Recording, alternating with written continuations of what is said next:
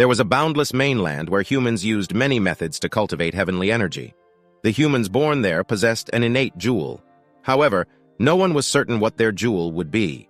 After they attained the third layer of heavenly energy in their cultivation, they would awaken their power jewel. They would then cease being ordinary human beings and become jewel masters. Power jewels had two forms. The jewels that were awakened on the right hand were known as physical jewels. Those who possessed them were known as physical jewel masters. The jewels granted them incredible physical strength, stamina, and agility. Physical jewels could also transform into weapons or armor, giving further enhancements. The other form of power jewel was the elemental jewel, which was awakened on the left hand. Elemental jewel masters had the power to control elements and possessed many mysterious skills. The few who could awaken both forms of power jewels were called heavenly jewel masters. Not everyone was able to cultivate heavenly energy. Those that were unable to do so were born with blocked meridians. On the outskirts of Heavenly Bow Empire's capital city, the Heavenly Bow City, there was a forest known as Star Forest. A young lad who looked to be around 15 or 16 years old walked along the forest boulevard. He muttered to himself the fallacies that filled his mind. He had a cheerful smile and laughed because he had run from his overbearing father. His name was Zhou Wei King. He lamented his inability to cultivate, saying it was a waste considering his good looks. However, he reconsidered and thought it wasn't bad that he could not cultivate. His father, whom he had run away from, still made him exercise every day. Zhou Wei King feared matters would have been worse if he could cultivate. He preferred his life as the son of a high-ranking official in the empire. Instead of exercising in the hot weather, he much preferred to soak in a cool spring for half a day. He beamed with excitement when he found what he had been looking for. He immediately got rid of his clothes and jumped in. The refreshing water made him smile in a carefree manner. His vanity was revealed when he admired his reflection on the water's surface. He suddenly heard a sound and quietly hid among the reeds to observe his surroundings. His expression became lecherous when he saw a beautiful young woman taking a bath. He had an instant nosebleed when his eyes fell on her flawless form. He shed tears of joy and thought he would die without regrets if the sight before him were his last. Suddenly, a shout broke the silence. Zhou Wei King nearly jumped out of his skin when he heard it. The voice addressed the girl as royalty and asked her to hide because someone else was there with them. Zhou Wei King nervously scanned his surroundings and instinctively kept his head low. The peeping Tom had been found. He saw a woman at the shore. The voice belonged to her. She was clad in armor and wielded a sword in her right hand. She sternly demanded to know his identity. Zhou Wei King noticed the woman had 3 jewels hovering above her right hand. The woman ordered him to stop staring and get out of the water. Otherwise, she would eliminate him. Zhou Wei King stood up in a panic and begged for his life to be spared. The woman was shocked to see he had no pants and angrily threatened him. The strength of jewel masters could be distinguished by the number of jewels they possessed. However, one could only possess a maximum of 9 power jewels of any form. The power scaling of jewel masters ran from the lower physical master, or a lower elemental master, to the upper physical grandmaster, or upper elemental grandmaster rank. The lowest rank had 1 power jewel and the highest had 9. Zhou Wei King pleaded with the royal guard, an upper physical master, to spare his life. He swore that it had all been a misunderstanding. The royal guard considered him audacious for daring to peep at others while they bathed. She ordered him to stop spouting nonsense and asked what he had been doing besides peeping. He explained that he had come to the spring to bathe as well. He argued that a peeping Tom would never undress. Therefore, he was not a pervert. The royal guard said his fate was not hers to decide. When she referred to the girl as Her Highness, Zhou Wei King asked whether she was referring to Princess Di Fuya. The princess had finished dressing up and joined the conversation. She asked whether Zhou Wei King recognized her. Zhou Wei King and the princess recognized each other immediately. He was relieved to discover that she was the princess he knew. He then asked the royal guard to release him. When the princess recognized him, her tone became cold and arrogant. She called him trash and asked the royal guard to execute him. Zhou Wei King was perplexed. He asked why the princess would not allow the royal guard to release him. When he saw the royal guard brandishing the sword, he revealed he was the princess's fiancé. The royal guard was stunned. The princess, however, said she would never accept such a useless person and repeated her order for his execution and said she would take full responsibility. The royal guard immediately recognized who the young man was. He was Viscount Zhou, the son of Grandmaster Zhou Shui-Niu. The royal guard attempted to mediate the situation, but her efforts bore no fruit. The young man before her was a viscount and should not be harmed. The princess ordered her to be silent. She declared that she did not have such a fiancé, and that her husband ought to be the cream of the crop and a hero above all. Perverted and filthy trash like Zhou Weiqing could never match her standards. The boy's eyes narrowed in anger. He then laughed sarcastically and asked, so what if he had been accused of peeping on the princess? No one within the Heavenly Bow Empire could see her body. However, he was her fiancé, and it did not matter. The princess had only been born in a better environment and only had slightly better talent. His words were as bitter as gall to the princess. She gritted her teeth in anger. Zhou Weiqing's mouth, however, curled into a sneer. He continued to say the princess still had to marry perverted and filthy trash like himself. Were it not for his blocked meridians, he wouldn't have peeped at her even if she openly let him. He said he would never want to marry someone as prideful as her. The princess's eyes flared in anger. Zhou Weiqing said if it weren't to give his godfather some face, he wouldn't even give her a piece of his mind. At that point, Princess Difuya could no longer contain the rage within her heart. She shouted as a bright orange aura erupted from her body. 2 elemental jewels appeared from her left hand, and a brilliant flame gathered in her left palm. Zhou Weiqing's eyes widened in shock. He could not believe that the princess would be so heavy-handed. These thoughts filled his mind as a huge fireball flew toward him and exploded. The impact obliterated the tree he was bound to. The devastating impact of the fireball blew Zhou Weiqing's body away. The royal guard had shouted to stop the princess, but it was too late. Zhou Weiqing crashed on the ground dozens of meters away and spat a mouthful of blood. Princess Difuya retracted her left hand and watched in shock. The fireball had scorched Zhou Weiqing's skin. His body trembled. He tried cursing the princess, but words could barely form. His voice was too weak, and his consciousness had started fading. The princess sobbed in horror when she saw the destruction her impulsive outburst had wrought. She did not mean to kill the Viscount.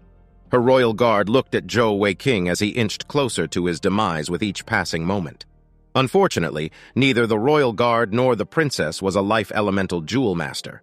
The royal guard was relieved that there were no witnesses in the vicinity. She shook the princess out of her stupor and comforted her. She knew the princess did not injure the Viscount deliberately. Princess Difuya frantically suggested that they go to the palace and return with a healer.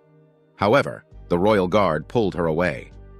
Zhou Weiqing's vision grew darker as he watched the silhouettes of the princess and the guard fading into the distance. He spat more mouthfuls of blood and cursed the princess for her vicious scheme. They had left him for dead. He bitterly gritted his teeth as he felt his consciousness slipping away. His heart was full of unwillingness. He had not even married yet, and there were many other things he still wanted to do. Dark clouds had gathered, and rumbling thunder filled the sky. Suddenly a flash of lightning came, and a loud shattering sound echoed in the sky. It was as if space itself had shattered. Zhou Weiqing gazed at the fissure in the sky with lifeless eyes. He thought he was hallucinating in his final moments. A black jewel descended from the fissure and shot into his head in a flash. Zhou Weiqing's eyes flew open as he felt an overwhelming power filling his body. The pain was unbearable, and he screamed in agony. Dark patterns appeared on his face and extended along his arms, torso, and legs. Dark energy swirled around his body and suspended it in midair. The wild flow of the dark energy withered the nearby plant on contact. Zhou Weiqing's mouth and eyes were filled with white brilliance, and a symbol appeared on his forehead. The pillar of light quickly disappeared, and the sky returned to its normal appearance. Zhou Weiqing's body absorbed the remainder of the dark energy, and something miraculous happened. The burns on his skin started healing rapidly. His broken body was restored in mere moments. Zhou Weiqing continued to lie on the ground with his eyes shut.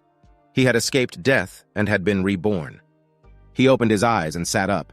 His mind was flooded with images from his near-death experience.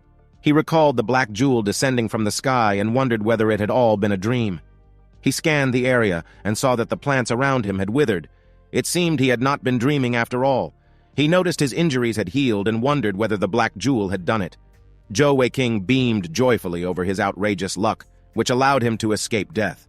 He found his scattered clothes and wore them. He wondered whether he had gained some power after the black jewel entered his body. He wanted to test his strength and found an enormous tree that suited him. With a confident smile, he clenched his right fist and threw a punch. His fist trembled slightly as it rested against the tree at the point of collision. He howled in pain and regretted overestimating himself. Zhou Weiqing was disappointed because he thought the black jewel would allow him to obtain heavenly energy. He decided to return home, but became reluctant, and changed his mind when he thought about the possibility of the princess slandering him. His dad would likely be furious with him. Zhou Weiqing racked his brain and wondered where else he could go. He had a few gold coins left and would starve in a few days. He tearfully cursed the princess for his predicament. He once again considered returning home. He could always run away with his father's money if the situation weren't good.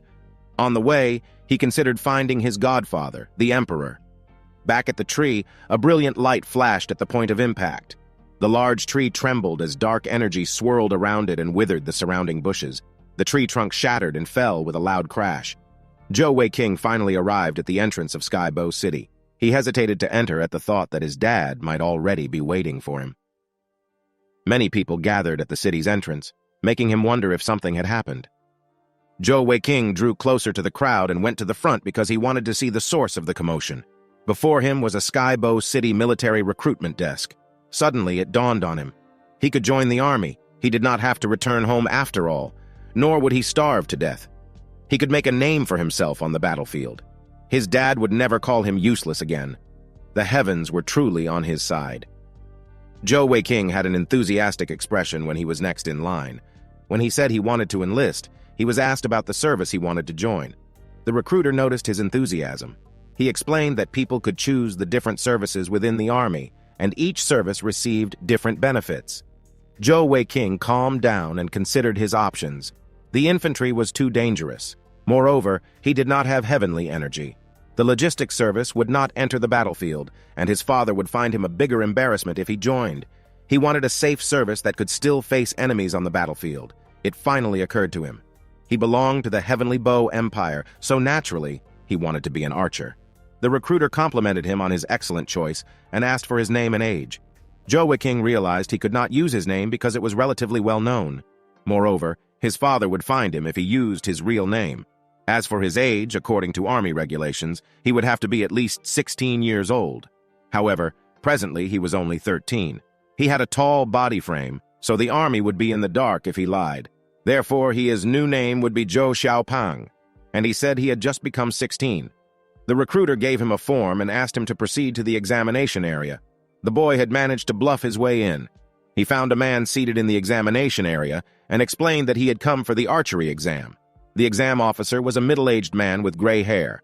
He commended Zhou Weiqing for his choice of archery and said he had a bright future. He cautioned, however, that the archery exam was extremely difficult, and one must know how to use a bow. He gave Zhou Weiqing a starwood longbow, the Empire's specialty. Its toughness was high, and an average person could not draw it. Zhou Weiqing immediately realized why it was said that the examination was difficult. However, he was not an average person. He was Heavenly Bow Empire's Marshal Zhou's son. The exam officer was impressed by how easily Zhou Weiqing drew the bow and welcomed the boy into the archery battalion.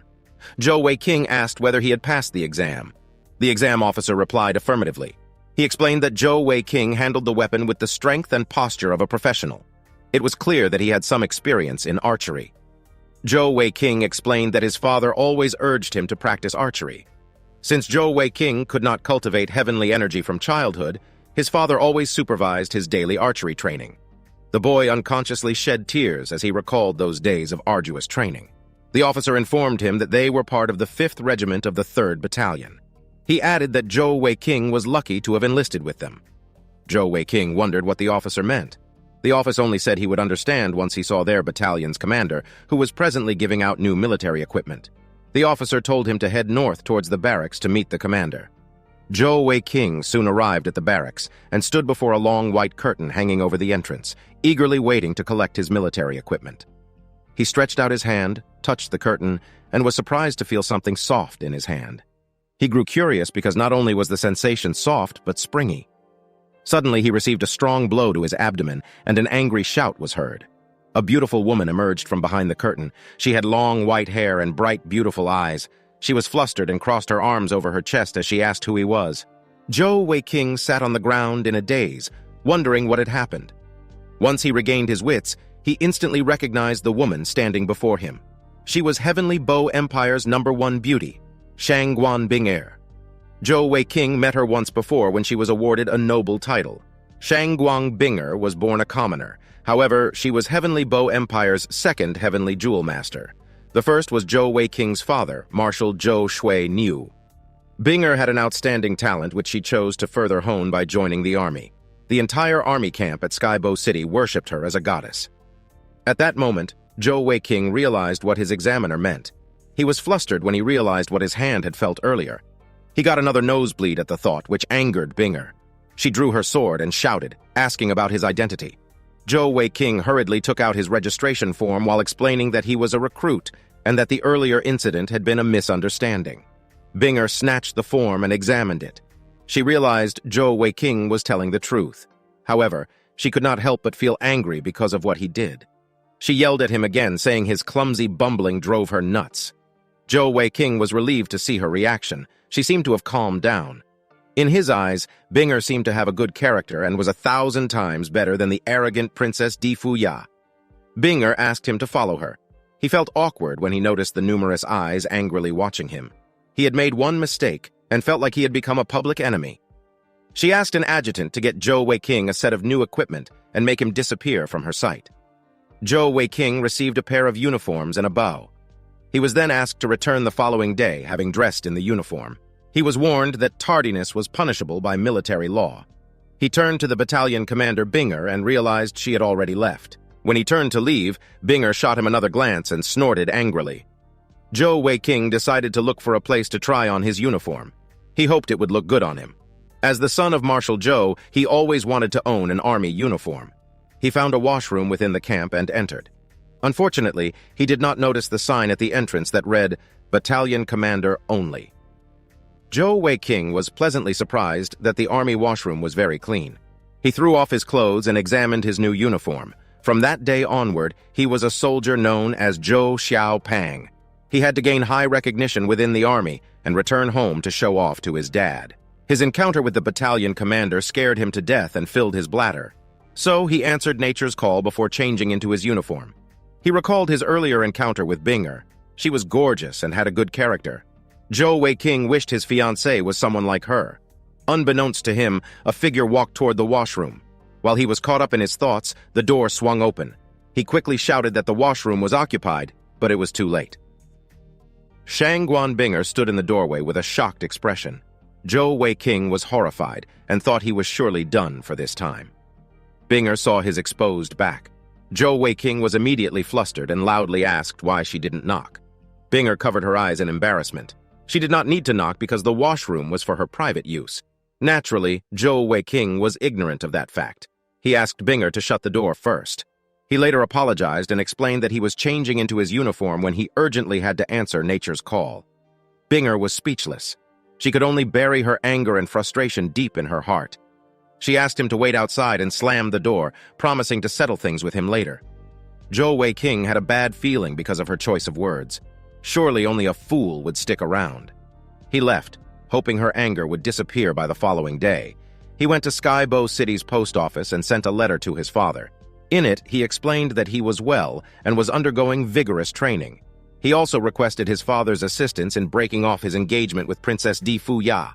Afterward, he went to purchase some protective gear from a blacksmith. While Zhou Weiking was finalizing his conscription, the figure of a tall, middle-aged man spoke harshly to the person kneeling before him. He said he would be lenient if Weiking were safe. However, if he weren't, the figure kneeling before him would be buried with Weiking. The tall figure belonged to Skybow's emperor, Di Fengling. He wore a stern, unforgiving expression as he pointed at his kneeling daughter, Princess Di Fuya. The princess pleaded with him as she knelt on the floor. She had reflected on her mistake. However, wasn't she his only daughter? Tears filled her eyes as she looked at her father. The emperor explained that in the past, Zhou Weiking's father saved his life in a war. The princess would not be alive if it weren't for that man. The emperor owed his life to him. Because of him, the Heavenly Bow Empire survived in those vast lands for the past 20 years. It was all thanks to that man's blood, sweat, and tears in his valiant victories. The princess was not trying to develop the empire as a royal family member. Instead, she spent her days daydreaming about a hero, Prince Charming, riding into her life. Zhou Weiking was the marshal's only descendant and the emperor's godson. How was he inferior to the princess? She attacked him with her elemental jewel. The emperor spoke with a raised voice and a harsh tone. He swore she would follow Zhou Weiking to the grave if the boy died, Otherwise, the emperor would not be able to face his dear friend. Two men appeared and interrupted the emperor. He asked whether Zhou Weiqing was all right. He had sent his servants to the forest to look for his godson. They reported that they could only find a set of footprints leaving the area, and they belonged to Viscount Zhou. Therefore, he must have left the area safely. The emperor was surprised because Zhou Weiqing was just an ordinary human. He couldn't withstand a blow from a fire elemental jewel. The servant speculated that the boy's father must have given him a life-saving artifact. The report finally convinced the emperor. His expression was relieved as he said Zhou Weiqing was always a lucky guy. He then turned and snorted at the princess, ordering her to stand. She would accompany him to the marshal's house to apologize to her fiancé. Zhou Weiqing tried on his new helmet and vest at a blacksmith shop in the city. They were made from titanium alloy, making them light and sturdy. Enemy arrows would not hurt him as long as he squatted down in battle. He could also use the helmet as a shield. He had spent so much money on the purchase. He remembered his treasure hidden within Skybow Forest and decided to retrieve it. He stuck his hand in the hollow of a tree and retrieved a small package. He was grateful that he wrapped it in an oilcloth. Otherwise, it would have been damaged. He found the treasure when he visited the forest when he was much younger. Back then, a skeleton had been clinging to it. The treasure was an old book with an imposing title, Immortal Deity Technique. Zhou Weiqing was once afraid of getting injured. He tried practicing the mysterious cultivation technique recorded in the book, but gave up after a while. However, after the princess fatally wounded him, he could no longer accept his incompetence. If he still could not activate his heavenly jewel before he was 16 years old, he would forever regret it. So, he chose to take a gamble. Zhou Weiqing attended his recruitment training the following day. He arrived having changed into his new uniform. An adjutant called to him and offered to lead him to his new accommodations within the barracks. He was led to a small personal tent. He was surprised by the good treatment of soldiers in the battalion. However, the adjutant informed him that he alone had a personal tent. He wished Zhou Weiqing luck and asked him to work hard to stay alive. Zhou Weiqing grew nervous when he heard those words. He asked what the adjutant meant because he was getting scared. The adjutant replied that Zhou Weiqing ought to take responsibility for his actions. Zhou Weiqing wondered whether the battalion commander Binger wanted revenge for what he did. Just as he revealed the other things that happened between himself and Binger, he heard a loud voice calling him. Binger approached him and demanded an explanation for the embarrassing details that Zhou Weiqing had shared with the adjutant. She was determined to teach the boy a lesson. She asked Zhou Weiqing to stand at attention and announced his punishment. For slandering his superiors, he would receive 10 whips. Zhou Weiqing found it ridiculous. He had to be whipped when he had just joined. Binger ordered him to turn around. He complied while tearfully asking her to be lenient because of his weak physique. Zhou Weiqing reluctantly let her vent her anger with a lash or two. Binger snorted at his plea. Zhou Weiqing sheepishly told the commander he was ready. Binger lashed his rear end in frustration. In her eyes, the boy played too much. Zhou Weiqing rolled on the ground and howled in pain. Of course, he was exaggerating. Binger felt something was off. She had not used heavenly energy. How was the boy in so much pain? She wondered whether his physique was genuinely weak. In reality, Zhou Weiqing had learned to reduce his punishments after getting beaten by his dad when he was much younger. He would cry his lungs out as if the pain was unbearable, even when it wasn't. Binger wanted to relieve her frustrations by beating him up, but she chose to give up since he couldn't handle a beating. She asked whether he had learned from his mistake. Zhou Weiqing sneakily glanced at her as she said the 9 remaining lashes would be administered later. His acting managed to convince her of his remorse. Binger snorted and said he did not qualify as a soldier with such a weak physique. She decided to personally train him on a set of strengthening exercises before his formal recruit training. Zhou Weiqing took a closer look at the commander and admired her beauty. She was even pretty when she was angry. Binger promised to dismiss him from the 3rd Battalion if he did not meet her expectations. He saluted her in agreement and watched as she left. He saw that the commander had a kind heart. He would refrain from angering her in the future. Zhou Weiqing queued for lunch and tearfully admired his plate. The portions he received were so much more than what he had at home. Although Zhou Weiqing's father was one of the highest-ranking officials in the empire, he lived a life of simplicity. The meals in his house were only served with 2 vegetables and soup. Zhou Weiqing cheerfully rested his hand on his full belly. He was grateful for his decision to join the army. He found the commander already waiting for him. If he only had such a beauty waiting for him every day, it would be the greatest pleasure in his entire life. He sighed in his heart. Such things were only possible in his imagination. How could a top genius like Binger fall in love with trash like himself? He greeted her, but she coldly snorted and said he took his time to eat. Zhou Weiqing awkwardly explained how much he enjoyed the food. Binger asked him whether his reaction to the whip had all been an act. She had not used heavenly energy after all. Zhou Weiqing fervently denied it. Judging by his expression, Binger could tell he had been faking it. Binger handed him a marching sandbag. It instantly fell to the ground because he could not bear its weight. The sandbag weighed 20 kilograms. Zhou Weiqing looked astonished as he asked the commander what the sandbag was for. Binger asked why he even had to ask. Of course, it was for his special training. Zhou Weiqing was shocked. The sandbag was a little too harsh, even though it was just special training. The commander replied that as an archer, his speed and strength were far below standard. Zhou Weiqing objected by asking why it wasn't enough to be an accurate shot. Binger was curious. She asked whether he could shoot accurately, to which he replied affirmatively. The commander challenged him to an archery contest. He would not have to undergo special training if his shots were more accurate than hers. Binger and Zhou Weiqing went to a nearby forest and found a tree in the middle of a clearing. It was 200 meters away, and its target would be the center of its trunk. Zhou Weiqing was confident in his ability as an archer. He prepared an arrow and aimed.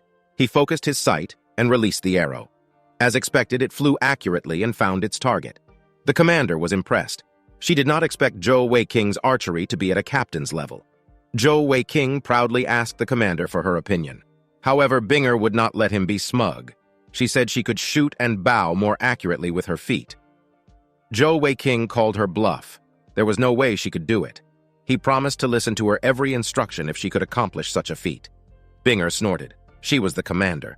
Zhou Weiqing had to listen to her orders regardless of the situation. She silently performed a handstand and drew the bow with her feet. Zhou Weiqing was shocked. This commander was serious. She had a focused gaze as she stabilized her body. The arrow was released and flew swiftly to its target. Binger stood and asked Zhou Weiqing whether he was convinced, but the boy was only flustered and had a bloody nose. He advised the commander never to attempt such a trick shot while wearing a dress. Otherwise, she would reveal everything. Binger was instantly embarrassed and tried to straighten her dress. She accused him of having filthy thoughts. Zhou Weiqing tried his best to assure that he saw nothing. The commander was irritated and ordered him to run laps around the camp while carrying the sandbags. He was not allowed to stop until she said so. Zhou Weiqing reluctantly complied and went on his way. Binger ran beside him while sweat poured down his face. He begged the commander for a break because they had been running for an hour. Zhou Weiqing looked closer at the commander and saw bright red jewels above her right arm. He wondered whether they were heavenly jewels. They seemed to be bigger than those of the princess. When the commander ordered him to run faster, he took the opportunity to inquire about the nature of the jewels he saw. The commander promised to tell him if he ran faster. After some begging, Zhou Weiqing got an answer. Binger explained that elemental jewel masters were different from physical jewel masters. As she spoke, a pair of jewels appeared above her left arm. She explained they were her physical jewels and asked whether he could tell the difference. Zhou Weiqing took another glance at the jewels and asked whether they were the pure-colored dragonstone jade variant. The commander replied affirmatively. She explained that the biggest difference between the physical jewels of heavenly jewel masters and those of physical jewel masters was the color. For example, her physical jewels boosted her agility. However, physical jewel masters would have their various physical attributes boosted entirely by 1.5 times. Zhou Weiqing was surprised and listened more intently. Binger explained that her elemental jewels were the rarest red tourmaline with the wind attribute. They were also known as Emperor Tourmaline and could boost one's elemental abilities by 1.5 times more than normal tourmaline jewels. The jewels of heavenly jewel masters were usually of a higher grade. Zhou Weiqing was fascinated by the new information. He asked whether a lower heavenly jewel master was stronger than a middle elemental or physical jewel master. Binger replied affirmatively. However, she explained that it was only in terms of sheer power. Heavenly jewel masters found it more challenging to cultivate. There were plenty of upper physical and elemental jewel grandmasters, but she had never heard of any heavenly jewel master who cultivated to the peak. Binger mentioned a legend that said the strongest heavenly jewel master did not just have 9 jewels of each type, but 12. They cultivated to that level, went against the laws of nature, and gained the ability to change the world. Zhou Weiqing was shocked. His father was a Middle Heavenly Jewel Grandmaster with 8 jewels in each hand. Zhou Weiqing thought his dad only knew battle tactics. At that moment, he realized what people meant when they said, "The apple fell far from the tree." Zhou Weiqing asked about his father's strength, and Binger spoke about the strength and status of the marshal. The man was also her idol. Marshal Zhou was among the strongest in the boundless mainland, and his elemental jewel attributes were among the 4 high-level attributes.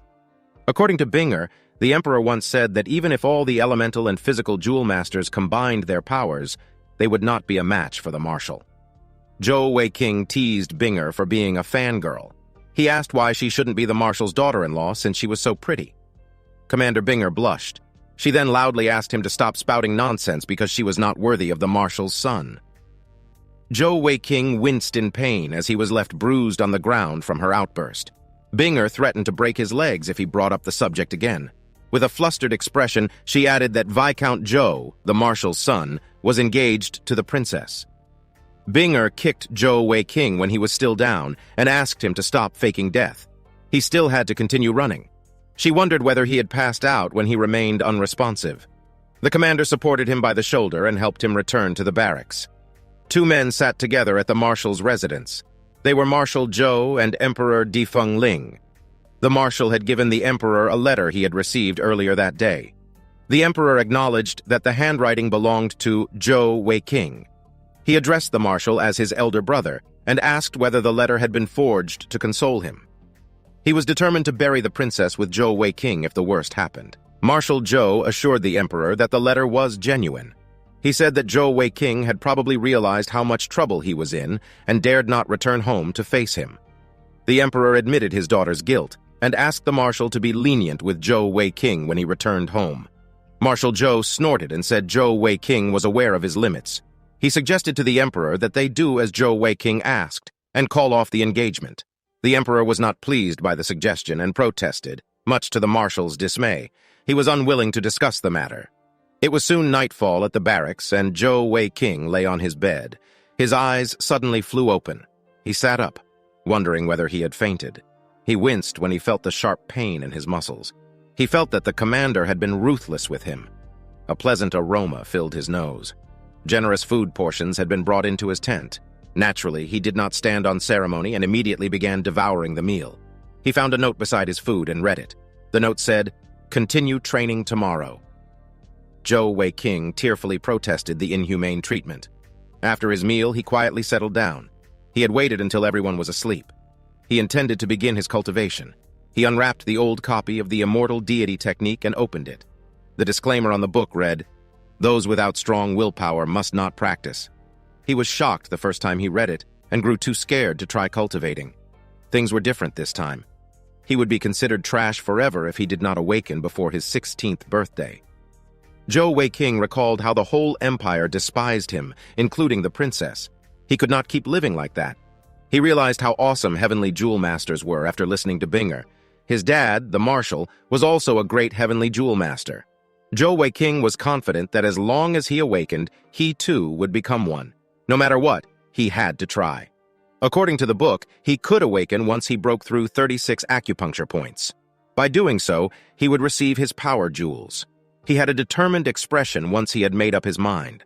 Those who looked down on him would see him in a new light. Zhou Weiqing sat cross-legged and focused intently on the instructions written in the book. The clavicle point at the upper part of the shoulder was the easiest point to break through out of all 36 points. According to the book, he needed to focus his consciousness on that acupuncture point. He followed the instructions and pressed his left acupuncture point to numb the left side for a while. He felt nothing and decided it was best to start cultivating. He shut his eyes and focused. There were 2 clavicle acupuncture points, the left and the right. He needed to focus his energy on the 2 points to break through them. Zhou Weiqing meditated for an hour but grew frustrated because he could not feel a trace of internal heavenly energy. Just as he was about to give up, he felt a small amount of energy in his abdomen. The amount was small but powerful. The next step was to focus and guide the heavenly energy upward. He noticed that the energy was nothing like what was described in the book. It was supposed to be tiny, but it grew exponentially. The swirling heavenly energy now rested around his chest. Zhou Weiqing began with his right clavicle acupuncture point. He carefully guided the energy to the point. Suddenly his body shuddered, and a wave of pain washed over his right shoulder. His right shoulder went numb, akin to the sensation of being struck by lightning. The numbness spread to his entire body. Soon, he could not feel his body. Blood spurted out of his mouth as he coughed. With great effort, he calmed himself and wondered whether he had succeeded. His vision became blurred, and he felt his consciousness fading away. Suddenly, a wave of power erupted from his body. It came from the black jewel and felt cold. The swirling mass of dark energy invaded his right clavicle acupuncture point. Zhou Weiqing could not tell what was happening to him. A black pattern spread over his entire body. His muscles bulged, and his body released a menacing aura. Zhou Weiqing noticed a vague consciousness within the black jewel. It was a black tiger, and it let out a frightening roar. Shangguan Binger was meditating in her tent when her eyes flew open in surprise. She felt a cold aura and wondered in excitement whether a heavenly jewel master was awakening in the barracks. She left her tent and was shocked to realize the aura came from Zhou Weiqing's tent. She rushed toward the tent and noticed the thick, dark aura surrounding it. She grew more excited when she speculated that Zhou Weiqing could be awakening a darkness elemental attribute, one of the strongest. She peeked through Zhou Weiqing's tent and was met with a terrifying figure. Zhou Weiqing's body was covered in black markings, making him look like a feral beast ready to tear into its prey. Zhou Weiqing dashed toward Binger at a frightening speed. He closed the distance before she could react and pinned her to the ground. Binger shouted at Zhou Weiqing to no avail. Her eyes teared when she realized what was happening. The look in his eyes, the aura he released, he was awakening, and she would become his sacrificial offering. At that moment, she vividly remembered the legends about a special awakening for heavenly jewel masters. Upon awakening, they would emit a strong, dense, evil aura and require a sacrificial offering. Only then would their evil aura subside. There was only one fate that awaited those offered as a sacrifice: death. The heavenly jewel masters would be unable to control the awakening process. Shangguan Binger never thought she would be so unlucky. Zhou Weiqing held on to her with his overwhelming strength. Binger tearfully asked him to regain his wits. However, Zhou Weiqing had been possessed by an evil entity which then laughed coldly at the commander's words. Binger helplessly shut her eyes when Zhou Weiqing grabbed her collar and savagely tore off the top of her dress. Her body was exposed. Zhou Weiqing towered over her with a hollow look in his eyes as a dark, evil aura surrounded him. The commander's pleas fell on deaf ears. Zhou Weiqing's hands reached for her neck and tightened their grip. His eyes bore lethal intent. Binger had lost the strength to resist as she choked. Suddenly, Zhou Weiqing's eyes cleared, and he roared in defiance. He used his great willpower to push back the evil consciousness and regain control over his body. He gazed at Binger on the floor with a horrified expression. He was in a state of confusion, and a crippling pain pierced his head. Zhou Weiqing regained consciousness at the most crucial moment. The black jewel broke through his blocked meridians, and all the impurities within his body were expelled. His body had undergone a complete rebirth. His heavenly jewels emerged for the first time. At the end of his awakening, the black aura and black markings on his body also dissipated. Finally, he passed out from exhaustion. Zhou Weiqing clutched his head as the black tiger roared. It had been such a frightening nightmare that he woke up with a start. He examined his body with surprise. He was alive. The immortal deity technique was too scary. He instantly got a nosebleed when he saw the exposed commander on the floor. He grew flustered as he wondered why Binger was lying beside him. He covered his eyes and thought he had perhaps died from cultivating too hard. Binger groaned as she regained consciousness. She sat up and crossed her arms in an attempt to cover up. She thought Zhou Weiqing had tried to do something to her yet again. Zhou Weiqing explained that he had just regained his senses and did not know why she was in his tent. The memories of the assault flooded the commander's mind, and tears welled up in her eyes again. She grabbed an arrow from a quiver lying on the floor and angrily said she would end him. Zhou Weiqing saw the arrow quickly rushing toward his face. His body unconsciously dodged and retreated a few steps back. He was stunned. He did not know how he had suddenly become so fast. He also noticed he had a jewel on top of each hand. To his surprise, they were heavenly jewels, and he was thrilled at the discovery. Binger still had teary eyes when she realized that Zhou Weiqing had awakened as a heavenly jewel master. She was curious about the kind of power he possessed. Zhou Weiqing quietly reflected on the events of that evening. All he could remember was the agony he experienced before collapsing. He also felt a conscience within the black jewel, and his mind was overcome by bloodlust. He quickly connected the dots when he saw the beautiful commander trembling before him. He had lost control and attacked her. He saw the bruises on her neck, quickly apologized, and explained that he did not intentionally attack her. He knelt to show his sincerity and pledged to take responsibility and care for her forever. He hated himself for what he had done to her and did not know what else to say. Binger sobbed as she clutched the arrow in her hand. Zhou Weiqing saw the pain in her eyes. He shut his eyes and offered his life. The arrow in the commander's hand fell to the floor. She sobbed bitterly when she realized she could not end his life. Zhou Weiqing could only voice his apology once more. Binger wiped off her tears as she wondered why she had become a sacrifice. The young man that knelt before her even saw her exposed body. However, he had awakened as a heavenly jewel master. He was an important existence for the Heavenly Bow Empire. She could not simply end him. Doing so would be selfish. Binger contemplated the events that transpired and realized that Zhou Weiqing could not be blamed. If the Empire could gain one more Heavenly Jewel Master, her sacrifice would be worth it. Once her emotions had settled, Binger warned Zhou Weiqing against telling anyone about what had transpired between them. She had a serious expression and promised to end him if he did. Zhou Weiqing did not hesitate and swore to keep silent. After a momentary pause, he offered to take responsibility once more. He promised to treat her well. In response, she kicked him out of his tent and covered her body with a robe. When he returned, she asked to see the kind of jewel he had awakened. He displayed his elemental jewel and asked what kind it was because he had never seen one like it. Binger was shocked when she examined it. It was the Alexandrite cat's eye. She explained it was a jewel that only heavenly jewel masters could possess. Besides having a higher quality, it also possessed a high-tier elemental attribute. Moreover, it possibly contained multiple elements. When a heavenly jewel master possessed 2 or more elemental attributes, their corresponding jewel would likely be an Alexandrite. Zhou Weiqing grew excited. He likely possessed more than 2 elemental attributes. That meant he was no longer trash. Binger explained that the Alexandrite cat's eye rarely appeared among heavenly jewel masters. However, the owner would likely possess more than 4 elemental attributes when it appeared. Binger was amazed that Zhou Weiqing had awakened such a legendary heavenly jewel. She asked him to explain how he awakened his heavenly jewels in one night, because she did not sense any heavenly energy from him. She examined the copy of the immortal deity technique. However, it did not have the answers she sought. Zhou Weiqing was surprised that his mysterious cultivation manual had been found. When Binger pressed for an explanation, he described his encounter with the black jewel in his body. He explained that it was likely that his awakening was related to it. He also explained his actions, from army recruitment to his attempt at cultivation and breaking through the first acupuncture point. Binger was embarrassed by his narration, which ended with him finding her beside him. He also explained seeing a winged black tiger within the black jewel. Binger found his story hard to believe. It was all too incredible. She asked him not to leave his tent without her permission. Zhou Weiqing wondered why, so she explained that he did not know how to hide his heavenly jewels. If other empires discovered him, they would send countless assassins to eliminate him. Zhou Weiqing complied with her request. He was relieved that she still cared for him despite what had happened. As he watched her leave his tent, he resolved to always be there for her even if she did not accept him.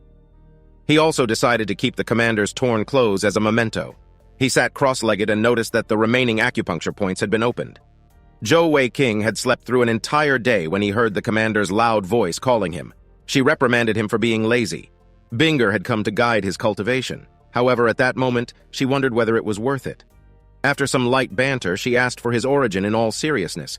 She explained that although he had great talent, she could not teach him how to cultivate heavenly jewels if she did not know his background. Zhou Weiqing replied that he could not divulge his background, but assured that he was a citizen of the Heavenly Bow Empire. He explained that he ran from home because of his strict father and joined the army to forge his path. His serious tone convinced Binger to overlook his identity. Zhou Weiqing added that he was from a wealthy family and could easily support her, but she quickly shut him down. Binger made him swear on 3 conditions before she would teach him how to cultivate. The first was to stay loyal to the Empire, no matter how strong he became. The second was always to be part of the Empire and never betray it. And the third was to never reveal to anyone his status as a heavenly jewel master without her permission. She reminded him of the danger of being discovered by foreign empires. Zhou Weiqing swore to uphold all 3 conditions. Binger added another condition. Zhou Weiqing could not force her to accept him no matter how strong he became. He swore to her despite feeling a little offended. Binger accepted his oath. Although it hurt Zhou Weiqing's pride, he used her as a sacrifice, and she did not want to take any chances. Zhou Wei-king promised to listen to every single instruction. If Binger told him to steal a chicken, he would not touch a dog. Binger asked him to focus because she would start instructing him.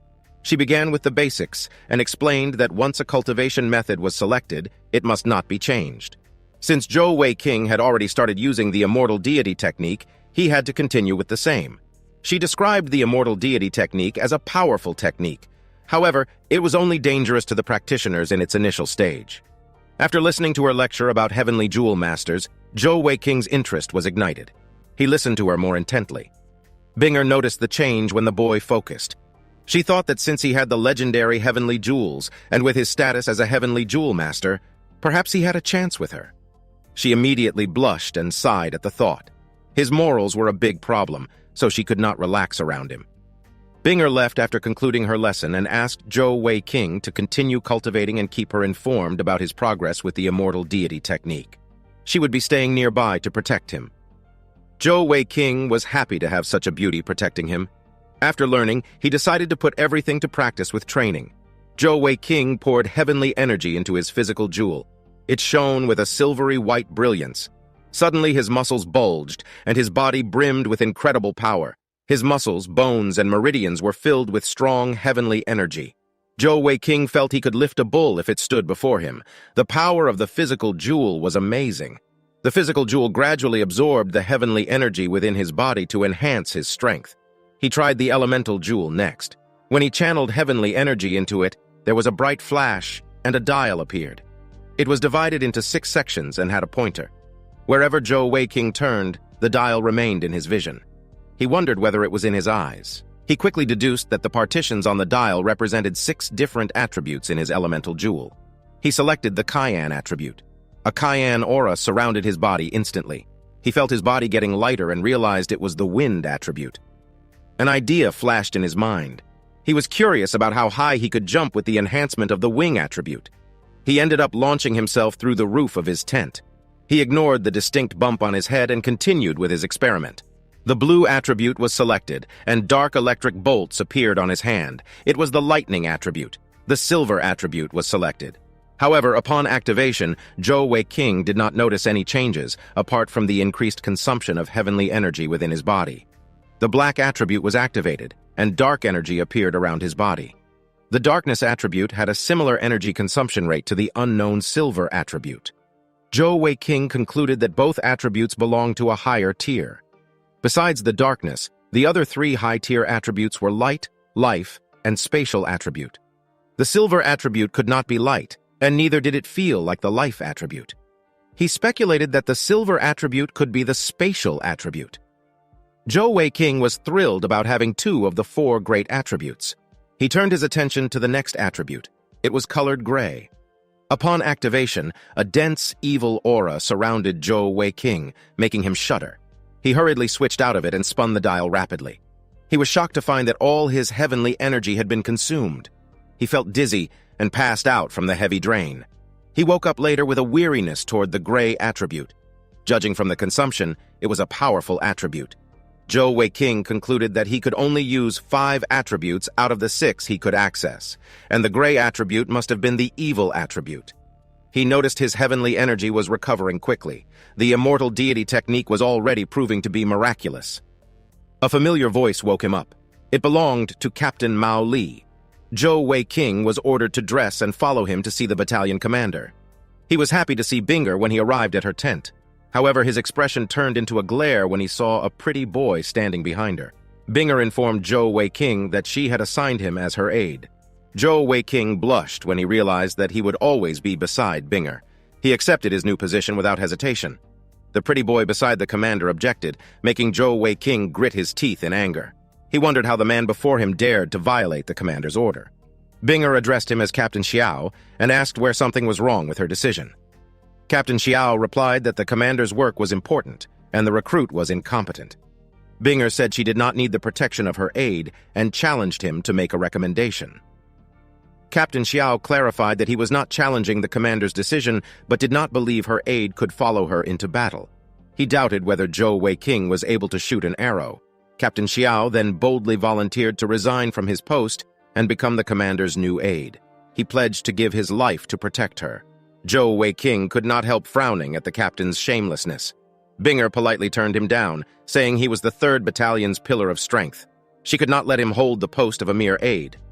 Binger explained that she had tested Zhou Wei-king personally, and he showed great potential. He was competent enough to be her aide. Zhou Wei-king could not help but smirk when he heard her words. Captain Xiao stubbornly requested a demonstration of Zhou Wei-king's archery.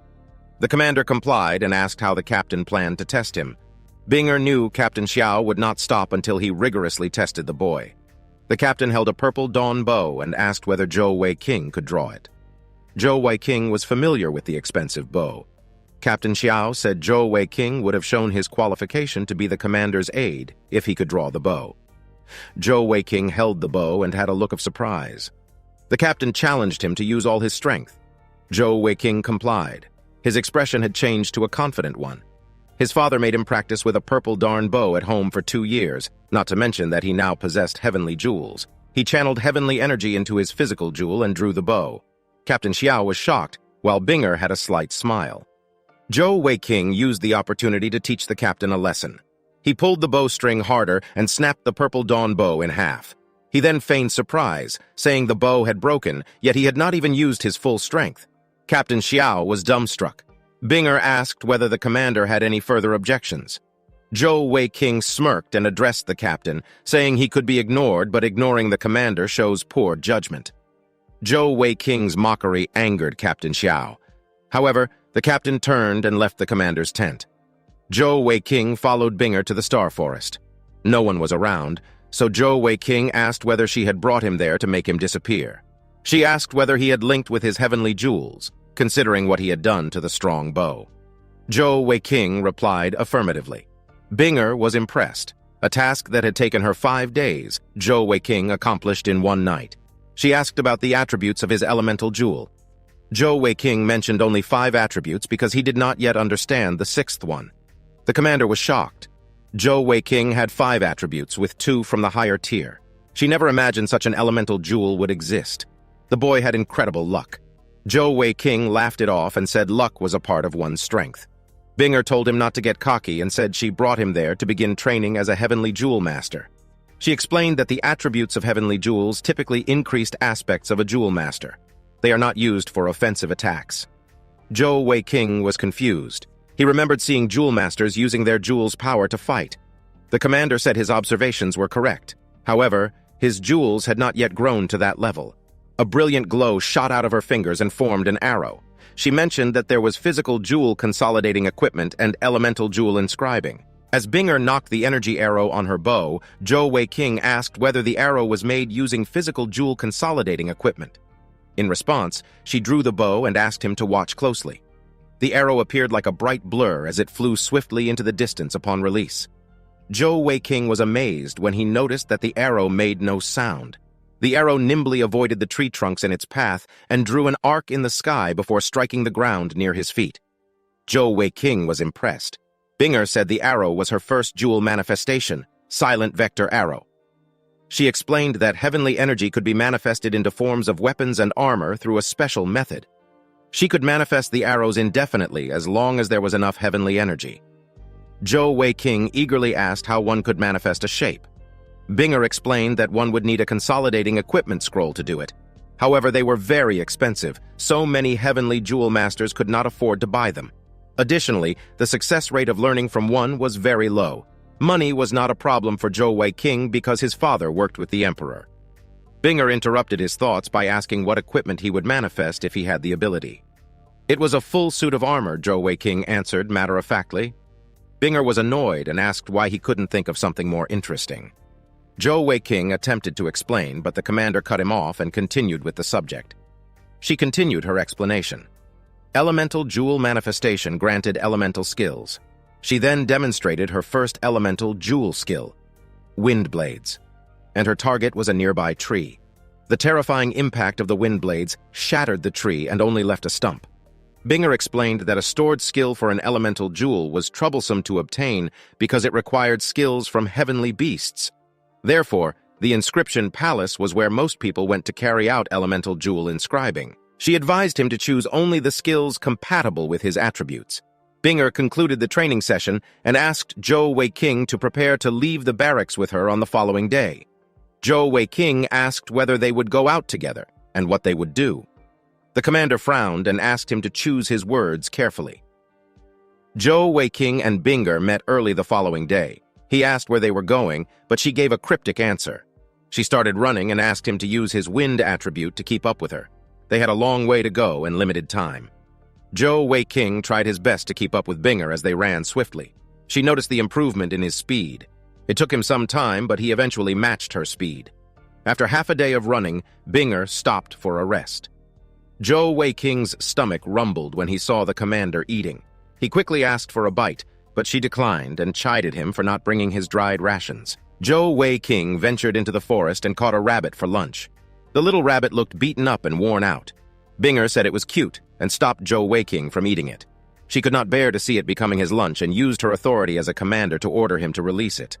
Fortunately, he had strong survival skills and soon returned with bamboo shoots. Binger wondered where Zhou Weiqing had acquired such skills. She had no idea his father had often tossed him out into the wilderness since he was young. The goal was to have him hone and sharpen his survival skills. He finished preparing the bamboo shoot soup, and the aroma was pleasant. He asked the commander to try some of it. It was the first time Binger ever had such delicious bamboo shoot soup. Binger ate to her heart's content, and her attitude toward Zhou Weiqing improved. She now considered taking a skilled chef with her for all future outings. His culinary skills impressed her, and she asked him to prepare all their subsequent meals.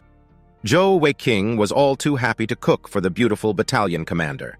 He ensured each meal was varied to please her. Seeing her happy made him happy. He took advantage of the pleasant atmosphere and asked about their destination. Binger said they were headed to Flying Cliff City, the capital of the Fei Li Empire. Zhou Weiqing wondered why they traveled on foot, considering how far their destination was. He preferred taking a carriage. Binger explained that a carriage cost 2 gold coins per person. The cost was too high. She explained that Heavenly Jewel Masters had many expenses, so they had to save whenever possible. They were going to spend a lot at their destination, too. The Heavenly Bow Empire had neither a consolidating equipment scroll master nor a skill-storing palace. However, their destination had both. They were going to try their luck. Binger had recently obtained her second elemental jewel, and Zhou Weiqing had neither consolidated equipment nor stored elemental skills. They traveled the road day and night and arrived at their destination on the 12th day. Their first stop was the skill-storing palace, where Zhou Weiqing would obtain membership and a complimentary robe. When they arrived, Binger reminded him not to reveal his elemental jewel during registration. She explained that the elemental jewel was a Heavenly Jewel Master's secret and must not be revealed outside of a fight. If someone wanted proof that he was a Heavenly Jewel Master, he only needed to reveal his physical jewel because it had a unique color. A female attendant asked about the nature of their visit. Binger replied that she was there for promotion, and Zhou Weiqing had come to register. The attendant asked to see her physical jewels for verification. Binger complied, stating her name and offering her identification plaque.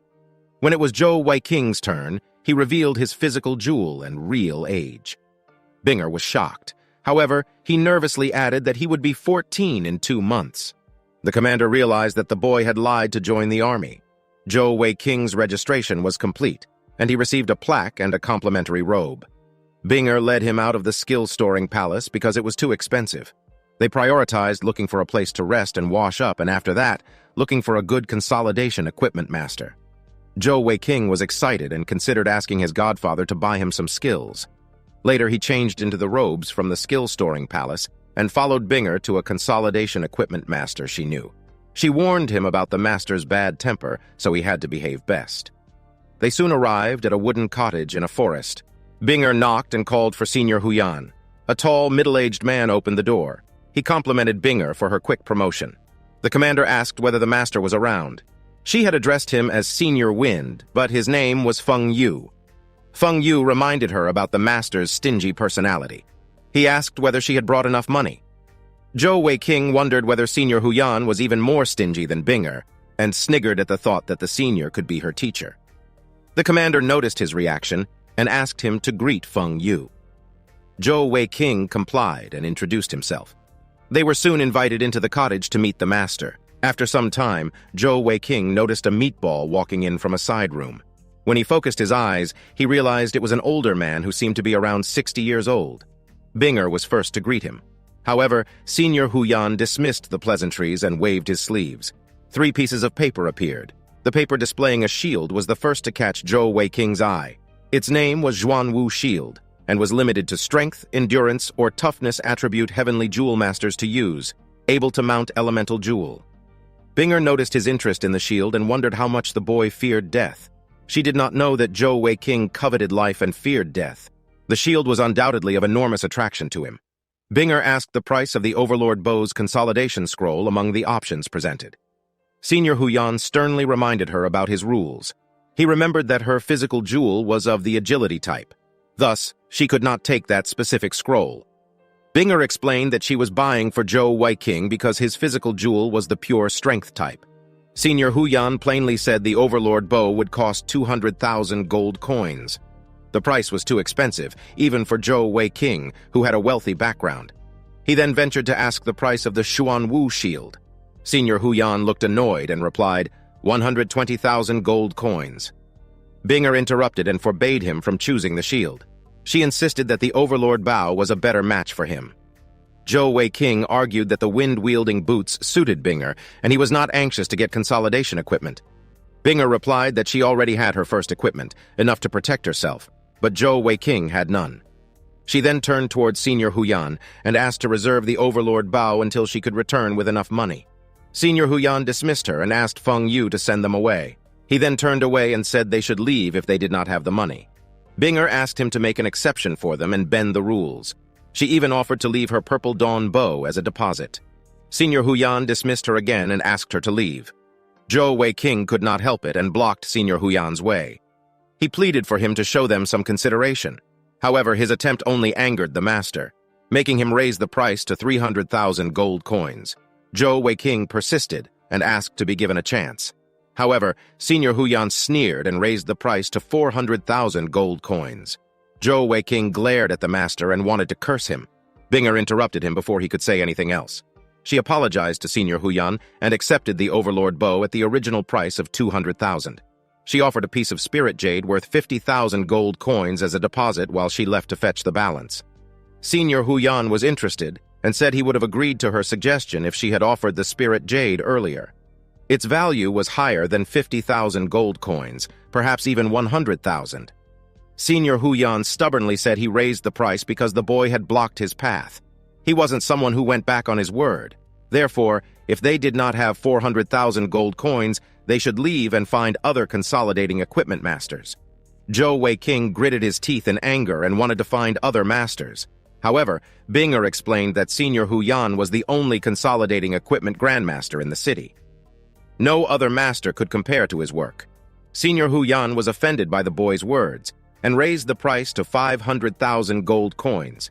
He promised that if Zhou Weiking insulted him again, he would be banned from Senior Huyan's shop. Zhou Weiking clenched his fist and said he had never wanted to punch anyone more. Senior Huyan scoffed and said many wanted to punch and even kill him. However, he was still living well. Zhou Weiking would have to get past Feng Yu first. Feng Yu was an upper-level physical jewel master with 9 jewels, each with consolidating equipment. Feng Yu asked Zhou Weiking to let things go because the master had become unreasonable. Zhou Weiking was enraged and released a frightening aura from his body. His heavenly jewels were revealed, much to the commander's shock.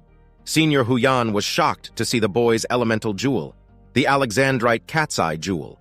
Binger hurriedly said the consolidation equipment was too expensive and apologized for Zhou Weiking's attitude. She wanted to leave as soon as possible because the boy had revealed a legendary elemental jewel. Senior Huyan asked her to wait. His arrogant expression had vanished. Instead, he used a more ingratiating tone as he asked why Zhou Weiking had not mentioned earlier that he possessed a greater attribute jewel. He added that he would offer a discount because of it. Binger explained that they would still be unable to afford the Overlord Bow, even with discounts. Senior Huyan explained that he understood her concern that the boy's rare spatial attribute elemental jewel had been exposed. He assured her of his upright character despite his love of money. He promised not to do anything to harm Zhou Weiking. Binger asked what he meant. Senior Huyan explained that consolidating equipment masters were required to possess the spatial attribute. The latter was the rarest among the 4 greater attributes. light, life, darkness, and space. Spatial jewel masters were incomparably rare. Therefore, it was difficult to find one who chose to become a consolidating jewel master. Senior Huyan revealed that he too possessed the spatial attribute, and the scrolls he made had a 1% success rate. That was the limit of his skill. Only heavenly jewel masters who become consolidation equipment masters had the potential to achieve a greater level, even ascend to the God realm. That was Senior Huyan's greatest dream, one that he could no longer achieve. However, he had enough theory and knowledge to pass on to his future disciple. Zhou Weiqing expressed disbelief as he asked whether Senior Huyan was trying to recruit him as a disciple. Senior Huyan cleared his throat and said the scroll's price would be open for discussion if Zhou Weiqing became his disciple. He would only take the 150,000 gold coins they currently had. Binger beamed with excitement. However, Zhou Weiqing protested. Senior Huyan was perplexed. He reduced the price to 100,000 gold coins to appease the boy. Zhou Weiqing finally had his chance for revenge. He said he had never heard of a master who did not give his disciple a gift upon meeting, but asked for money instead. Feng Yu chuckled. He had never seen the old master admit defeat. Senior Huyan finally gave in and promised to give the Overlord Bao scroll for free as long as Zhou Weiqing became his disciple. Zhou Weiqing pressed his advantage and asked for a greater compromise from Senior Huyan. He explained that the life of a heavenly jewel master was expensive, and that he and Binger had already joined the skill-storing palace. He thanked the senior for the generous offer, but still declined it.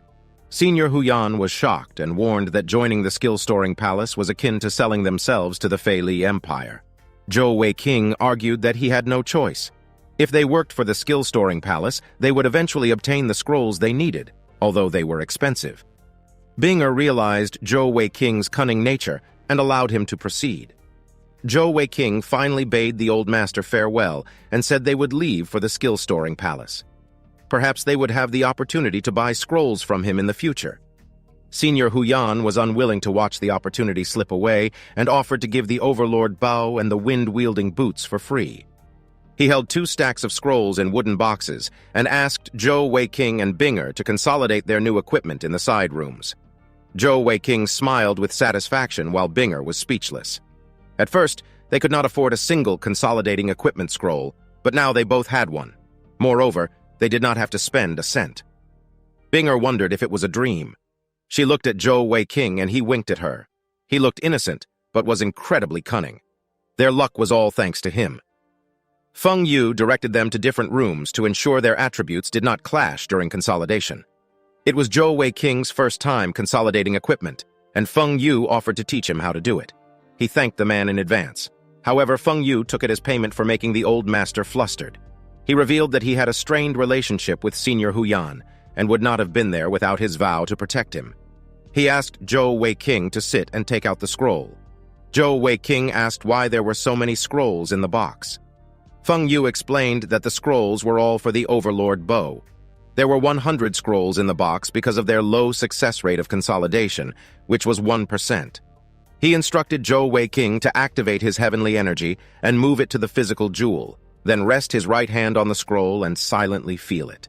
He did not need to do anything else. The physical jewel would naturally start communicating with the scroll under the stimulation of his heavenly energy. Zhou Weiqing carefully followed the instructions. When his palm made contact with the scroll, he felt a huge suction, and the heavenly energy flowed outward. The patterns on the scroll shone brightly, and a strange feeling spread over his whole body. It was like a strange power was swallowing his heavenly energy while sweeping across his entire body. The consolidating equipment scroll vanished instantly, warping into a bright light encircling his right wrist. Finally, he could see the image of a longbow in his mind. A strong sensation flew into the icy jade physical jewel in his right hand. The Alexandrite cat's eye jewel also appeared. When Zhou Weiqing started the consolidation, the dial unexpectedly spun at top speed. The black and gray-colored sections twinkled brightly, absorbing the heavenly energy from his body. His heavenly energy consumption dramatically increased. When Zhou Weiqing closed his palm around the physical jewel, 2 bright lights simultaneously shot out of his palm in 2 directions, and in the next instant, it had changed into a 1.5-meter longbow without a bowstring. Feng Yu was shocked and asked whether Zhou Weiqing was even human. The boy had succeeded in consolidating on his first try. Feng Yu found it to be too abnormal. Zhou Wei-King had a nagging suspicion that his success was due to his elemental jewels dial. He thought it best to keep that little secret to himself. He mischievously asked if he could keep the remaining scrolls since he had succeeded on his first attempt. Feng Yu laughed heartily and said he favored the boy because he was not fake. A villain who shows his true colors is better than one who hides them. Furthermore, Zhou Wei-King was not a villain. He was curious about who had taught the boy to be so crafty. Zhou Wei-King laughed nervously and admitted that he could not say.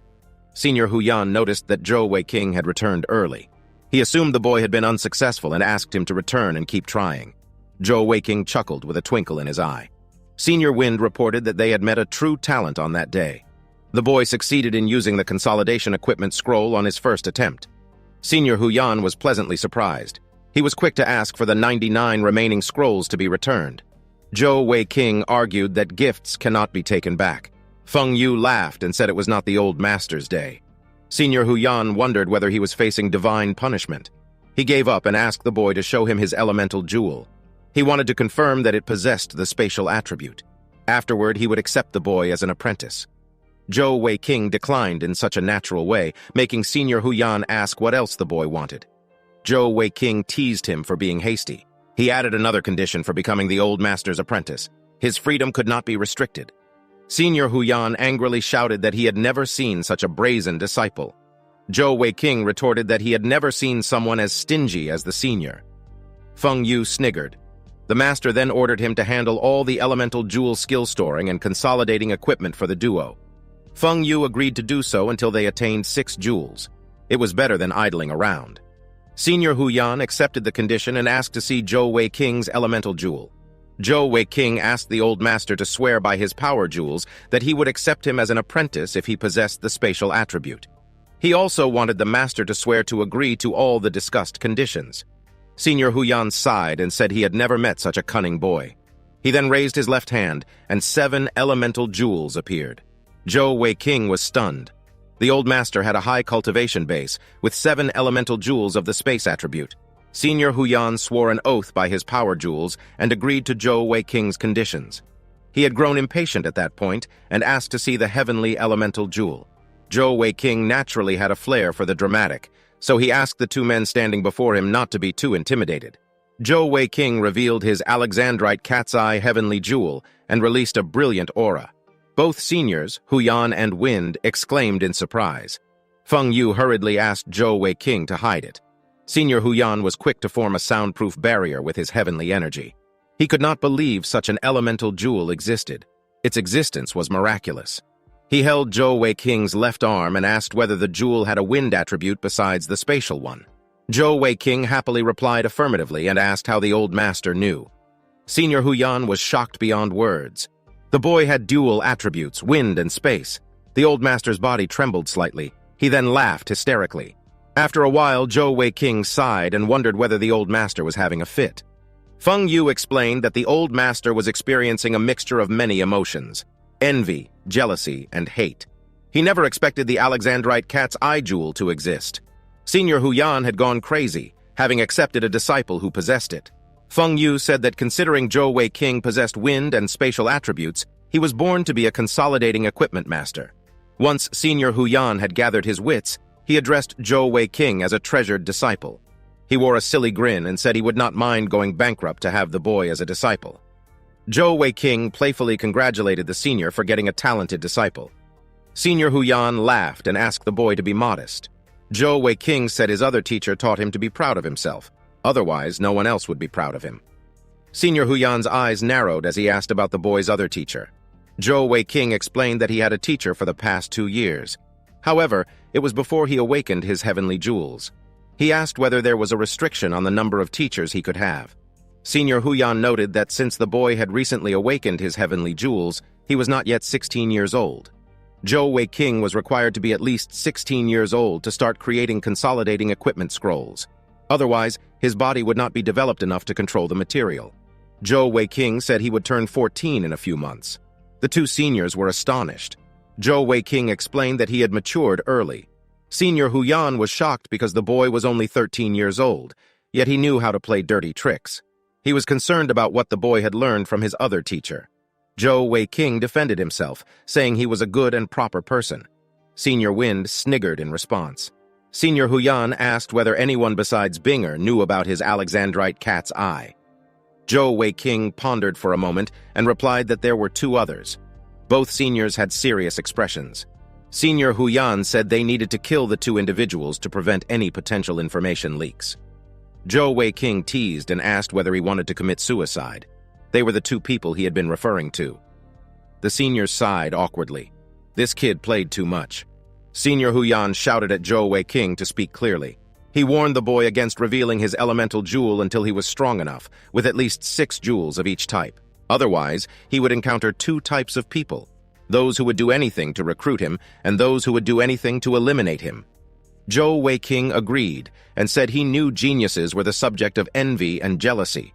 He asked the old master if he had heard of another place that had someone with his elemental jewel. Senior Huyan explained that the Alexandrite cat's eye had appeared before on heavenly jewel masters. Those who possessed it were generally eliminated, and those who weren't were well hidden. Feng Yu explained that heavenly jewel masters were far superior to any ordinary jewel master of the same rank. He encouraged the boy to work hard. Senior Huyan said Zhou Wei-king would return to the military once Binger finished consolidating her new gear. The Heavenly Bow Empire was not at war, so the military was a good place to hide his elemental jewel with the commander's protection. Senior Huyan would naturally fetch him when he turned 16 and teach him how to make consolidating equipment scrolls. Zhou Wei-king agreed to the suggestion. He would have 2 years with Binger by his side. Senior Huyan made Zhou Wei-king promise that all future consolidating equipment scrolls would be approved by him before they were used. Zhou Wei-king assured the old master that he would not buy such scrolls when he could get them for free. Moreover, he was flat broke. Senior Huyan warned that the matter was important for the boy's future. He resorted to tempting the boy to get his attention. He asked Feng Yu to flex. Feng Yu released a dense, fiery aura along with 9 crimson-colored jewels. Zhou Wei-king was surprised by the overbearing display of power. Brilliant streams shot from the jewels and gathered at various spots on his body. There was another brilliant flash, and before Zhou Wei-king stood a majestic figure. Feng Yu looked like a god of war in his battle armor. Zhou Wei-king was mesmerized. Before him stood a man clad in a full set of consolidating equipment armor. Even Feng Yu's feet were clad in armor. Senior Huyan explained that the 5 pieces of consolidating equipment armor could be considered weak. However, when combined, they became formidable. That was the deepest secret of consolidating equipment armor sets. When a jewel master used multiple consolidating armor pieces, they communicated. The result would be a superimposed protection range, but the effect required a consolidating equipment master from at least the Grand Master realm, such as Senior Huyan, to accomplish. However, even he could make 5 or 6 pieces that could be used together. The more armor pieces one had, the stronger they all became. Only god-level consolidating equipment masters could create an armor set of 10 pieces. Senior Huyan explained that Zhou Wei-king currently possessed the Overlord Bow, and he could possess at least 11 physical jewels to consolidate equipment in the future.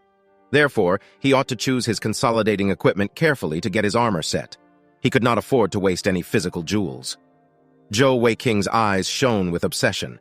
That was precisely what he needed. A highly defensive armor to protect his life. The consolidating equipment armor set was perfect for him. Senior Huyan explained to the boy that he did not need to care about the consolidating equipment scrolls. All he needed to do was focus on cultivating hard for the next 2 years.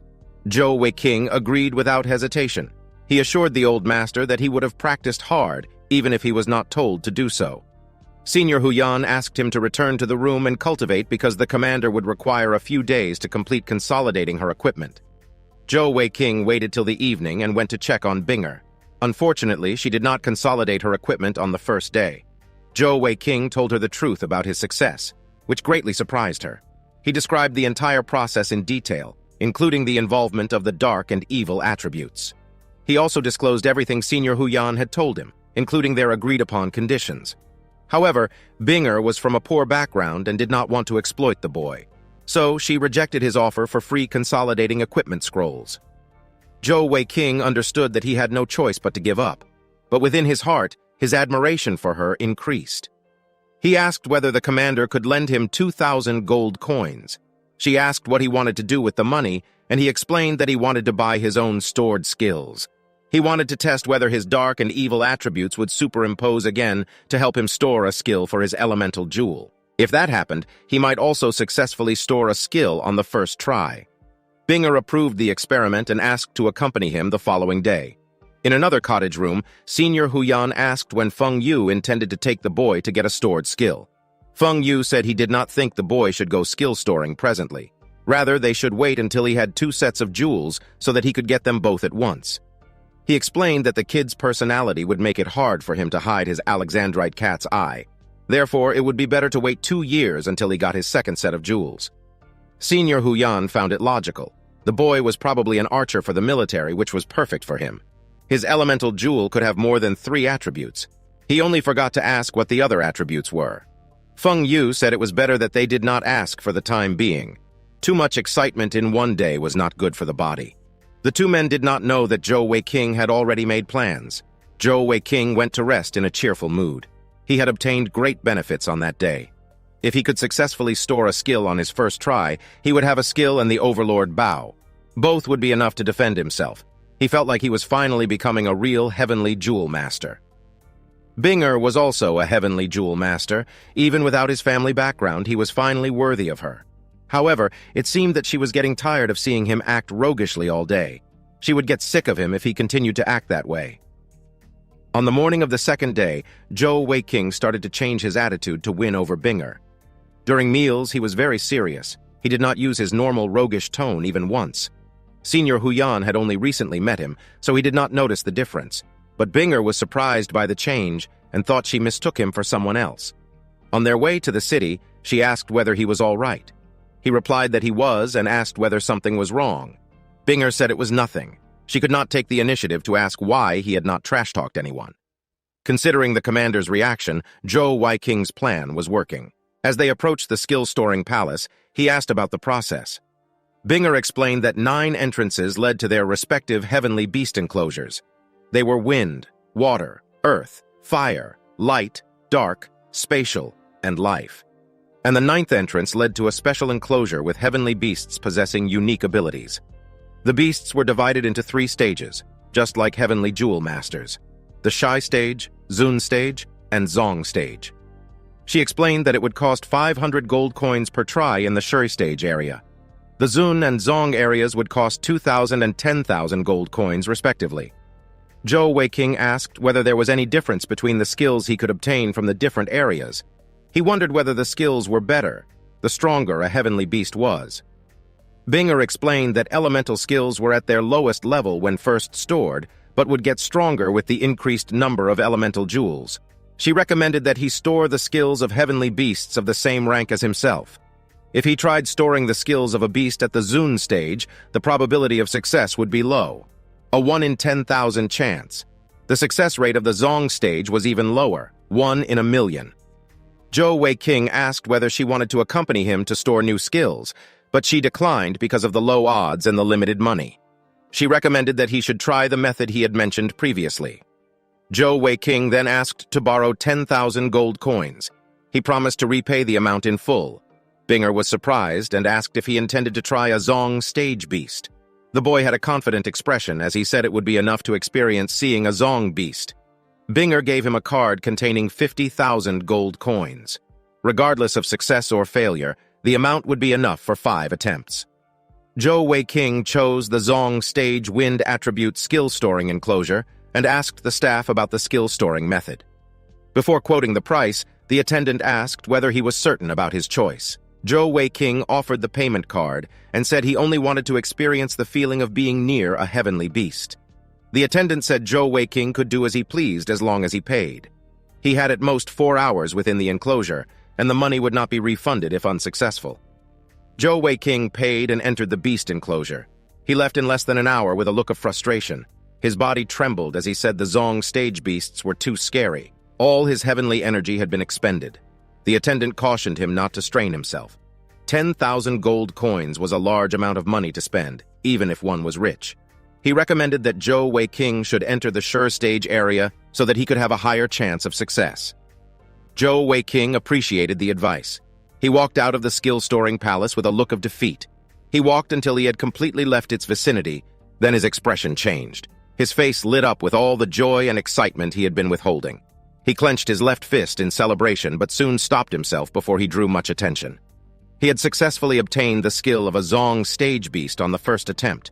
He could enter the skill-storing palace 4 more times with his 40,000 gold coins. Having gained experience, Zhou Weiqing visited the skill-storing palace in the following days. He entered a new beast enclosure every day except on the final 2 days in which he visited the same one. 5 days later, he had spent 50,000 gold coins. Afterward, he cultivated diligently in his room within Senior Huyan's cottage. Binger finally consolidated her wind-wielding boots. Zhou Weiqing realized his abnormal speed in consolidating equipment. The pair bade farewell to Senior Huyan and Feng Yu and left for the Heavenly Bao Empire. While staying at Senior Huyan's place, Binger avoided asking Zhou Weiqing about his skill storing. Along the way, she finally asked if the boy was successful. Zhou Weiqing avoided giving any direct answer while maintaining a serious attitude. Compared to before, he was acting like an entirely different person. Binger could not tell whether the change was good or bad. She did not realize that she had fallen into Zhou Weiqing's trap. He had wanted that result all along. Zhou Weiqing prepared all the food on the way back. Although he spoke with Binger a few times, he seemed different. The strange atmosphere lasted 10 days until they returned to the barracks. Captain Xiao intercepted their arrival. His face was expressionless as he addressed the commander. Binger asked how the training of the recruits was faring. Captain Xiao replied arrogantly, asking the commander to inquire from the relevant officer. Binger sternly reminded the captain that she was his superior. However, Captain Xiao retorted, saying the commander had been absent for 2 months without authorization. He mentioned that he had reported the matter to the army headquarters. If the recruits of the 3rd Battalion were defeated in the fresh recruit tournament, the commander would likely lose her position. He turned to leave as he said Heavenly Jewel Masters had great talent, but were not necessarily talented in military command. Binger remained silent. Zhou Weiqing saw the suppressed anger in her expression and confronted the rude captain. Zhou Weiqing called the captain a gigolo and asked how he dared to bully his Binger. Binger held his hand to stop him. She asked him to refrain from acting impulsively. However, Zhou Weiqing protested adamantly. Binger explained that Captain Xiao was the only son of the Empire's finance minister, Marquis Xiao Yunchen. It was because of his background that she tolerated him. Zhou Weiqing was stunned. He knew the other title of that influential figure. He was called the God of Wealth. When Binger asked if he knew the Marquis, he nervously denied it. He hurriedly explained what the people of the Empire said about 2 of their most influential people. That was too close. He almost slipped. Binger said she did not blame the captain for treating her poorly. Before she joined the army, the position of battalion commander was open. Although the captain was not a heavenly jewel master, he was extremely talented in commanding.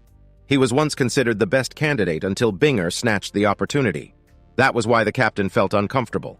His company was also the 3rd Battalion's trump card. Zhou Weiqing quietly wondered when Uncle Xiao had a son. Memories of his childhood flooded his mind. He played with someone he considered an older sister as a child. At that moment, he realized the captain, Xiao Se, was his childhood friend, Xiao Rusei. She had become a soldier and dressed up as a man. They did not recognize each other after many years apart. Binger asked what he was smiling about, but he quickly changed the subject and asked about the fresh recruits tournament and whether he could compete. Binger replied affirmatively and explained that the competition was held after the recruits completed training. The various companies they belonged to would compete against each other. The goal was to identify the most talented people.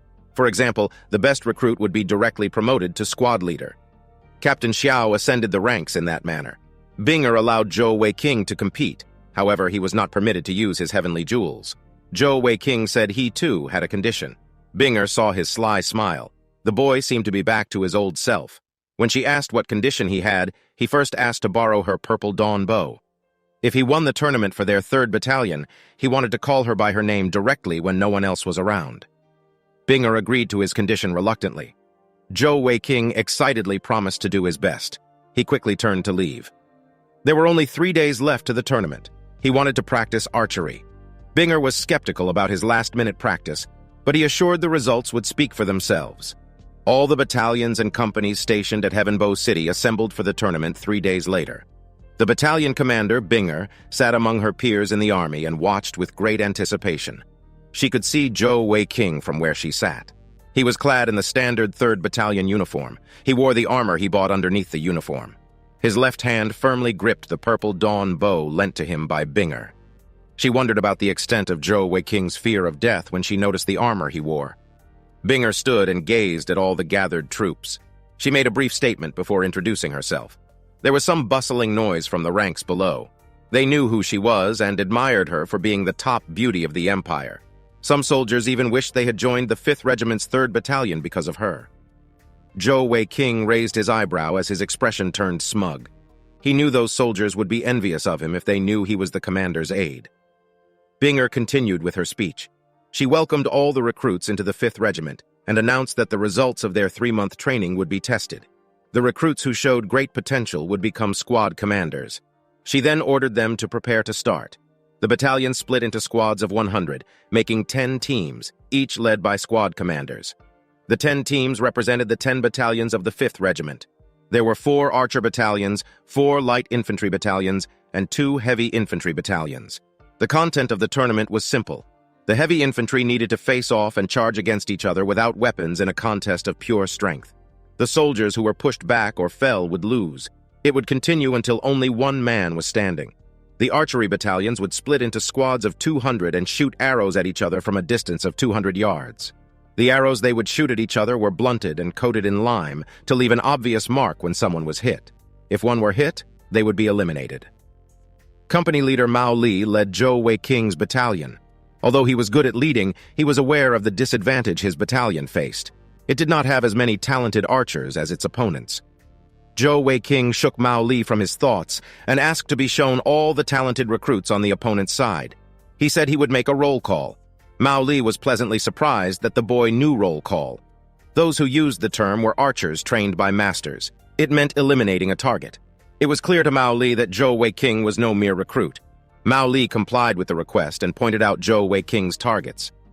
Binger wondered what Mao Li was whispering. Captain Xiao interrupted her thoughts by asking which side she favored to win. Binger replied plainly that she had faith in their battalion and was confident in Mao Li's leadership. Xiao Sei sneered and mentioned the surplus of talented recruits on the opposing side. The captain mocked Binger for her negligence. Binger could only glare at the captain before signaling the tournament's commencement. The archery recruits from both sides drew their bows, ready to fire. Zhou Weiqing aimed with the purple dawn bow. He had a piercing gaze as if he could see through everything. The instant Binger gave the signal, a dense volley of arrows dotted the sky. The tournament was underway in full swing. Zhou Weiqing released an arrow and dashed for cover behind his teammates. There was no other cover on the battlefield, so that was his most logical move. He would at least reduce the chances of getting hit. He intended to take advantage of the crisis to roll call the talented recruits Mao Li had pointed out. He darted back and forth like a vengeful wraith and quickly eliminated his targets. He would take cover behind his remaining allies whenever one of them got hit by enemy arrows. His valiant display surprised Binger. He managed to roll call all the talented recruits in the 2nd Battalion by himself. Even Captain Xiao was shocked by his performance. He wondered why Zhou Weiqing was so good at archery. Binger asked whether the captain still thought of her aide as unworthy. The other ranked officers could no longer keep silent. They were surprised to learn Zhou Weiqing was her aide. They commended Binger for her keen eye for talent. A captain even asked Binger to assign Zhou Weiqing to his unit, but she politely declined, saying a gentleman does not poach someone else's recruits. Xiao Sei glared at Zhou Weiqing on the battlefield. The captain was unwilling to lose to Binger. He clenched his fist and gritted his teeth. He had a wild look in his eyes. His ambition was great. To become the battalion commander, he had to take Zhou Weiqing away from Binger. Zhou Weiqing continued with the roll call and swiftly eliminated his targets. The captains that stood near Binger grew more astonished. The recruit was too fierce. Zhou Weiqing's performance even drew the attention of the other squad commander. He wondered how his good archers had been taken out so quickly. His eyes scanned their opponent's ranks and landed on a valiant figure wielding a purple dawn bow. Zhou Weiqing was hiding in the crowd after completing the roll call. The squad commander ordered his archers to focus their fire on the sly rat. Of course, he was referring to Zhou Weiqing. After awakening as a heavenly jewel master, Zhou Weiking's intuition had grown sharper. He immediately noticed the lethal intent of the opposition and knew he was being targeted. He turned and ran away without a second thought. Even without his physical jewels, he was faster than ordinary people. A great volley of arrows had been released toward him. The captain beside Binger noticed that the 1st and 2nd Battalion targeted the boy. He was not confident that Zhou Weiqing could avoid the combined bombardment. Binger, too, had a worried expression. Zhou Weiqing was about to be eliminated. He sprinted to avoid enemy arrows. However, he did not seem to be fast enough. Just as the arrows were about to strike, he suddenly leaped, causing the arrows to hit the bare ground. He threw his body sideways and skidded to a halt. He drew the bow fiercely and eliminated 2 more archers. The opposing squad commander was exasperated. Not only did Zhou Weiqing avoid the arrows, but he could also return fire. The squad commander realized how formidable his foe was and ordered his men to prioritize the elimination of Zhou Weiqing's teammates. Zhou Weiqing was growing more frustrated by the moment. He felt that his squad was useless. He had already eliminated more than 15 enemy archers alone. Yet so many from his squad had been eliminated. It was as if they were there to play. He quickly cast aside the thought and focused on reducing the opponent's numbers. The captain beside Binger remarked that it was a pity that Zhou Weiqing had reached such a limit. The skills of the others in the 3rd and 4th battalions were not enough to grant them victory, even with Zhou Weiqing's input. Binger continued to watch silently. After an arduous battle, Zhou Weiqing was the only member of his squad left standing. The opponent's squad was still 50 men strong. Zhou Weiqing complained that his squad had been unreliable. The opponent's squad commander laughed hysterically at Zhou Weiqing's current predicament. Zhou Weiqing was uneasy. He had to prevail against insurmountable odds. His foes outnumbered him, and he had nowhere to hide. He shouted in anger when he saw the cloud of arrows flying toward him. Even against one opponent, they went overboard. They were just too shameless. He turned and ran outside the range of the arrows. The opponent's squad commander ordered his men to pursue and shoot him down. Zhou Weiqing sprinted and turned to return fire, eliminating 2 more opponents. At that point, the enemy archers sprinted after him to reduce the distance. Unbeknownst to most observers, the skill utilized by Zhou Weiqing was a jump shot. His skill surprised the keen captain. Binger was impressed. Her face lit up when she realized the tactics that Zhou Weiqing was deploying. The range of the Purple Dawn bow was far greater than that of normal bows, and his physical strength was excellent. He was able to outrun his opponents. Zhou Weiqing eliminated a few more archers and sprinted to maintain the distance. His hand reached into his quiver only to realize that it was empty. His situation had become even more precarious. He resorted to using the loose arrows. A fresh volley of arrows had been released just in time. He would gather some arrows from it. His gaze turned fierce. He had decided to stake everything on a final counterattack. Zhou Weiqing spotted a pile of loose arrows on the ground near him. However, he could not gather it because of the looming threat of the incoming arrows. It was the perfect opportunity to test his titanium wind hat. He sat and hugged his knees as the arrows bounced off his hat. He was impressed with the hat's ability to cover his entire body from arrows. The opponent's soldiers began cheering. Binger looked at the battlefield in disbelief. The captain beside him said Zhou Weiqing would have picked off the opponents if he had not run out of arrows. There was no pride in the 1st and 2nd battalion's victory. Suddenly, a soldier was struck by an arrow and fell. The opponent's squad commander shouted at Zhou Weiqing, saying he was going against the rules because he had already been eliminated. Zhou Weiqing bore his arms like a true maestro, bold and unyielding. He retorted, asking when he had been shot. The opponents protested, claiming the boy was not willing to admit defeat. Another called him a cheater. Binger looked dazed but quickly snapped out of it and asked Zhou Weiqing to stop. The boy argued that he had not yet lost and that the opponent's arrows had not touched him. The commander chided him.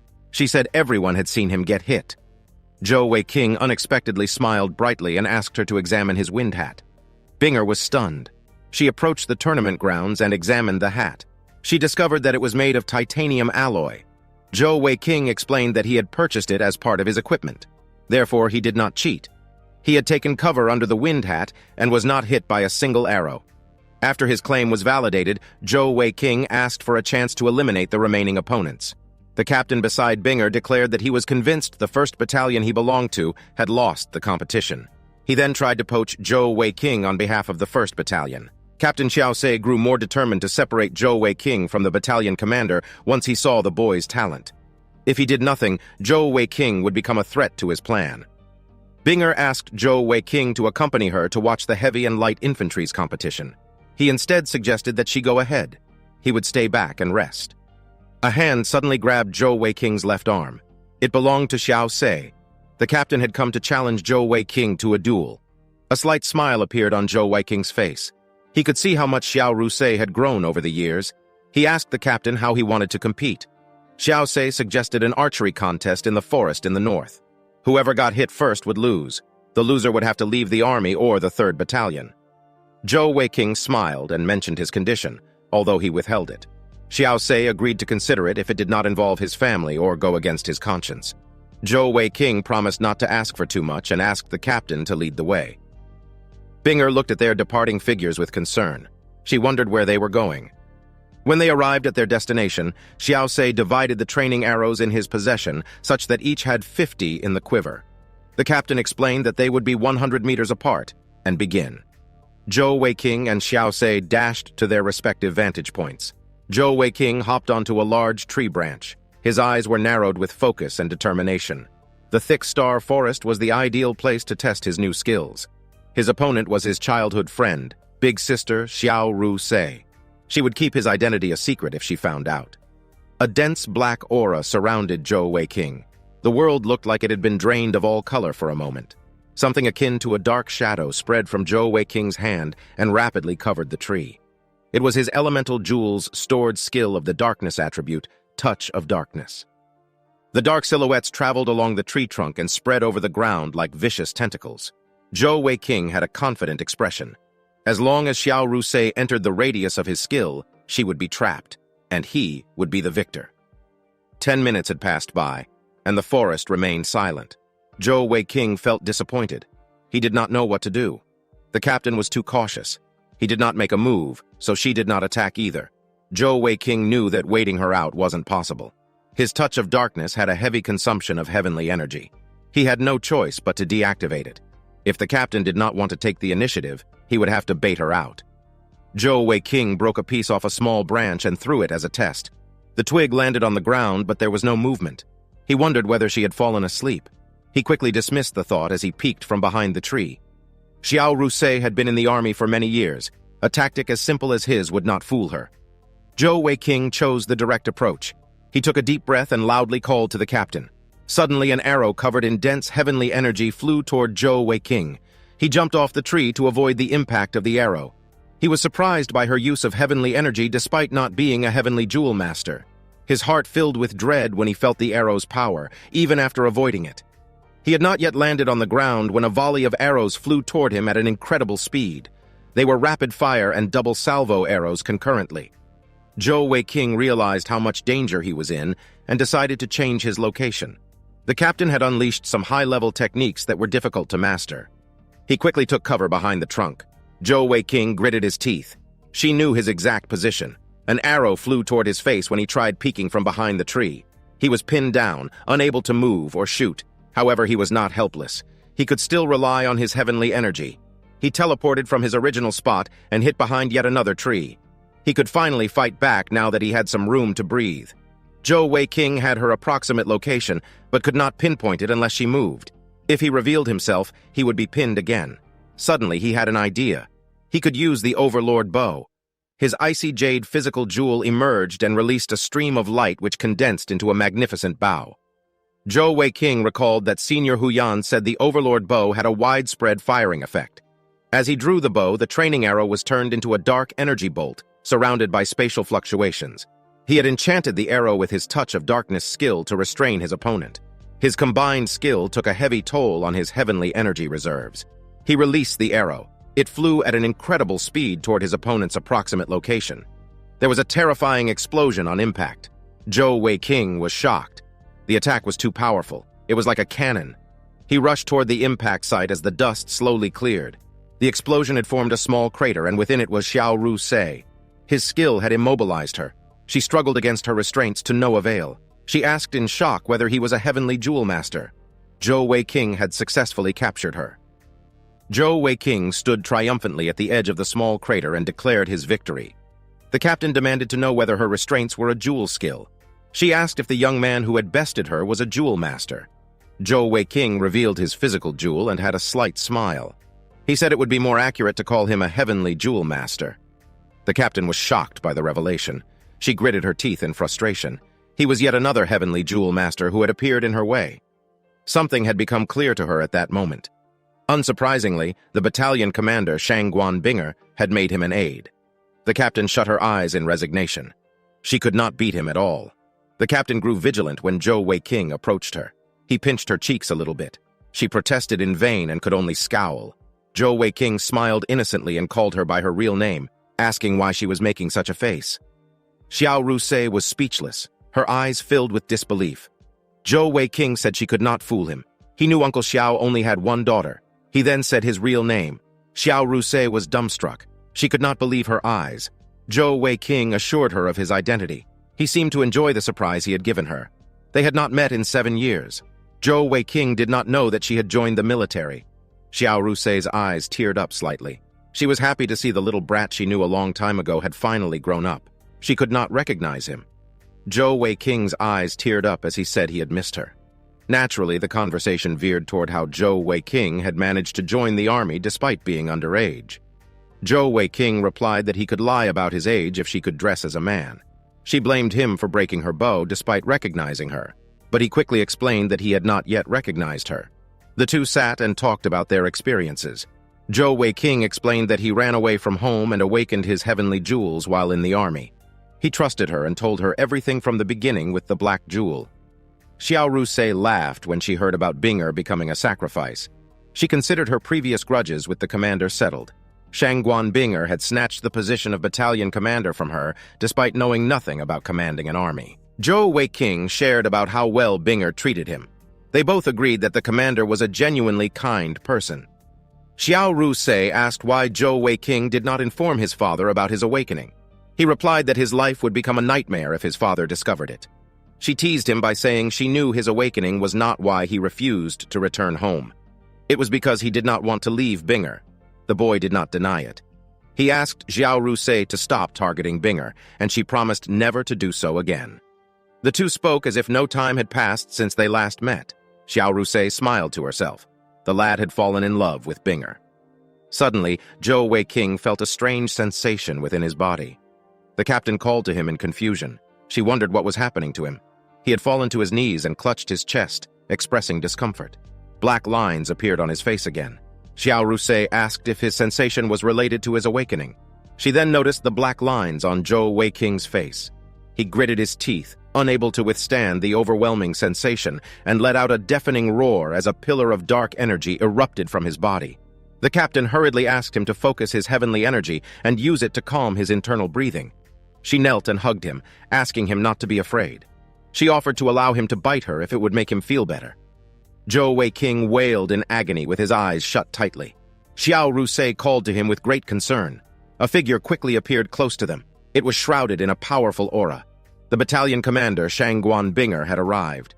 She called to Zhou Weiqing, asking whether the roar belonged to him. She was surprised to find the captain hugging Zhou Weiqing. The black lines were the same as the striped tiger tattoos that appeared at his awakening. Zhou Weiqing's eyes flew open and glowed with a savage light. He broke out of the captain's embrace and dashed toward Binger like a starving beast, while a dense black aura surrounded his body. Binger had an anxious and fearful expression. She wondered why Zhou Weiqing had re-entered that state after awakening. She was not certain that the boy would regain his senses this time. Zhou Weiqing pounced on her and grabbed her. He roared once more as Binger shouted for him to snap out of it. He pinned her to the ground as she loudly asked him to stop. Binger noticed that this time things were different. Zhou Weiqing gritted his teeth in pain and did not have lethal intent.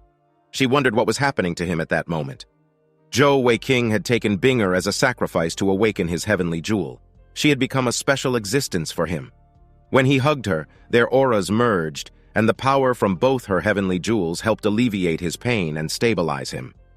Zhou Weiqing grabbed Binger and hugged her by instinct. The black markings on his face and body gradually started fading. As Binger watched, only his right leg retained the black markings and aura as if absorbing some power. The black jewel was the cause of his condition. Binger was finally relieved when he realized the boy's awakening was unlike the first. The process of absorption was finally completed after a long time. Zhou Weiqing passed out while still hugging her. Binger realized his body had become limp and motionless and attempted to wake him. Xiao Rusei snickered and asked Binger to handle the situation alone because Zhou Weiqing was her aide.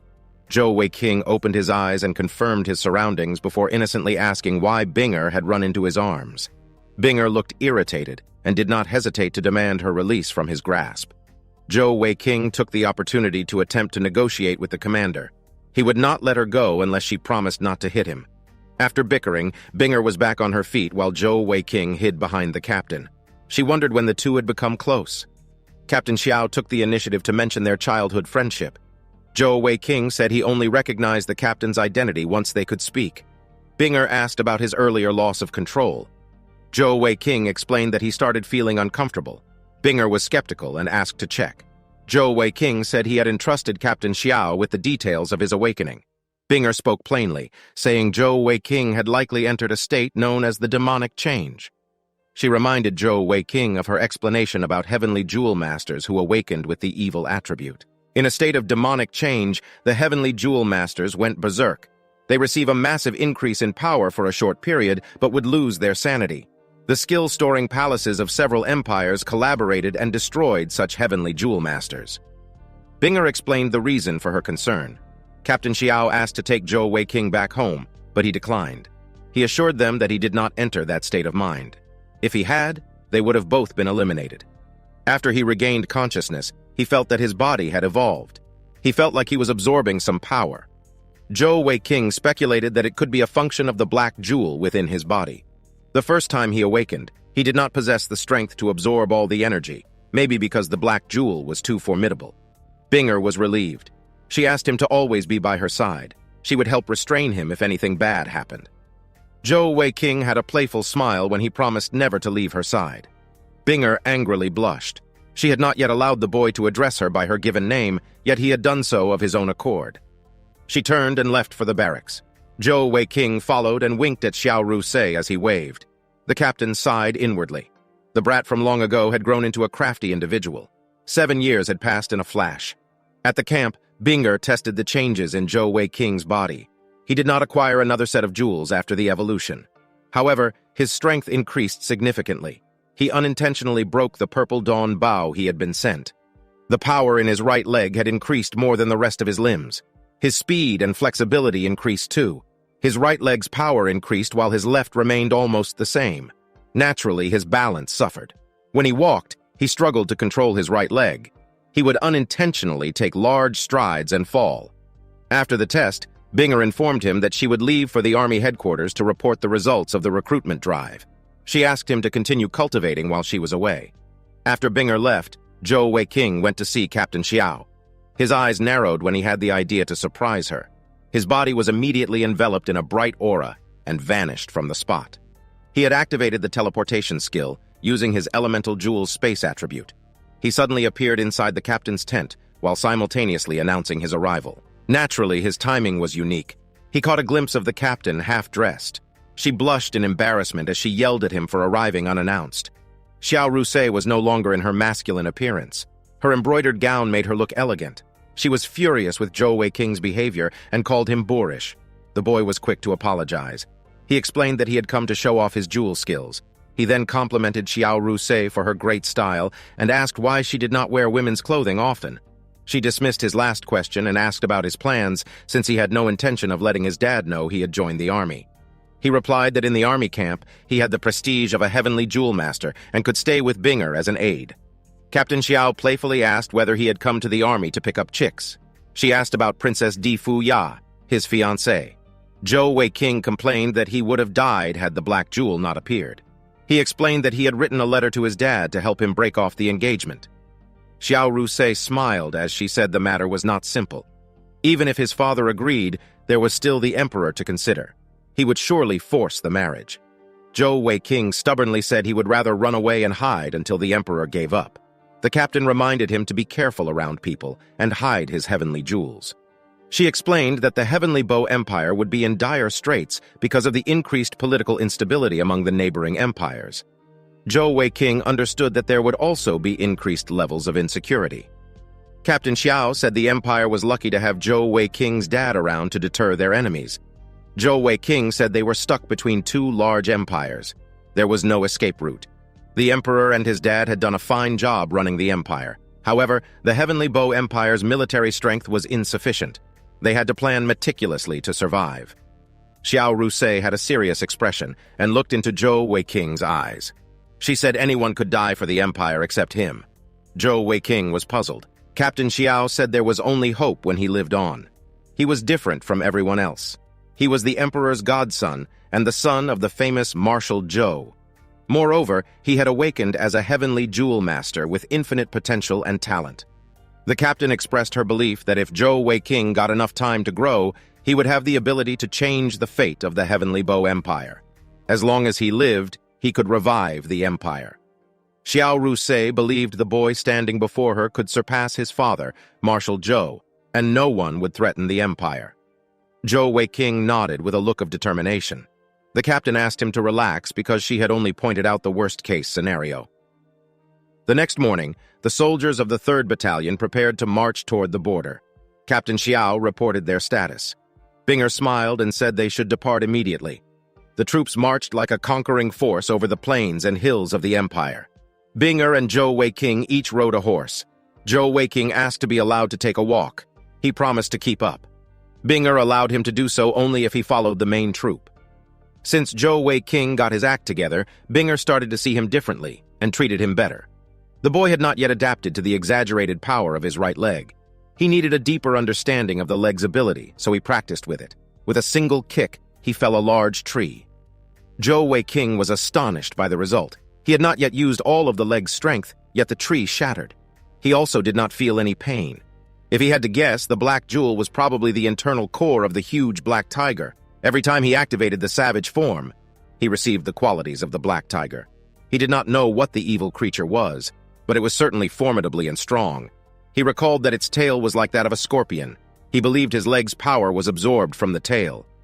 Zhou Weiqing started applauding the black jewel, saying it was far better than the Alexandrite cat's eye jewel, his trump card. For 10 days, Zhou Weiqing ran to the forest to train. Afterward, he gained some understanding of his new powerful leg. The days went by as the troops marched on toward their destination. Zhou Weiqing rode silently beside Binger until he perceived movement within the forest. An arrow flew at a blinding speed toward him. He shouted to alert everyone. It was an enemy ambush. He pushed Binger out of the way, making the arrow sail past them and hit a tree. Binger was shocked. The enemy had used a silent tracking arrow. There was a clamor, and the soldiers hastily made battle preparations. Their enemy was a jewel master. Zhou Weiqing was surprised by the sudden ambush when they were almost at their destination. The enemies swiftly attacked from the bushes. The figure of a burly man leaped forward to attack. His hooded companions wielded short blades and struck with deadly precision. These assailants had one thing in common. They were all jewel masters. Zhou Weiqing spotted 12 physical jewel masters with his keen perception. Captain Xiao naturally took command of the soldiers. She ordered the heavy infantry to the front, archers to flank from the trees, and light infantry to flank and surround the enemies. Another silent arrow was shot toward the commander. Zhou Weiqing pushed her out of the way again. He realized that the enemy had a hidden archer. While Zhou Weiqing was distracted, the burly man attacked with a large war hammer. He was a powerful physical jewel master with great speed. Before Zhou Weiqing could react, an arrow disrupted the mighty swing. The arrow belonged to an ally, Captain Xiao. She ordered the troops to protect the battalion commander because she was their target. Xiao Rusei ordered Zhou Weiqing to eliminate the hidden archer, while the remaining troops stayed to protect the commander. Zhou Weiqing complied and activated his wind attribute to augment his speed as he sprinted into the forest. He dodged a silent arrow aimed at him and charged toward the enemy's approximate location. He drew his purple dawn bow and returned fire in an attempt to pin his enemy. He used the opportunity to close the distance. His technique was the legendary Heaven Soaring Shot, which frightened his opponent. The enemy archer was not alone. Their companion insisted that Zhou Weiqing should be taken down expeditiously. Zhou Weiqing had spotted the enemy's precise location when another arrow flew toward him. He narrowly dodged it and felt the imminent danger. His opponent was a highly skilled sniper. He looked up in time to notice enormous fireballs descending upon him. At that moment, he reevaluated his foes. He was facing a physical jewel master and an elemental jewel master. He realized that he would be eliminated if he held back. A stream of brilliance appeared in his hand and condensed into the Overlord bow. He fired it at the incoming fireballs and pierced through them. The fireballs disintegrated on collision with the Overlord bow's terrifying power. Zhou Weiqing turned his powerful bow toward his concealed opponents. His arrow was enchanted with a dense aura and blasted away the ground it struck. The atmosphere was filled with plant and rock debris. The enemy archer was terrified and hurriedly asked his young master to hide. Zhou Weiqing used a rapid firing technique and forced them to retreat. Once they had done so, Zhou Weiqing reluctantly let them go. He had accomplished his objective. He rushed toward his company to help protect Binger. The enemy assassins had grown desperate because of the prolonged battle. They prioritized the commander's elimination over their safety. Binger was on the defensive. She was flustered and could only dodge the incoming attacks. Her inexperience at commanding was clear for all to see. She was gradually surrounded. Her thoughts were for the safety of her ordinary soldiers who could not withstand the attacks of physical jewel masters. Captain Xiao ordered the soldiers to support the commander, who could not use her heavenly jewels. She noticed that the silent arrows had halted. Zhou Weiqing had dealt with the archers, and Captain Xiao awaited his return so that the tide of the battle could be turned. Binger continued to dodge desperately until the burly assassin flanked her. She was suspended in midair and could not dodge. The assassin swung his warhammer ferociously. Just as Binger was certain she would be eliminated, a pitch-black arrow stopped the hammer's descent. Dark tentacle-like silhouettes bloomed at the point of impact and restrained a few assassins. Zhou Weiqing had masterfully released his skill, Touch of Darkness. Binger used the opportunity to begin her counterattack. Her wind blades eviscerated her targets without mercy. An assassin panicked when he saw the combination of the darkness and wind attributes. His heart was gripped with fear, and he ordered his comrades to retreat. He thought the legendary Marshal Zhou Shuiyu was on the battlefield. The soldiers attempted to pursue their fleeing assailants, but were stopped by Captain Xiao because their enemies were physical jewel masters. The captain ordered the heavy infantry units to guard the commander and report casualties. She then reported to Binger that 3 assassins had escaped. Binger was relieved to have the captain beside her. She had used too much heavenly energy, and were it not for the captain's commands, the casualties would have been greater. Captain Xiao said Binger was not at fault. Rather, she had been the target. Zhou Weiqing returned from his hunt and asked whether Binger was all right. Captain Xiao thanked him for his support and asked about the enemy archer. Zhou Weiqing reported that the enemies were more skilled than himself, so he did not pursue them. A soldier returned with the casualty report. 72 soldiers were eliminated, 41 were seriously injured, and 100 had minor injuries. Binger could only express shock. Her face grew pale as her eyes lowered. She blamed herself. Zhou Weiqing watched as her body trembled. After the assassination attempt, the army regrouped and arrived at their base on the front line in half a day. Shangguan Binger did not utter a single word for the remainder of the journey. She blamed herself for the casualties due to her poor abilities as a commander. During the attack, she lost her composure. Zhou Weiqing remained beside her and said nothing. He only looked at her with concern. The troops assembled in the military compound while Binger went to the headquarters to report. Zhou Weiqing watched as she left the assembly grounds. Xiao Rusei asked him to rest and that Binger would be okay. In the distance, 2 silhouettes stood before 3 others kneeling on the ground. The assassins were reprimanded for their failure. One assassin described the appearance of a skill that combined the darkness and wind attributes. He was certain that Heavenly Bow Empire's legendary marshal was guarding their target on the battlefield. A young man with blonde hair and engraved pauldrons dismissed the report and said no assassin would have escaped if that war god had been on the battlefield. The young man was the Kalisa Emperor's 9th son, Bai Ju. Beside him stood his subordinate, Lu Xiaoye. Lu Xiaoye asked who the prince thought was fighting them in the woods. Their opponent seemed to be a heavenly jewel master. The prince explained that Heavenly Bow Empire seemed to have acquired another heavenly jewel master with the same attributes as the marshal. The Heavenly Bow Empire seemed to have been hiding its strength. The prince said seriously that he might have to beg his teacher to take action. At the 5th Regiment's headquarters, Binger had expressed her desire to resign from her post. The news was not taken well. She explained that she had realized her flaws which caused the army to suffer heavy casualties. She recommended Captain Xiao as one who was better suited for the position. The regimental commander had been preparing to report the elimination of 6 enemy jewel masters and the capture of 2 so that Binger would receive merits. Binger credited Captain Xiao for the victory. She asked her senior officer to comply with her request. The regimental commander promised to send her resignation letter to the main army headquarters for the higher-ups to decide. She asked the man to assign Captain Xiao as the temporary battalion commander because she would no longer participate in leading the 3rd Battalion. The regimental commander complied with her final request. Zhou Weiqing lay down and gazed into space. The sun had long since set in the evening. He heard a familiar voice asking to be let into his tent. Binger walked in as he sat up to welcome her. The pair exchanged glances and said nothing for some time. Binger looked downcast.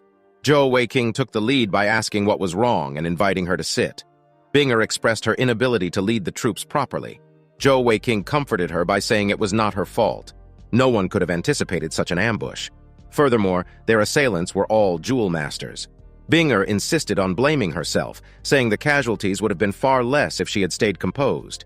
70 had been eliminated, and more were severely injured in one fell swoop. It was the first time she had seen so many casualties. Zhou Weiqing watched as her eyes filled with tears. He offered his shoulder to her. Binger gazed into his eyes for a moment. When she saw their sincerity, she no longer hesitated and leaned onto his shoulder, much to his surprise. Zhou Weiqing instinctively raised a hand to embrace her. However, she warned against it. Binger no longer withheld her tears and let them fall freely. She then said that her heart had been perpetually tired. Zhou Weiqing expressed empathy. He understood the burden she had to bear as the only heavenly jewel master apart from Marshal Zhou. Not only was she required to cultivate and become powerful, but she also had to adapt to the military and lead it. Binger raised her teary eyes and said she was unafraid of hard work. However, she had always assumed that she could make up for her shortcomings in leadership with her strength. She covered her face and wept bitterly. Zhou Weiqing's expression changed into one of determination. He asked Binger to let him stand beside her through everything. She looked at him and saw eyes full of sincerity and confidence. At that moment, it seemed like those were the words she wanted to hear the most. She cast aside all her inhibitions and hugged him.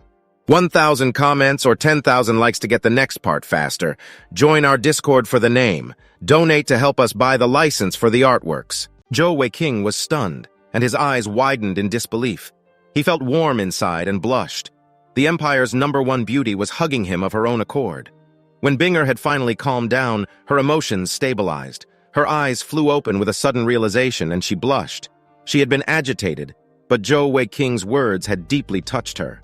She also noticed that the boy stood in her embrace without any tricks or trying anything funny, and without a single sign of him trying to do anything further.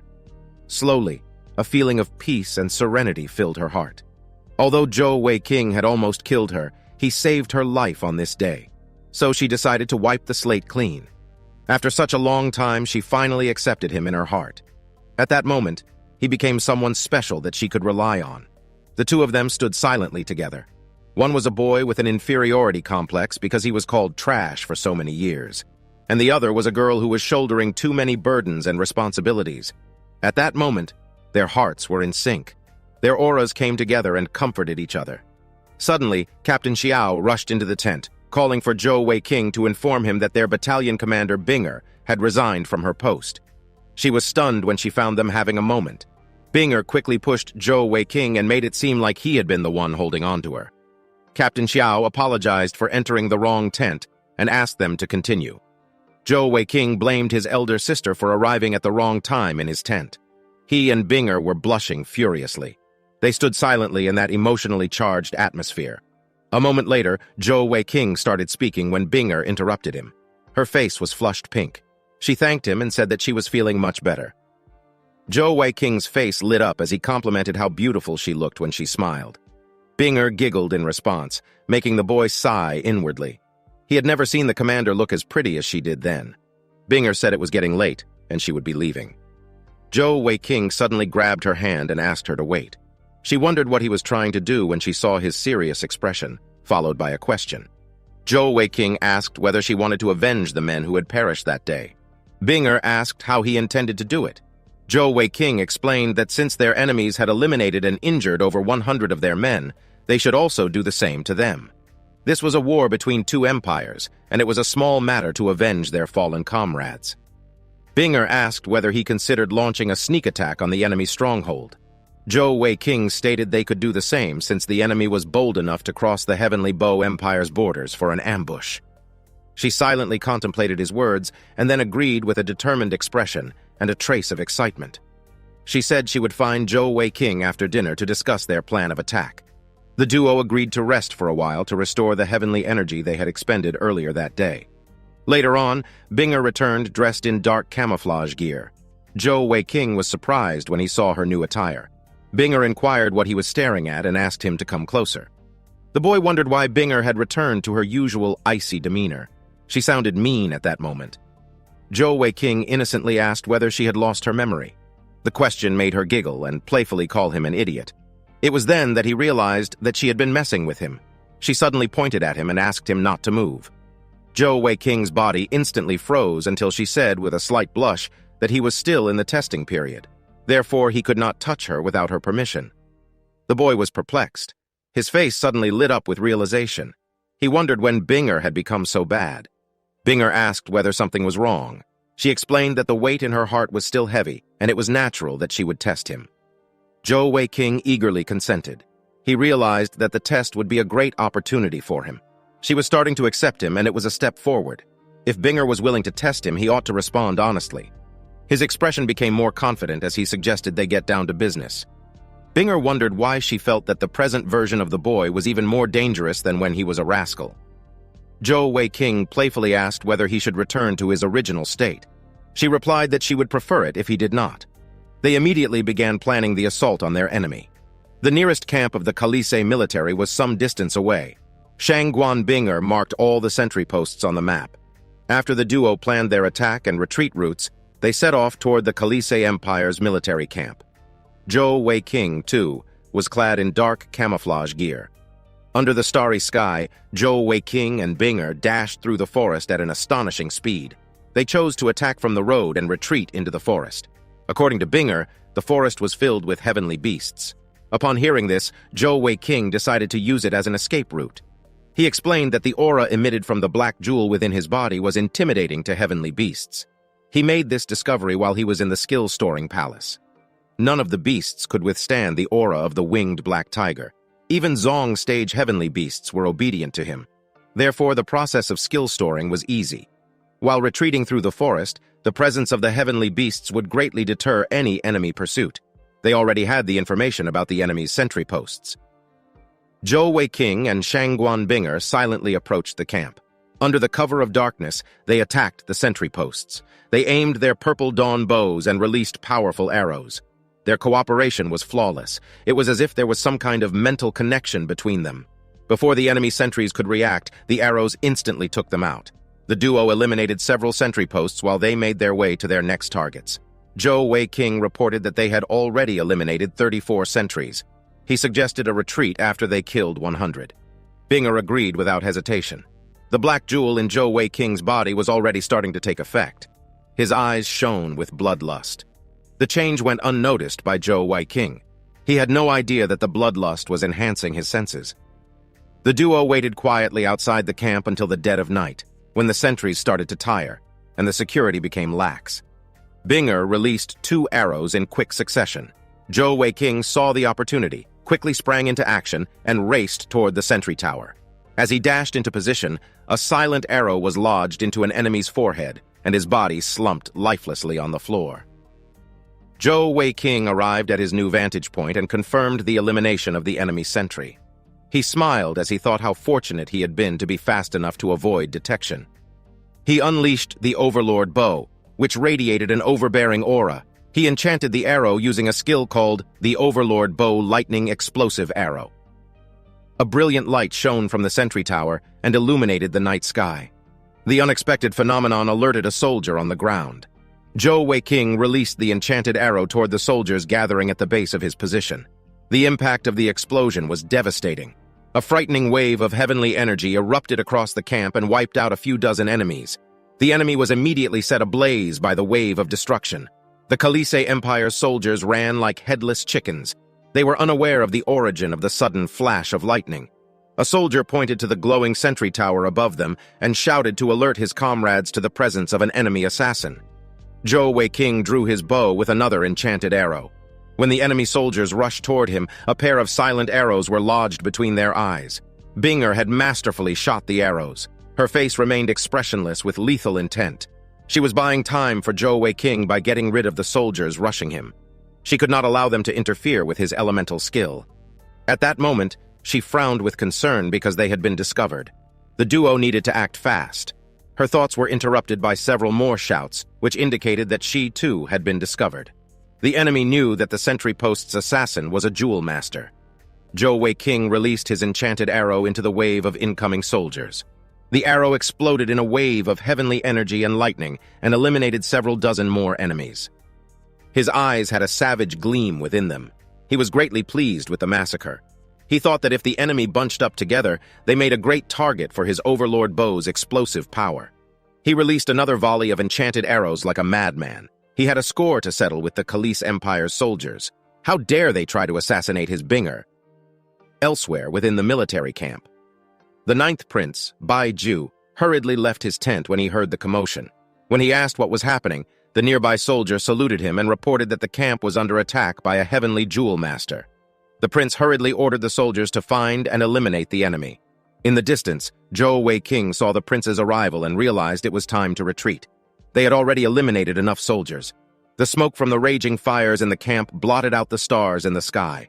The Khalis Empire soldiers shouted in pursuit of their assailants. Prince Bai Ju ordered the men to organize themselves into teams of 30 soldiers to put out the fires. He ordered the jewel masters among them to follow him and chase down the assassins. He was adamant that they should not be allowed to escape. Zhou Wei-King dashed towards Binger and announced their retreat. She ran beside him into the forest. The route they chose was closer to their camp. The prince led his men in pursuit of the duo. He was a bit shaken up in his heart. He wondered about the identity of the assassins. The power behind those arrows even made him wet his pants. He swore he would tear them apart if he captured the enemy archer. The ninth prince of the Khalis Empire, Bai Ju, wet his bed until he was 10 years old, which was already embarrassing. But the recent incident was even more humiliating. The fact that Zhou Wei-King's overlord bow could make him wet his pants only fanned the flames of his rage. He looked ahead and noticed that the silhouettes of his targets looked familiar. The woman's silhouette belonged to Shangguan Binger, and the other seemed like the heavenly jewel master he had encountered before. His eyes widened at this revelation. He informed his men that if both were captured, it would be a great achievement. He raised his right hand and condensed a torrent of wind. He released it toward Binger and Zhou Wei-King. The latter quickly looked over his shoulder and wondered whether a tracking arrow had been fired at them. He then realized the archer he had confronted earlier was among his current pursuers. At that moment, he stomped his right foot on the ground and dashed forward. He pushed Binger to the ground and out of the arrow's path. He gritted his teeth with anxiety. The enemy had a jewel master who could use the silent tracking arrow. As he spoke, he took Binger into his arms and said he would carry her so their escape would be faster. Binger protested and asked him to put her down because she could run faster. He declined the request and argued that it was not the time for her to act tough. The silent tracking arrow was even more deadly in the dark. Binger was speechless and slightly embarrassed. Zhou Wei-King used the explosive power of his right leg to run into the forest. He was several times faster than before. His immortal deity technique was very strong, and with the whirlpools at his 4 death acupoints spinning at top speed, he recovered his heavenly energy at a rapid rate. He galloped away and managed to create some distance between himself and his pursuers. The demonic right leg was truly incredible. It wasn't even tired after so much running. Prince Bai Ju was surprised by Zhou Wei-King's speed. He wondered how anyone could run so fast. He also wondered how many jewels the boy had. He was certain that the pace could not be maintained for long because of the heavenly energy consumption. He cursed inwardly that his teacher wasn't around, and all the jewel masters with him were only strength types. None specialized in agility or speed. Even though they were slower, they had an overall higher cultivation. So he was confident they would catch up when their assailants ran out of heavenly energy. Zhou Wei-King carried Binger in his arms as he ran tirelessly through the forest. He looked back and saw that he had left his pursuers far behind. He looked ahead and saw many pairs of eyes glowing in the dark. However, he dashed toward them. The eyes belonged to a pack of forest dire wolves. They were some of the most troublesome heavenly beasts at the shy stage. Although they were not individually strong, they were more powerful in packs. They could help Zhou Wei-King to lose his pursuers. He noticed that the dire wolves were closing in from the sides.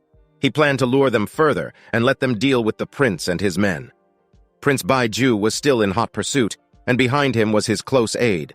Zhou Wei-King leaped onto a thick overhead branch. The prince looked ahead with shock. His aide asked him to stop and observe the surroundings. The pack of dire wolves had surrounded them.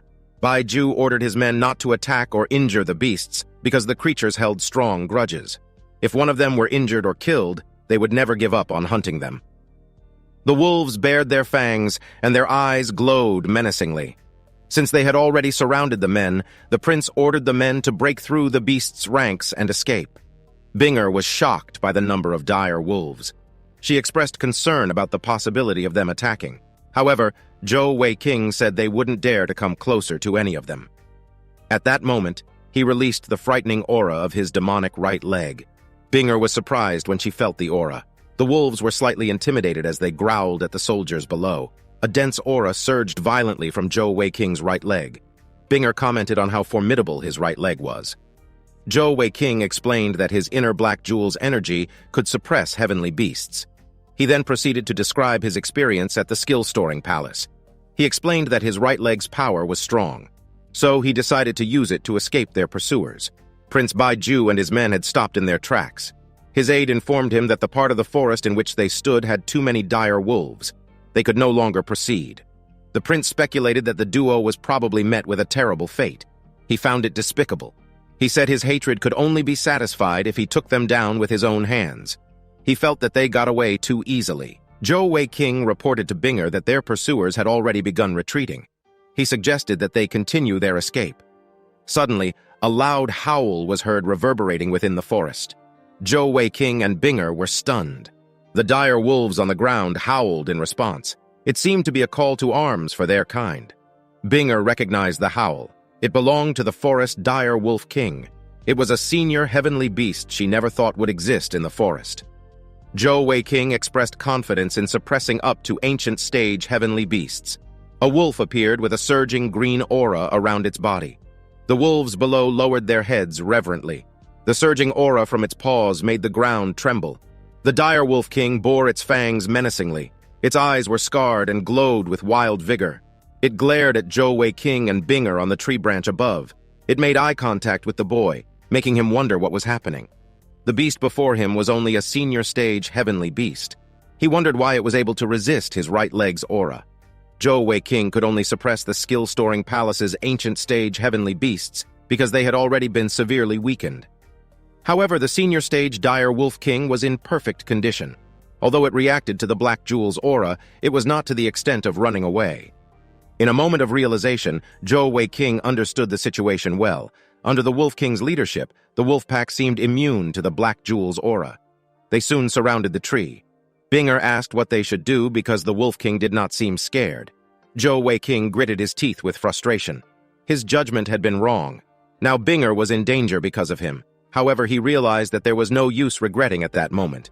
His father once said that men should not be afraid of making mistakes, but they need to own up to their mistakes and take responsibility. The wolf pack was about to attack. Zhou Wei-king needed to protect Binger. He reached out with his hand and pulled her closer. He apologized for putting her in a dangerous situation and said he would cover her escape. He would not let the wolves hurt her. Binger blushed, but said nothing at that moment. Zhou Wei-king said he would taunt the wolves and lure them away, and he asked Binger to run in the opposite direction toward the barracks. He explained that she would get out of the forest in about 5 kilometers. He asked her to wait for him at the barracks. Binger protested. She asked him what he was doing. Zhou Wei-king smiled bitterly and said that everything was his fault. So, she should allow him to be cool and protect the woman he had in his heart. His hand tightened around her waist. He leaned forward and kissed her forehead. He then smiled and asked her to hurry and leave. With those words, he leaped off the branch toward the incoming pack of dire wolves. Binger shouted after him with tears in her eyes. The dire wolf king quickly closed the distance. Binger watched in a daze with tears in her eyes. She wondered how the boy could escape with that many heavenly beasts. Was he still the same mischievous boy she knew? He was afraid of death, yet he was willing to die for her. How could she possibly abandon him and escape? In the worst-case scenario, they would die together. If he was not afraid, there was nothing for her to fear. With her newfound resolve, she wielded her purple dawn bow. She quickly drew it and released a powerful arrow toward the wolves. As she did so, she contemplated and said that because she had a man who was willing to protect her with his life, she was satisfied for life. Her arrow flew over Zhou Wei-king's head and pierced the forehead of an incoming wolf. Zhou Wei-king was stunned. He looked back and asked what she was doing and if she was dumb. What he saw was Binger with fierce determination in her eyes. She said that she would not let him die alone. If her actions made her dumb, then she would be dumb right until the end. She blushed furiously as she declared that they would live and die together. Zhou Wei-king was stunned beyond words. Her words filled him with determination. A black aura gathered in his right hand, and he unleashed his elemental skill, the Whip of Darkness. Tentacle-like streams of the darkness element quickly wrapped themselves around the bodies of the dire wolves. Their movements were restrained. Binger used the opportunity to fire a volley of arrows that struck their heads with deadly precision. The dire wolf king growled and gathered a dense aura in its mouth. It released a volley of wind blades toward Zhou Wei King. The boy was stunned. The beast could release so many wind blades at once. No wonder it was the dire wolf king. The wind blades overlapped and tore off bits of the ground as they flew toward their target. Zhou Wei King dove straight toward the oncoming attack and used another elemental skill, spatial translocation, to avoid the attack. He landed on the ground and sighed in relief. That attack had been dangerous. The dire wolf king's wind blades were powerful. The heavenly beast king looked at the boy with puzzlement. It released another volley of wind blades, forcing Zhou Wei King to use his spatial skill to dodge once more. Zhou Wei King's desperation grew with each passing moment. He needed to end the fight as soon as possible. Otherwise, he would not be able to maintain his current momentum. A dark aura gathered around his right leg. He leaped into the air and attempted to stomp the dire wolf king with it. The beast had fast reflexes and dodged. The boy stretched out his left hand and activated another elemental skill, wind binding. The dire wolf king was struck with the cayenne darts and struggled against the binding force. Its movements had been restricted. When Zhou Wei King thought he had succeeded, the beast king's aura suddenly erupted. It released more wind blades and broke free from the wind binding skill. Zhou Wei King was shocked. The dire wolf king was originally a wind attribute beast. Therefore, it had a very strong resistance to wind-based attacks. Moreover, Zhou Wei King was only a rank 1 heavenly jewel master, so his wind binding hardly affected the dire wolf king. Binger leaped off the tree as a wind blade struck and shattered its trunk. The dire wolves took turns in releasing wind blades. Zhou Wei King had a worried expression. Now that the rest of the wolves were attacking, Binger was in danger. The dire wolf king's intelligence was very high. It observed Zhou Wei King's reaction and learned that Shangguan Binger was very important to him. Therefore, it released a wind blade toward her. The attack caught her mid-air as she leaped from the tree. Her eyes widened in shock. It seemed like she was unable to avoid it. Zhou Wei King saw the critical situation. He did not have time to think. His figure flashed as he teleported in front of Binger. When she realized what he was doing, she shouted in despair. Zhou Wei King used his body to block all the wind blades the dire wolf king released. The force of the attack coursed through his body and made him spit a mouthful of blood. The titanium alloy armor on his body was shattered, and the tremendous momentum severely injured him. His body was thrown back and shattered a few trees. His body finally slid to the base of a tree when Binger rushed to his side. She tearfully asked whether he was all right. Blood trickled from the corner of his mouth as he gritted his teeth in anger. A gush of heavenly energy surged into his body, and a familiar set of black patterns appeared on his face and torso. Binger was momentarily stunned when she saw them. The fight had inadvertently triggered the black jewel within his body. Suddenly, his eyes flew open, and a vicious consciousness took over his mind. Vast amounts of heavenly energy rushed into Zhou Wei King's body. Binger called to him with concern. His body had been completely covered with mysterious dark patterns. The wounds previously caused by the dire wolf king were healing quickly. A dark, menacing aura surrounded him, and the pack of dire wolves began trembling in fear. Binger immediately recognized the change in his breath. It was the demonic change. The dire wolf king charged and released another volley of wind blades. However, Zhou Wei King stood his ground with a menacing glare. His right leg was overflowing with power. He raised it and swiftly kicked the air. His right leg collided directly with the wind blades and nullified them. The dire wolf king was shocked. Zhou Wei King maintained his unwavering gaze. His elemental jewel, the Alexandrite cat's eye, had turned gray. It was the manifestation of his evil attribute. He let out a deafening roar that paralyzed the dire wolves. He charged toward them and tore into their bodies with his hands, which had become claws. When a dire wolf was caught, its wind attribute drained out through the wound and was absorbed into Zhou Wei King's body. In an instant, the dire wolf would be drained to death. In the blink of an eye, he had absorbed the heavenly power of a dozen dire wolves. This was the evil attribute's skill, Devour. Zhou Wei King was in an unconscious state under the protection of the Black Jewel. He needed to absorb much heavenly power to fight against the dire wolf king. Before long, only the dire wolf king was left. It was now in fear and started retreating. But Zhou Wei King would not let it escape. He released his darkness attribute skill, Touch of Darkness, and bound it in place. He dashed towards it and unleashed another elemental skill, Thunder Palm. It was a point-blank strike on the dire wolf king's head. The retreating prince and his men saw a flash of lightning in the distance. They wondered how such a powerful wave of heavenly energy could radiate from the forest. They also wondered whether more powerful heavenly beasts had appeared. They were grateful that they had escaped. A soldier said Shangguan Binger was probably dead. He felt it was a pity considering how beautiful she was. Prince Baiju ordered them to continue withdrawing quickly and not stir trouble. The dense, evil aura dispersed into the surroundings, and the corpse of the dire Wolf King lay on the ground, lifeless. Zhou Wei King remained motionless. When Binger approached him, he finally raised his head to face her, and his body slumped forward. Binger broke his fall with her chest. She called to him, asking him to wake up. She watched as the dark patterns vanished from his body. It was as she had suspected. She had a calming effect on him. Binger smiled slightly as she thought how wonderful it was that Zhou Wei King could regain his sanity as long as he hugged her tightly. She hoped that he would wake up quickly. Zhou Wei King, on the other hand, had a naughty twinkle in his eye. Unbeknownst to Binger, he was already awake, yet his head still rested on her chest. He felt it was wonderful to be held by her like that. He thought it best to pretend to be unconscious and enjoy the moment for a little longer. Suddenly, a wave of pain washed over his body, and he spat a mouthful of blood. Binger was surprised by his reaction and asked what had happened. Zhou Wei King clutched at his chest in pain. Binger called to him with great concern as he sat on the ground, cross-legged. He felt that his body was at its limit. It felt like it could burst at the seams at any moment. The sensation was caused by the vast amounts of heavenly energy absorbed from the dire wolves. He told Binger that he wanted to break through. She understood the assignment and knew exactly what to do. She would stay by his side to protect him. Zhou Wei King shut his eyes and focused on his acupoints. He intended to break through each of them in the order prescribed by the immortal deity technique.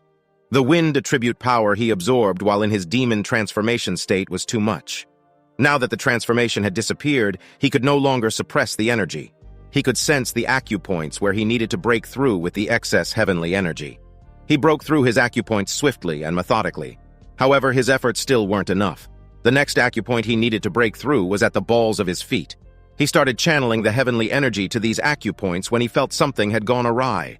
He lost control of the heavenly energy, which surged violently out of his feet and even destroyed his boots. He was in excruciating pain as the heavenly energy rushed out of his body uncontrollably. Zhou Wei King wondered why the reaction was as violent as his first time breaking through. The heavenly energy of his whole body was rapidly surging out of his Yongquan acupoint. Binger realized the danger that the boy was in. He had encountered a problem in his breakthrough, so she had to do something to help him stop the leakage of heavenly energy. She channeled her wind-attributed heavenly energy into her palms and pushed back against Zhou Wei King's feet to stop the leakage. She experienced a strong countershock, but decided to endure it.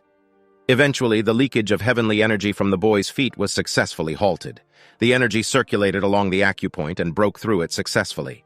Zhou Wei King let out a deafening roar.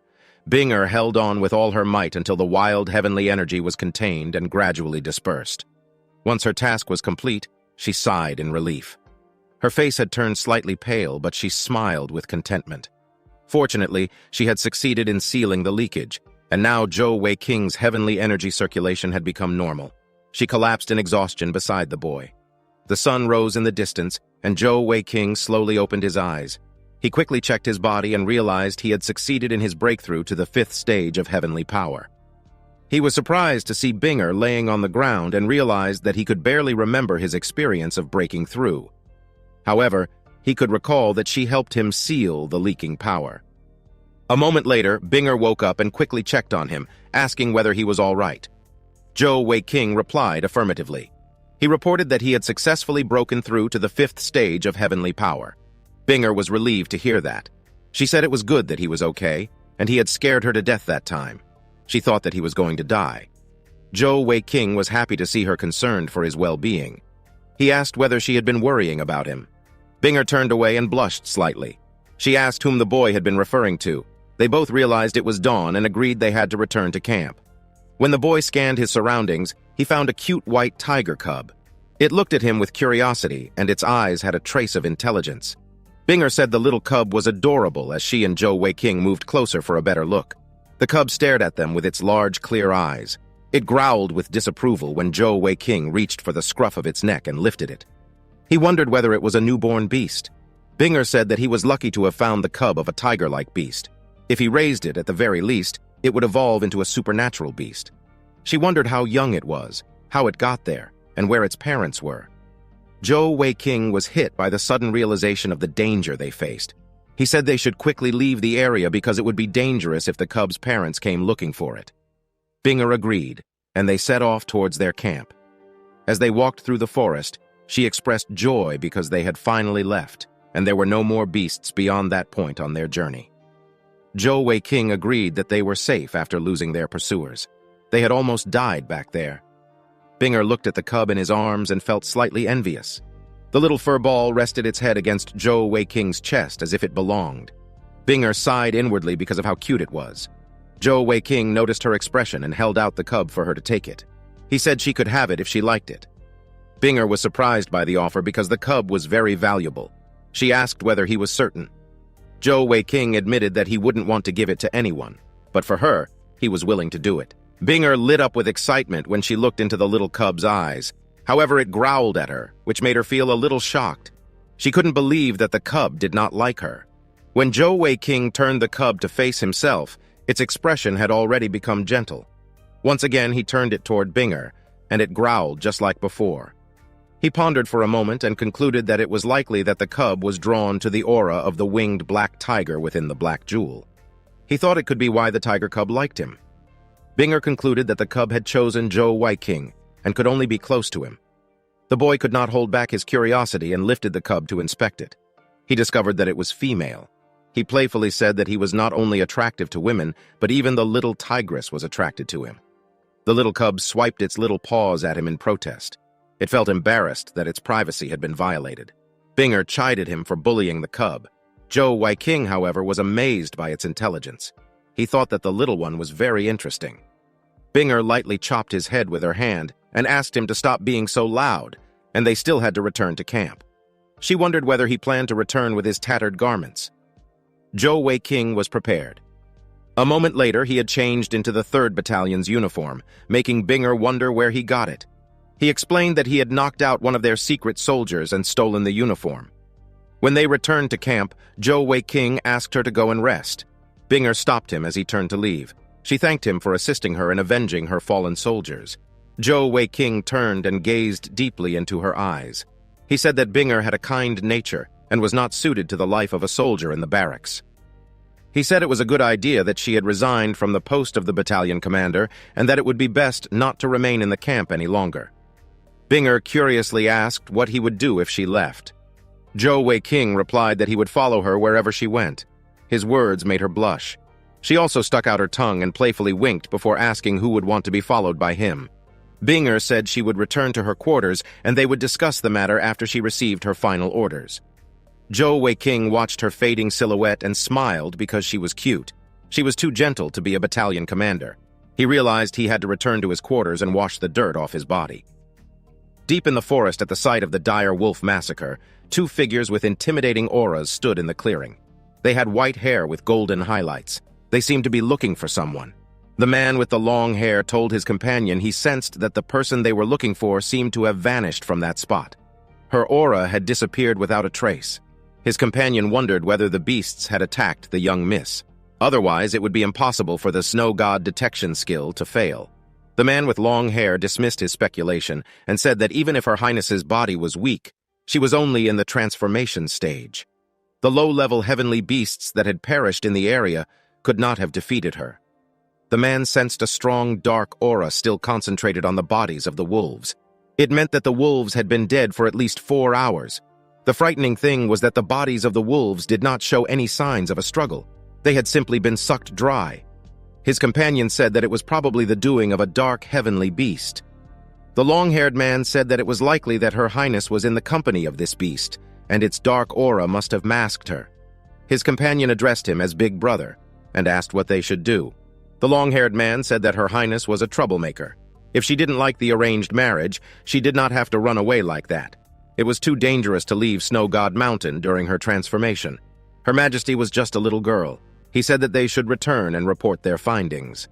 Back at the military camp, Zhou Weiqing was in an exceptionally good mood as he bathed. He looked at the cub and asked whether she wanted to join him for a bath.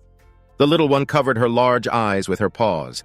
She was extremely embarrassed and slightly irritated by the boy's indecency. Zhou Weiqing was amused by the cub's human-like response and laughed at how interesting she was. The white tiger cub lay on Zhou Weiqing's chest as they napped in the evening. Binger walked into his tent and announced her arrival. Zhou Weiqing slowly opened his eyes and sat up. He held the cub and asked whether Binger had finished cultivating. She replied affirmatively and said that her heavenly power had already broken through. The boy was pleasantly surprised by the news. Binger proudly announced that her improvement had been twofold. Her power had increased from the 8th level to the 10th level. Zhou Weiqing praised her for the significant improvement and called her a genius. He even went to the extent of calling her growth monstrous. Binger modestly explained that she wasn't that great. Rather, it was because she had absorbed a vast amount of wind-attributed heavenly energy from him the previous day. She credited Zhou Weiqing indirectly for her progress. It was due to his devouring skill that she could benefit. Zhou Weiqing shivered slightly when he recounted the experience of using the evil attribute skill. He hated that he could not use it at will and only seemed to be able to activate it when fighting great monsters. He explained that the skill could not be controlled.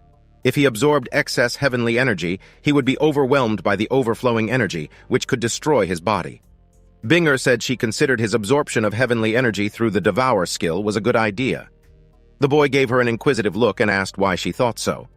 Binger explained that she considered the changes he had experienced and suspected that he was somehow related to the Black Jewel. Ordinarily, when people underwent a demonic transformation, they couldn't stay clear-headed. However, Zhou Weiqing was the exception because he always seemed to recover at the last second. Moreover, when Jewel Masters transformed, they would weaken when the effects wore off. However, the opposite happened to Zhou Weiqing. He became stronger. Binger explained that it was the reason she thought that he was different from others. She speculated that in time he might be able to control the transformation. Zhou Weiqing was shocked by the effects of the transformation. His strength had at least tripled. Binger said she would return to her tent and asked Zhou Weiqing not to worry about things and stabilize his cultivation realm. Zhou Weiqing teased her by asking why she wanted to leave so soon. He playfully asked for a reward for helping her get revenge on the previous day. Binger gave him an inquisitive look in response and asked what he wanted. Zhou Weiqing quickly pointed to his cheek and said the reward was almost the same as what she wanted: a simple kiss. Binger fumed and said he shouldn't think it was beyond her to give him a good knuckle sandwich. Zhou Weiqing playfully asked her not to be impulsive. If he was hurt, how could he take care of her? He also referred to her words about living and dying together. He said it would be nice if they did. In response, her figure suddenly flashed past Zhou Weiqing's face and vanished after bidding him farewell. She had been so swift that he almost couldn't feel a thing. He only blushed and touched his cheek. He pumped his fists in the air and made a victory pose. He felt like he was the luckiest man in the world. That had been a once-in-a-lifetime experience.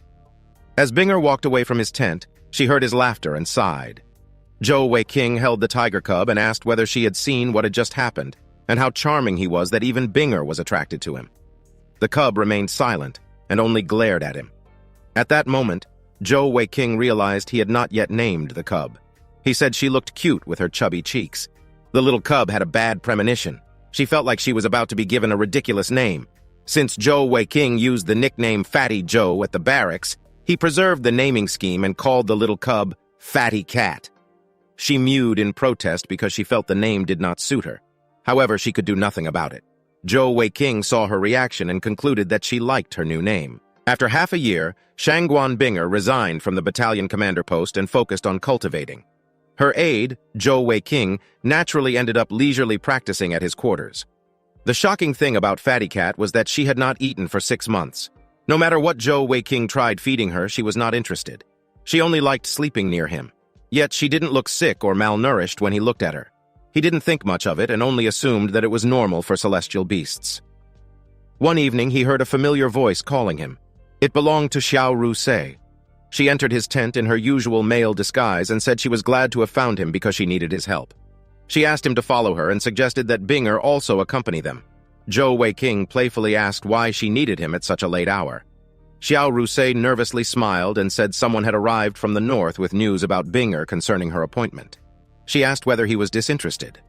Zhou Weiqing's brows furrowed. Captain Xiao's smile was suspicious. He wondered whether anything she said had been true. In any case, he was certain that she wouldn't do anything to hurt him. Captain Xiao asked him to be quick because she did not want to keep the guest waiting. She reminded him to fetch Binger as well. On their way to meet the guest, Zhou Weiqing noticed that Binger had a grim expression. When he asked what she had been thinking, she mentioned that the Emperor and the Marshal had trusted her abilities and appointed her as the battalion commander. However, she did not prepare well for the position and ultimately resigned. Zhou Weiqing tried to cheer her up and argued that it wasn't her fault. Rather, it had been the mistake of her superiors because they failed to notice that her temperament was not suited for the army. Captain Xiao turned and interrupted their conversation. She reminded them they were still at the army barracks and should be mindful of their words. In her heart, she apologized to Zhou Weiqing for setting him up. She was not the one who betrayed him, and yet she could not help him. She turned and led them toward the tent. A familiar silhouette filled his vision when Zhou Weiqing pulled back the curtain. It was unmistakable because it was deeply engraved in his mind. His eyes widened in shock when he saw his father, Marshal Zhou, and he wondered why the man had appeared before him. Zhou Weiqing moved swiftly and vanished from the entrance of the tent. He hoped that his presence had gone unnoticed. Binger respectfully saluted Marshal Zhou. Zhou Weiqing hid and panted heavily. He hoped that the dark skies had helped conceal him from his dad. It suddenly dawned on him that something was wrong. Xiao Rusei would not have asked him to accompany her if his dad hadn't known he had joined the army. He wondered whether his dad had come to the barracks specifically for him. Suddenly, a shout resounded from within the tent. It referred to him as a rotten brat and demanded that he reveal himself. Otherwise, he would be dragged from his hiding spot. Zhou Weiqing's heart nearly jumped out of his chest, and his expression became bitter at the thought that he had been discovered. He sheepishly peeked through the entrance of the tent and walked in. Marshal Zhou ordered him to kneel at a corner and promised to deal with him after concluding official matters. Zhou Weiqing sighed miserably, and his expression became gloomy. He felt betrayed by his elder sister. Captain Xiao gave him an apologetic look. She believed that her actions were justified. The marshal had personally visited the barracks, and she could not possibly lie to her superior. Binger gave Zhou Weiqing a puzzled look. She wondered whether the boy had offended the marshal somehow. Her thoughts were interrupted by Marshal Zhou, who asked why she wanted to quit the position of battalion commander. Binger respectfully explained that she did not have much talent, and her knowledge was limited. She was not adept at commanding an army. She explained that she was unafraid of death and would be honored to perish in battle as a soldier. However, she could not bear the sight of soldiers perishing in vain because of her inadequacies. Therefore, she requested the marshal remove her from the position and replace her with Captain Xiao, a more competent commander. Marshal Zhao willingly accepted her request and said she had not disappointed him. Binger was surprised by his response. Marshal Zhou explained that at the time of her appointment, the emperor was against the decision, but he, the marshal, paid it no mind. He had insisted on sending her to the military camp. He asked whether she knew why he had made that decision. Binger confessed her ignorance, so the marshal explained that the military camp was the best place to train a person. She could determine which direction to take when she experienced everything in the army and saw real blood spilled and her comrades losing their lives. He continued to say that if she were to return to the army one day, she would still be assuming the position of a commander because at that time she would be an outstandingly strong heavenly jewel master. He was certain that at that time Binger would no longer want to resign.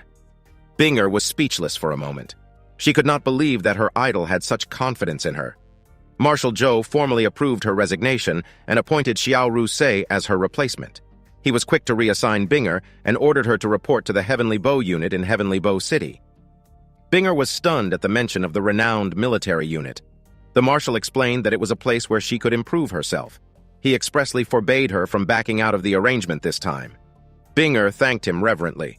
She promised to work hard and earn a place in the Heavenly Bow unit.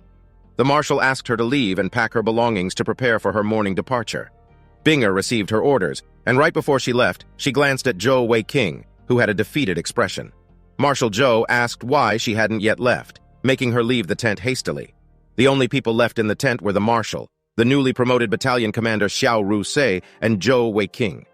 The marshal's face contorted in anger a moment later, and he glared at his son. Tears streamed down the boy's face when he discerned his impending doom. He tearfully glared at Xiao Sei and resented her for betraying him. She knew that his dad was coming, yet she brought him along. It was indeed the same as making him jump down a fire pit. The new battalion commander defended herself by saying she had no other choice. She explained that the sneak attack that Zhou Weiqing and Binger executed on the Kalisa army camp attracted too much attention. The higher-ups in the army easily learned about the incident after some investigation. If Uncle Joe was already there, she couldn't hide it from him anymore.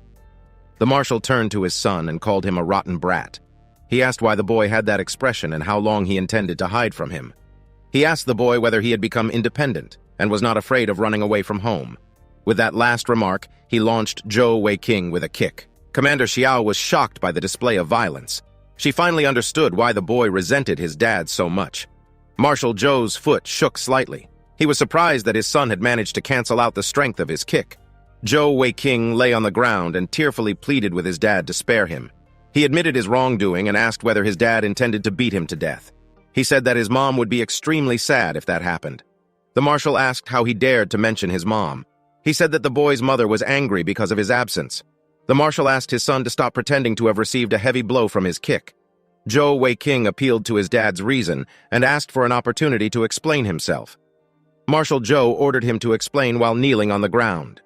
Zhou Weiqing argued that they were standing in front of Xiao Rusei and asked whether his dad would not even allow him to protect his pride. The marshal was irritated that the boy had grown bold enough to negotiate with him. The next moment, Zhou Weiqing knelt and apologized. He then recounted the events that transpired between himself and the princess.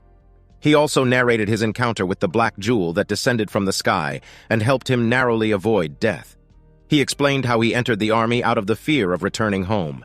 The marshal realized that his son was not at fault after he had listened for a while, and half of his anger had subsided.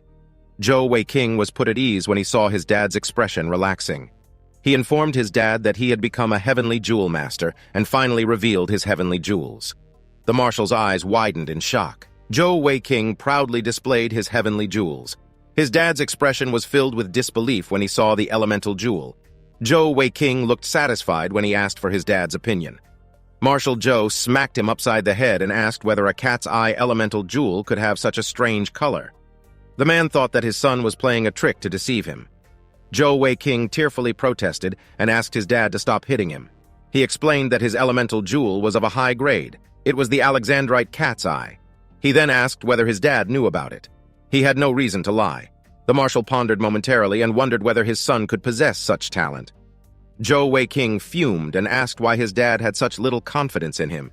If his elemental jewel was a fake, then his physical jewel's consolidated equipment ought to be enough to convince the man because it could not possibly be faked. He immediately unleashed the Overlord bow and explained that it was the consolidated equipment for his first physical jewel. The marshal was surprised that his son possessed consolidated equipment of such high quality. He suspected that a great Grand Master could have built it. Zhou Weiqing asked for his dad's opinion. He explained that the consolidating equipment Grandmaster, Huyan Aobo, had crafted the Overlord bow and gifted it to him. He revealed that the Grandmaster wanted to take him as a disciple because he possessed the spatial attribute in his elemental jewel. Marshal Zhou knew about Senior Huyan from the Fei Li Empire.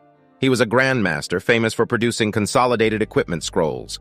The marshal found it unbelievable that such a renowned figure wanted his son as a disciple. Marshal Zhou finally believed that his son had become a heavenly jewel master. He then proposed a test. He asked the boy to shoot an arrow at him with all his strength using the Overlord bow and the ability of his elemental jewel. Zhou Weiqing was quick to verify his dad's instructions.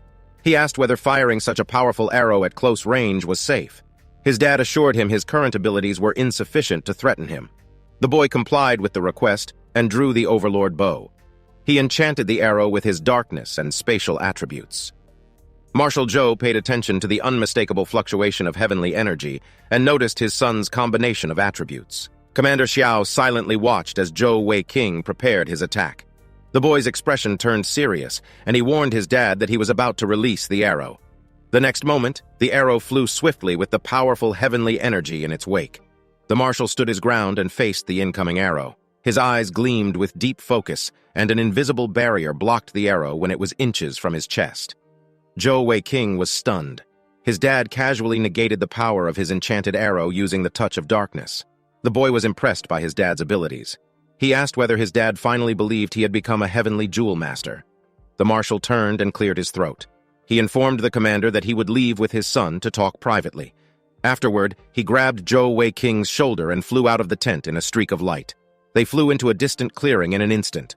Zhou Weiqing asked why he had been brought so far away from the barracks. Marshal Zhou smiled at his question, and the next moment he laughed hysterically. His voice echoed throughout the nearby forest. Zhou Weiqing was bewildered. He wondered whether something was wrong with his dad because he had never seen the man laughing so heartily. He wondered whether the marshal had gone insane from seeing his talent.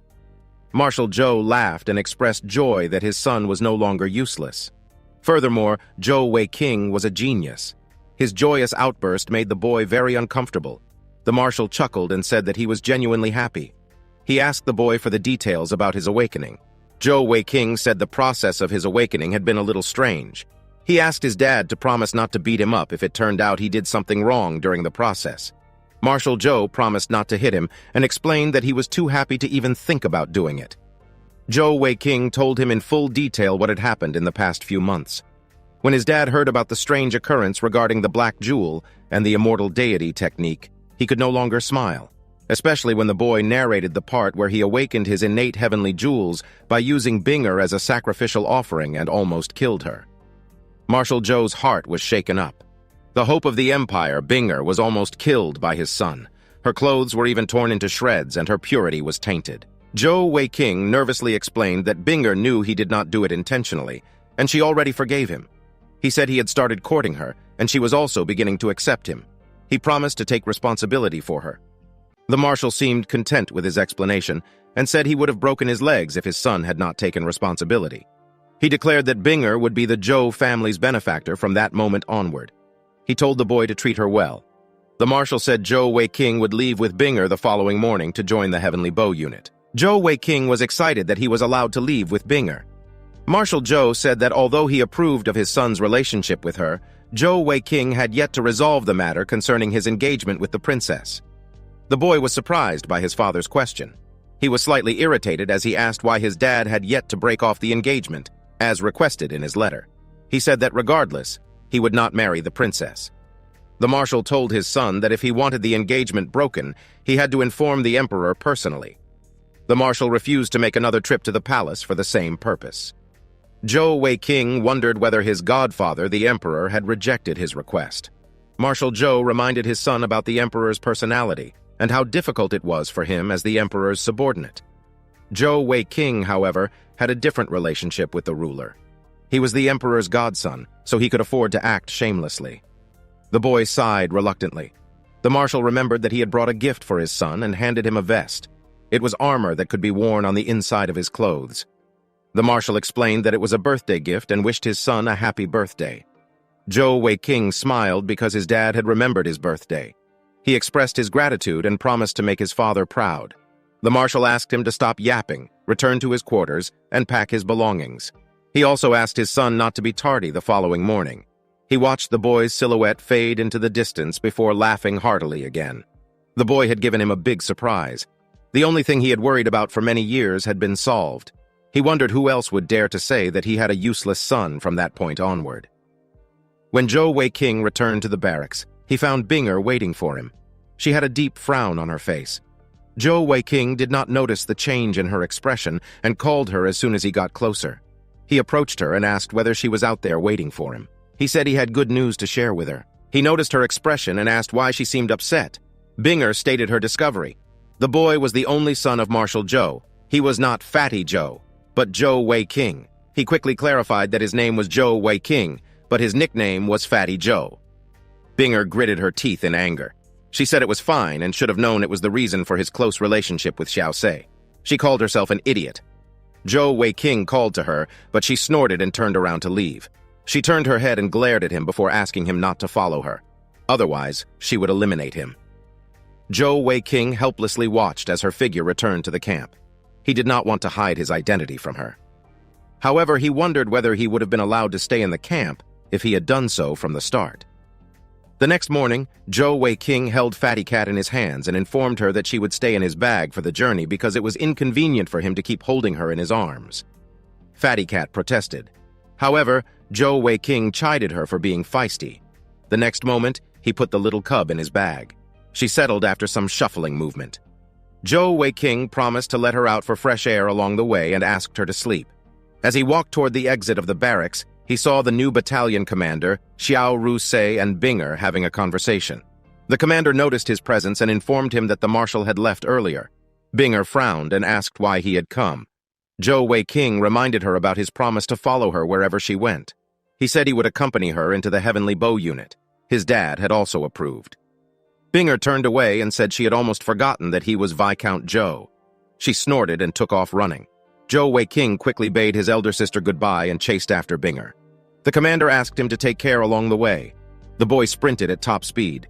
He soon realized how fast Binger had been running with the enhancement from her pure agility physical jewel. He could barely keep up with her, even with the explosive energy in his right leg. Binger ran with a solemn expression. She focused on increasing the distance between herself and Zhou Weiqing. When she noticed his persistence, she snorted and activated the wind-wielding boots. A wave of heavenly energy engulfed her entire body, and her speed increased frighteningly. Zhou Weiqing gasped in shock. The frustration in Zhou Weiqing's heart grew quickly. He maintained the pace as he thought about how to stop her and explain everything clearly. Otherwise, with her personality, she would not turn back if she left like that. He apologized to her in his heart before launching the wind-binding skill. The technique swiftly restricted Binger such that she could no longer move. She was surprised by the sudden change, which suspended her in midair. Zhou Weiqing rejoiced inwardly that Binger had finally stopped. He teleported to her side as her body tilted forward. When she was about to fall face first into the ground, Zhou Weiqing appeared beneath her and broke her fall. He winced in pain as he held on to her. Binger furiously asked him what he was doing and demanded that he release her. Zhou Weiqing refused to do so, saying she would leave right away if he did so. Binger struggled to push him away and called him shameless. Her expression was grim as she said she would end her life if he did not release her. Zhou Weiqing was stunned and instinctively released her. Binger sprung to her feet and took a few steps back before drawing her purple dawn bow with teary eyes. She aimed an arrow at Zhou Weiqing. The boy was unfazed and calmly asked to be given a chance to explain things before she could sentence him to death. Binger angrily shouted at him and asked what there was to explain. He had been engaged to the princess ever since he was young. Everyone in the empire knew about it. She addressed him by his noble title and asked him to have some self-respect. She warned that she would eliminate him if he were to cling to her any longer. Zhou Weiqing was speechless. He did not expect that she would be so stubborn. She was currently too emotional to listen. However, the fact that she cried meant that she still cared about him. He could only resort to a cruel method to get through to her. He gravely said that she did not need to do anything. He was at fault for concealing his identity from her and was willing to accept the punishment. He took an arrow from his quiver and pointed the tip toward himself. Binger watched in horror as he stabbed himself near the heart. He gritted his teeth because of the excruciating pain and said he would take his own life. Binger asked whether he was out of his mind. He replied that he was sane, but if she wanted to leave his side, then he would go insane. His words rendered her speechless. She gazed at him with teary eyes and saw his determination. Zhou Weiqing used the opportunity to ask her to calm down and listen to his explanation. At that moment, Binger dropped her bow. Zhou Weiqing noticed that she had relaxed and decided to press his advantage. He pushed the arrow farther into his chest, making Binger shout to stop him. She tearfully asked if he wasn't afraid of death and wanted to know why he hurt himself. Zhou Weiqing smiled slightly because he had won the gamble. As expected, she was never actually willing to leave him. However, his wound hurt a lot. Binger asked him to stop moving and remove his clothes. She offered to stop the bleeding for him. Zhou Weiqing held her hand and said there was no need. He asked her to listen to his explanation first before she could stop the bleeding. Binger was frustrated. She insisted that she would listen to his explanation after she stopped the bleeding. Zhou Weiqing's face had grown pale from the blood loss, and his eyes narrowed slightly. He was glad that Binger was finally willing to listen to him, which was good as long as she did not leave him. A while later, she treated his wounds. Zhou Weiqing's vision became blurry as he watched the beautiful silhouette before him. He passed out and made Binger call to him in a panic. Binger looked intently at the unconscious young man on her lap. She had gone through great emotional upheaval, but presently, she was calm. She frowned slightly at the thought of Zhou Weiqing's actions. He had acted recklessly like an idiot. He was afraid of pain. Yet he stabbed himself with an arrow. A moment later, Zhou Weiqing regained consciousness. He sat up with great effort, but Binger discouraged him from moving too much. He lay on the ground and smiled at her before expressing joy that she had not left after he lost consciousness. Binger had a curious expression and asked why he had acted so rashly. Zhou Weiqing replied, considering the matter at hand. He had to resort to extreme methods. He was willing to stab himself a few more times if it meant she would not leave him. Binger sighed and said that regarding his hiding his identity, she would have still forgiven him regardless of what he did. Zhou Weiqing was quick to correct and said her conclusion had been wrong. He did not lie to her in the beginning. He said he could not tell her when she asked about his background. Therefore, it could only be seen as him hiding something from her. He feared he would have been sent back home if he had told her the truth earlier. Binger was slightly embarrassed. She then argued that the Viscount was already engaged to the princess regardless of that. How could he still be with her as though the engagement did not matter? She asked whether it was fair to the princess and whether it was fair to her. Zhou Weiqing complained about the princess's cruelty. He called her a heartless woman and never wanted to marry her. He declared that the engagement was void. Zhou Weiqing then narrated how he accidentally saw the princess taking a bath. He revealed the fact that he almost got killed by her. His tale explained why he thought the princess was cruel. He explained that he never liked the princess to begin with and had asked his dad to break off the engagement. He said Binger was different because she was gentle and kind. He would be out of his mind if he wanted to marry the princess when he already had Binger in his life. Binger asked whether the marshal had successfully broken off the engagement. Zhou Weiqing explained that his dad was too prideful. As the subordinate of the emperor, he found it difficult to speak with the ruler. The emperor was also the boy's godfather, so Zhou Weiqing promised to look for him when he had free time and discuss his intention to end the engagement. He assured Binger that even if he were single in the future, he definitely wouldn't marry the princess. Binger remained in silent contemplation. The next moment, she flared up again and immediately calmed down when Zhou Weiqing instinctively feigned weakness because of his wound and collapsed. Binger only scoffed. However, this time there was no trace of anger. She had a faint smile on her face. Zhou Weiqing looked up at her radiant beauty and gently asked whether she was considering leaving him. Binger blushed and said she would not leave. Zhou Weiqing beamed with joy as he held himself up with an arm. He used the opportunity to tell Binger that it was his birthday. Binger inquired whether it was his 14th birthday because she recalled that the boy had told Senior Huyan that his 14th birthday was not due for another couple of months. Zhou Weiqing sat up and admitted that it was a lie he had made up on the spot. He assured her that the present day was his actual birthday. Binger smiled at him and wished him a happy birthday. Zhou Weiqing asked if that was all. Binger asked what else he wanted. At that moment, the boy's excitement was written on his face, and he asked Binger to express his birthday wishes physically. He said, matter-of-factly, that birthdays were a big deal. Binger smirked and asked why his mind was filled with such nonsense, yet he was only 14 years old. She asked him to wait until he was older. 4 hours later, Zhou Weiqing's wound was more or less healed, and the two continued the journey. Along the way, Zhou Weiqing asked what kind of organization the Heavenly Bow Unit was. Binger was surprised by the Viscount's ignorance despite his noble status. Zhou Weiqing explained that he had only been an ordinary person who attended an ordinary school. The knowledge about the Heavenly Bow Unit was not taught at school, so naturally, he would be ignorant. Binger explained that the Heavenly Bow Unit was a legend within the Heavenly Bow Empire, and was also the origin of the Empire's name. Zhou Weiqing was shocked to hear that. He wondered whether the Heavenly Bow Unit might have been more amazing than his dad. Binger admitted that she was not clear about the details. However, she was certain that the Heavenly Bow Unit might only be a camp that consisted of a few people. Its members were all masters in archery and only obeyed His Highness the Emperor's orders. They were all great assassins. Every time the Empire faced a great crisis, the Heavenly Bow Unit emerged to help overcome it. Binger narrated that in the past. When the Kalisa Empire flourished in glory, it often wanted to wage war against the Heavenly Bow Empire.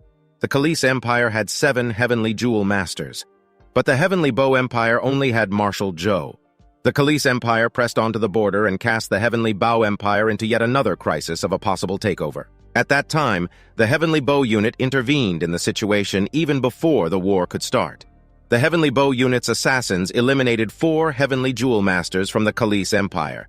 The Kalisa Empire was terrified by that incident and retreated. That was the most famous battle of the Heavenly Bow Unit.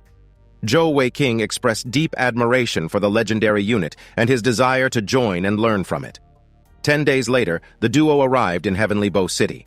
Zhou Weiqing was happy that he was finally home.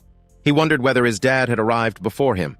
The marshal had given Binger a letter and instructed her to open it only when she arrived at Heavenly Bow City.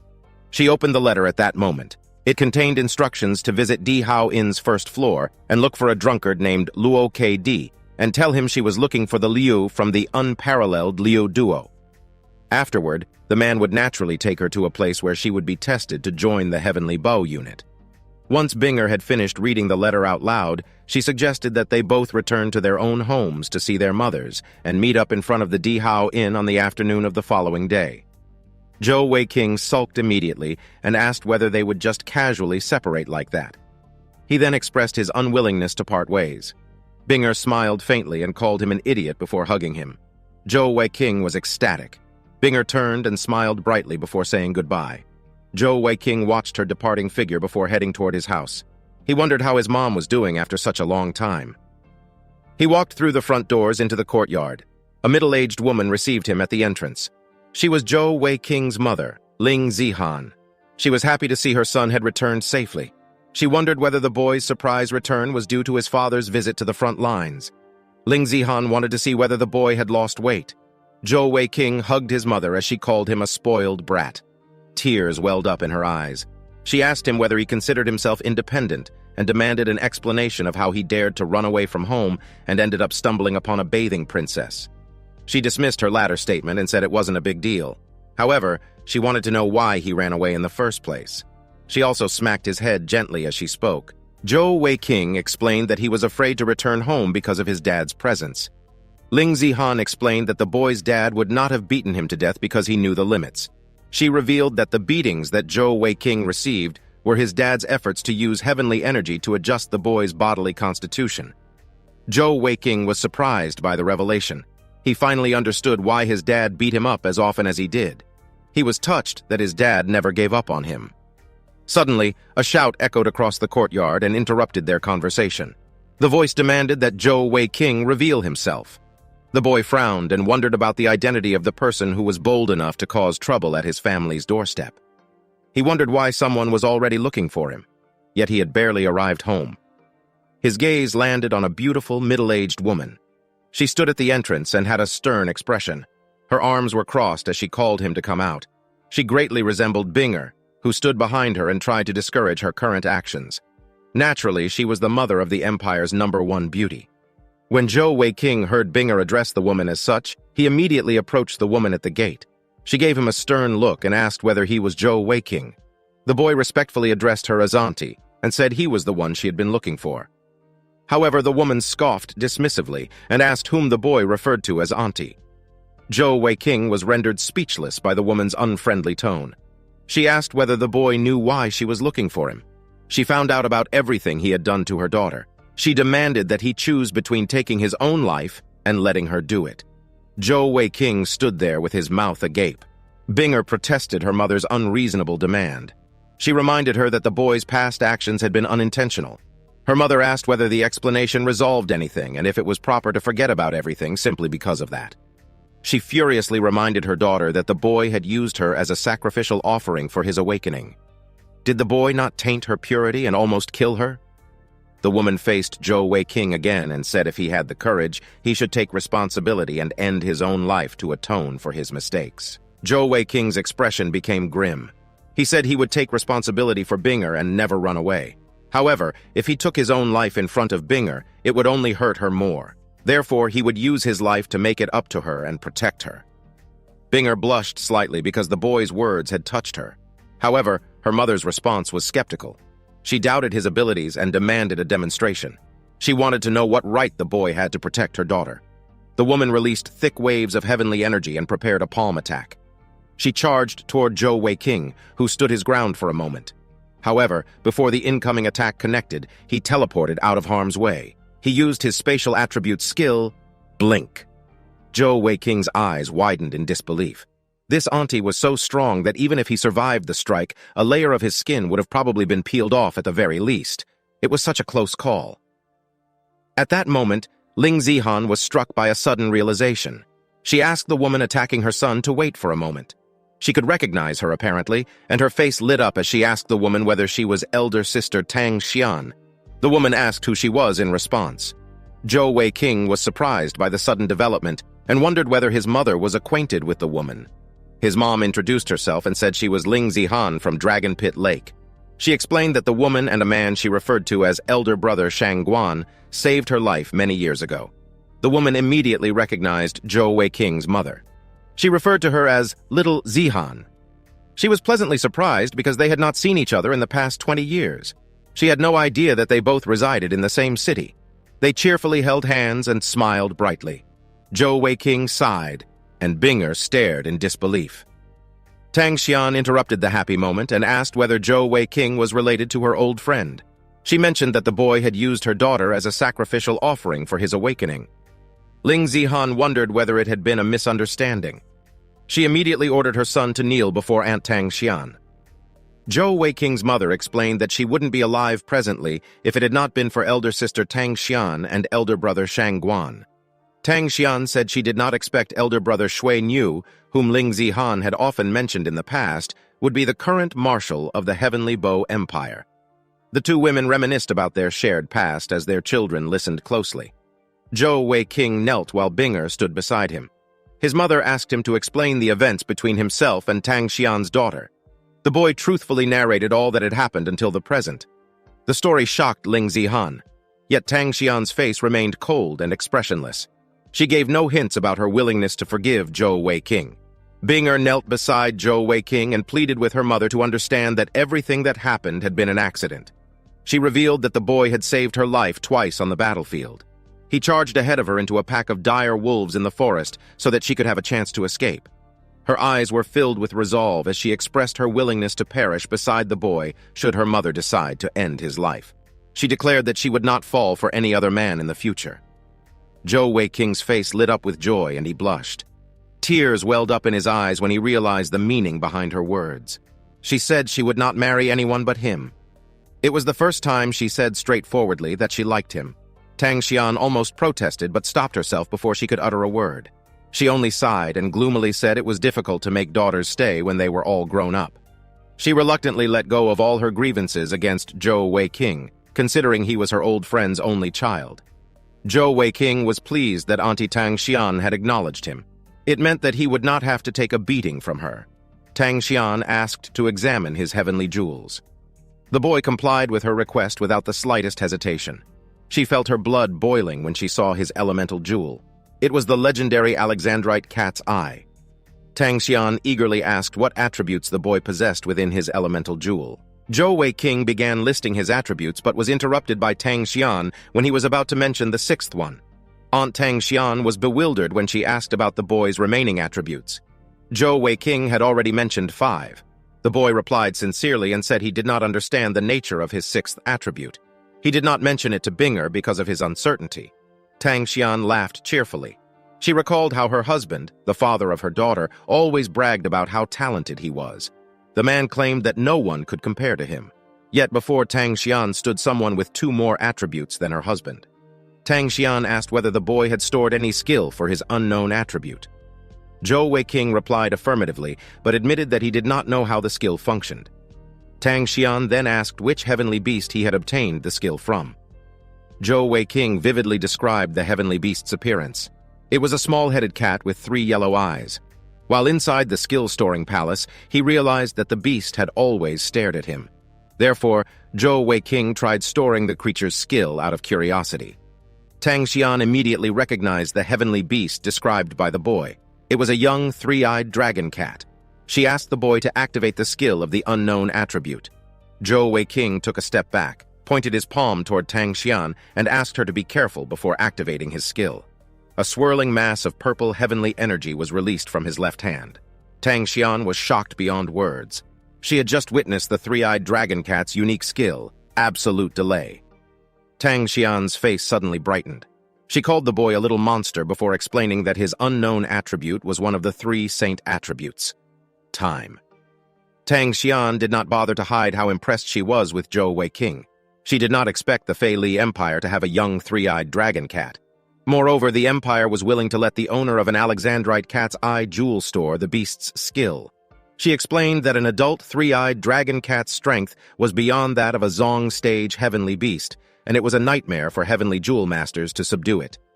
Zhou Weiking admitted that he did not know about the 3 saint attributes. He also confessed that he originally thought that his unknown attribute was mediocre. Tang Xian explained that the three saint attributes were spirit, time, and holy. The evil attribute was also considered a saint attribute. However, because of its negative side effects, it was excluded from that classification. She said that the absolute delay skill may not seem strong, but the absolute in its name meant that it directly ignored the difference in cultivation between opponents. Binger was surprised by her mother's hidden knowledge. She too did not know about the three saint attributes and the absolute delay skill. Tang Xian explained to the boy that in a battle of life and death, the ability to stop the opponent even for a moment was more than enough to determine the victor. For example, he and Binger were both archers. What would happen if the opponent went to block his arrow, but the arrow stopped mid-air for a second? Zhou Weiqing immediately understood the illustration. It was an ingenious application of his skill. Tang Xian reminded him that although he was gifted and talented, he wouldn't get anywhere without working hard in cultivation. She warned that it would still be an easy target before he obtained his sixth set of heavenly jewels. Zhou Weiqing felt a chill down his spine. He asked what would happen after he obtained his sixth set. Tang Xian smiled at him in response. Zhou Weiqing looked at her expectantly in silent suspense. A moment later, she finally reminded him of his earlier words about taking responsibility for her daughter. She urged him to work hard so that she could pass her daughter to him without any worry. Zhou Weiqing pointed at his nose in surprise. Indeed, Auntie Tang Xian had been referring to him. At that moment, he wondered whether she had acknowledged him. Judging by her smile, that seemed to be the case. Zhou Weiqing's heart skipped a beat when he understood the meaning behind her words. Binger blushed and pretended to protest. Zhou Weiqing smiled brightly. He was grateful that there were no more obstacles between himself and Binger. His mom, Ling Zihan, asked Tang Xian to accompany her into the house to speak privately. Zhou Weiqing and Binger watched as their mothers left. Once they were out of earshot, he turned to Binger and expressed his joy for being acknowledged by her mother. Binger was still blushing and playfully asked him what of it. In response, Zhou Weiqing held her hand and said he wanted to see where she could run off. Binger gave him a sweet smile and said he was too shameless. Later that evening, Zhou Weiqing and his mother bid farewell to their unexpected guests. Zhou Weiqing turned to his mother and said he did not expect her to know Auntie Tang Xian. He asked about her background and said she was quite amazing. He wondered whether she was stronger than his dad.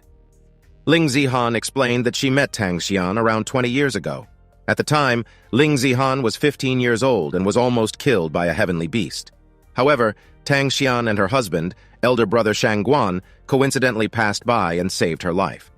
Ling Zihan had yet to meet Zhou Weiqing's dad, who was cultivating elsewhere. Afterward, she invited the couple to stay at her father's house as guests to repay them for saving her life. The couple liked the place and lived there for quite a while. Ling Zihan admitted that she did not know much about their background, but she was certain it was not simple. She explained that when elder brother Shangguan killed the heavenly beast, he displayed an elemental jewel similar to the one her son possessed. However, the difference was that he had 10 sets of heavenly jewels. Zhou Weiqing felt both impressed and intimidated. His dad, Marshal Zhou, possessed only 8 sets. Yet 20 years ago, Tang Xian's husband already had 10 sets of heavenly jewels. The boy's mother speculated that Tang Xian might be stronger than the Marshal. She suddenly changed the topic and said she was not opposed to her son and Binger getting together. However, the boy was still engaged to the princess. His dad definitely wouldn't agree if he found out. Zhou Weiqing explained that he had already discussed the matter with his father at the army barracks earlier. He said that there was no happy ending to forcing things. Furthermore, he did not even like the princess. Zhou Weiqing said he would personally tell his godfather, the emperor, about his intention to end the engagement. He explained that his dad had already agreed with the plan. The marshal assigned him to the heavenly bow unit with Binger, and both had to report to the unit the following day. Ling Zihan was surprised by the latter statement. She then asked him to promise not to turn evil again, similar to his awakening, after joining the Heavenly Bow Unit. She said the Heavenly Bow Unit's camp was close to their house, so she expected the boy to return home often. Zhou Weiqing bade his mother goodbye the following day and headed toward the city while Fatty Cat snoozed in his arms. His destination was the Dihao Inn. He had never been to the place because of his dad's penny-pinching habit. He soon noticed Binger had arrived outside the inn. She wore a veil to hide her face. When he asked about it, she explained that too many people knew her in Heavenly Bow City, so she did not want to draw unnecessary attention. Zhou Weiqing agreed with her choice of disguise. Besides, his Binger could not be seen by just anyone. He spoke as he turned and asked her to accompany him into the inn. The girl's face flushed pink beneath the veil. She snorted and asked who exactly he was. Zhou Weiqing playfully said her objection was overruled. His confidence was drawn from the fact that Auntie Tang Xian had already acknowledged his relationship with her daughter. Shang Guanbinger was raised by her mother ever since she was young, so she was very filial and greatly valued her mother's opinion. Now that her mother had acknowledged Zhou Weiqing, there was no longer any restriction between them. Binger looked at his back and playfully called him a little scoundrel. She followed close behind as they entered the inn. Zhou Weiqing noticed that the place was very busy at that time. He recalled they were supposed to look for a drunkard named Luo K.D. Binger scanned the area and quickly spotted a man who sat alone and drank at a table. He had emptied several liquor bottles and his face was red with intoxication. Considering the drunken state of the man, Zhou Weiqing was certain he was the one they had been sent to find. The man gazed intently in a certain direction and chuckled in a self-indulgent way. Zhou Weiqing stood beside him and curiously asked what the man had been looking at with such keen interest. He teased the man, saying the corners of his mouth were about to reach his ears. He said this, referring to the silly grin the drunkard had a moment earlier. The boy followed his gaze, which led to the figure of a woman at the bar counter. Zhou Weiqing asked the drunkard what was so good about the woman he was staring at.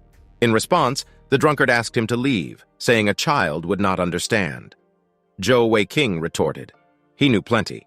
He thoughtfully scratched his chin and said the woman at the counter could only be a background character and did not look good from the front.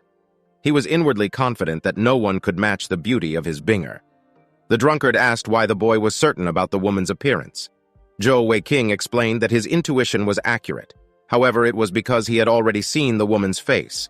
The drunk man expressed skepticism, so Zhou Weiqing asked him to pay close attention. Zhou Weiqing called to the woman. When she turned to see who had called her, the drunkard's face became ghastly pale. He collapsed sideways and felt his soul leaving his body. He weakly denied having called the woman when Zhou Weiqing pointed to him. The boy was getting a serious kick out of the situation. The woman seemed accustomed to such incidents and angrily stormed out of the bar. She called them shameless for daring to call her, yet they were unwilling to admit it. Zhou Weiqing was surprised to see the drunkard had been scared sober. The man asked about Zhou Weiqing's identity and why the boy had been looking for him. Zhou Weiqing repeated the secret introduction that his dad had indicated in the letter. He said he was looking for the Liu from the unparalleled Liu duo. The man's eyes narrowed instantly. He said the situation wasn't right because the old marshal had only mentioned he would be meeting a girl at the inn. He wondered why a guy had shown up instead. Zhou Weiqing concluded that the drunk must be the man he sought, Senior Luo K.D. He explained that he had only tagged along with a girl that the senior was expecting. She wasn't alone, but rather there were two of them. Senior Luo was excited when he saw the beautiful silhouette in the direction Zhou Weiqing indicated. His reaction made Zhou Weiqing think the man was probably an imposter. Senior Luo insisted that he was the real deal and asked the boy to follow him to take a test. The duo followed the man into a field. Senior Luo informed them that it was the place where they would take the test to join the Heavenly Bow unit. When he said ladies first, Binger responded to the cue and removed her veil. When she asked about the contents of the test, the man immediately recognized her. She was Shangguan Binger. He could not believe Heavenly Bow City's #1 beauty was joining the Heavenly Bow unit. In his excitement, he allowed Binger to pass without taking the test. Senior Luo said the marshal had only spoken about a normal girl, but he did not expect that it would be Shangguan Binger. The man shamelessly ogled her. He said it was the first time he was seeing her up close. He praised her, saying she deserved the title of #1 beauty. However, she was still too young and not mature enough. Zhou Weiqing protested and asked whether the senior's name meant thug, because the man acted as such. Senior Luo cleared his throat and said they should get back on track. He explained that Shangguan Binger was a heavenly jewel master, and her loyalty toward the Heavenly Bow Empire was common knowledge. That was why she was exempted from the test and could enter the Heavenly Bow unit directly. Zhou Weiqing looked at him with a scowl. This guy was all about that thug life, like a real gangsta. The boy was determined to prevent the man from getting close to Binger. He then asked Senior Luo about his situation. He too was a heavenly jewel master. Senior Luo casually said Zhou Weiqing had to take the test because he was not a beautiful lady. He immediately corrected himself and said that the only way he would know the boy's strength was through the test. He handed Zhou Weiqing a quiver full of arrows with missing heads for the sake of the test. He then began walking away and instructed that when he got to a distance of 300 meters, Zhou Weiqing should begin shooting arrows at him. The boy would pass the test if he could force Senior Luo to block the arrows even once. Zhou Weiqing thought the man was looking down on him. The set distance of 300 meters was nothing to him. Binger stood behind him and cautioned against underestimating his opponent. She reminded him there wasn't a weak person in the Heavenly Bow unit, and he ought to try his best to pass. Zhou Weiqing took her advice seriously. Soon, Senior Luo was at the set distance, 300 meters away, and signaled the boy to begin. Zhou Weiqing did not hesitate and immediately unleashed the Overlord Bow. He aimed an arrow and quickly released it. Senior Luo keenly observed his actions from afar. He praised the excellent quality of the Overlord Bow as the arrow flew toward him. He judged that the speed and accuracy of the shot were good. However, the boy's movement was exaggerated. With such flashy movement, enemies on the battlefield would have all the time to flee. Senior Luo easily dodged the arrow as he analyzed the boy's skill. Zhou Weiqing was surprised by how effortless the man made it look when he dodged the arrow. He decided to release 2 arrows simultaneously for his next shot. As the arrows flew, they appeared to be aiming for the same spot, but there was a slight difference between them. While one arrow aimed at the target, the other aimed at the spot he would likely dodge toward. He wanted to see how Luo KD would avoid the arrows this time. Senior Luo stood at the same spot and suddenly arched his back when the arrows were inches away from striking him. Zhou Weiqing was surprised by the technique the senior used to dodge. He wondered whether the man's physical jewel could be of the flexibility attribute. Senior Luo smirked at his effort. He asked whether that was all the boy amounted to. If he wanted to join the Heavenly Bow unit with his level of ability, then he was looking down on them. Luo KD gazed at him and said he had already used 3 arrows. He advised the boy to return home and train some more. Zhou Weiqing's expression became furious. Since the man was mocking him, he was now forced to use his real strength. He would now let the senior get a taste of real power. Zhou Weiqing released 5 arrows simultaneously. They flew swiftly toward their target. Senior Luo judged the trajectory of each arrow and realized that only one of them was aimed at him. He assumed that the boy had lost his composure. His body swayed on the spot and dodged all the arrows. It was just as he had thought. The boy's mindset disqualified him from joining the Heavenly Bow unit. Zhou Weiqing saw how casually the man dodged the arrows and scoffed. At that moment, there was a loud explosion behind Luo KD. The impact from the arrow's collision with the ground rattled Senior Luo's body. The man's expression became extremely ugly. He wondered what kind of arrows the boy had fired and how they could explode. He cursed his carelessness. He judged that the ability belonged to the boy's elemental jewel. He felt that Zhou Weiqing was too overpowered. The force from the impact launched him into the air. Suddenly, another arrow intercepted him. Luo KD cursed his terrible luck. He was in the air where he could not maneuver his body to dodge. His only choice was to brace himself and bear the brunt of the incoming attack. The man was blown away, and his body crashed on the ground dozens of meters away.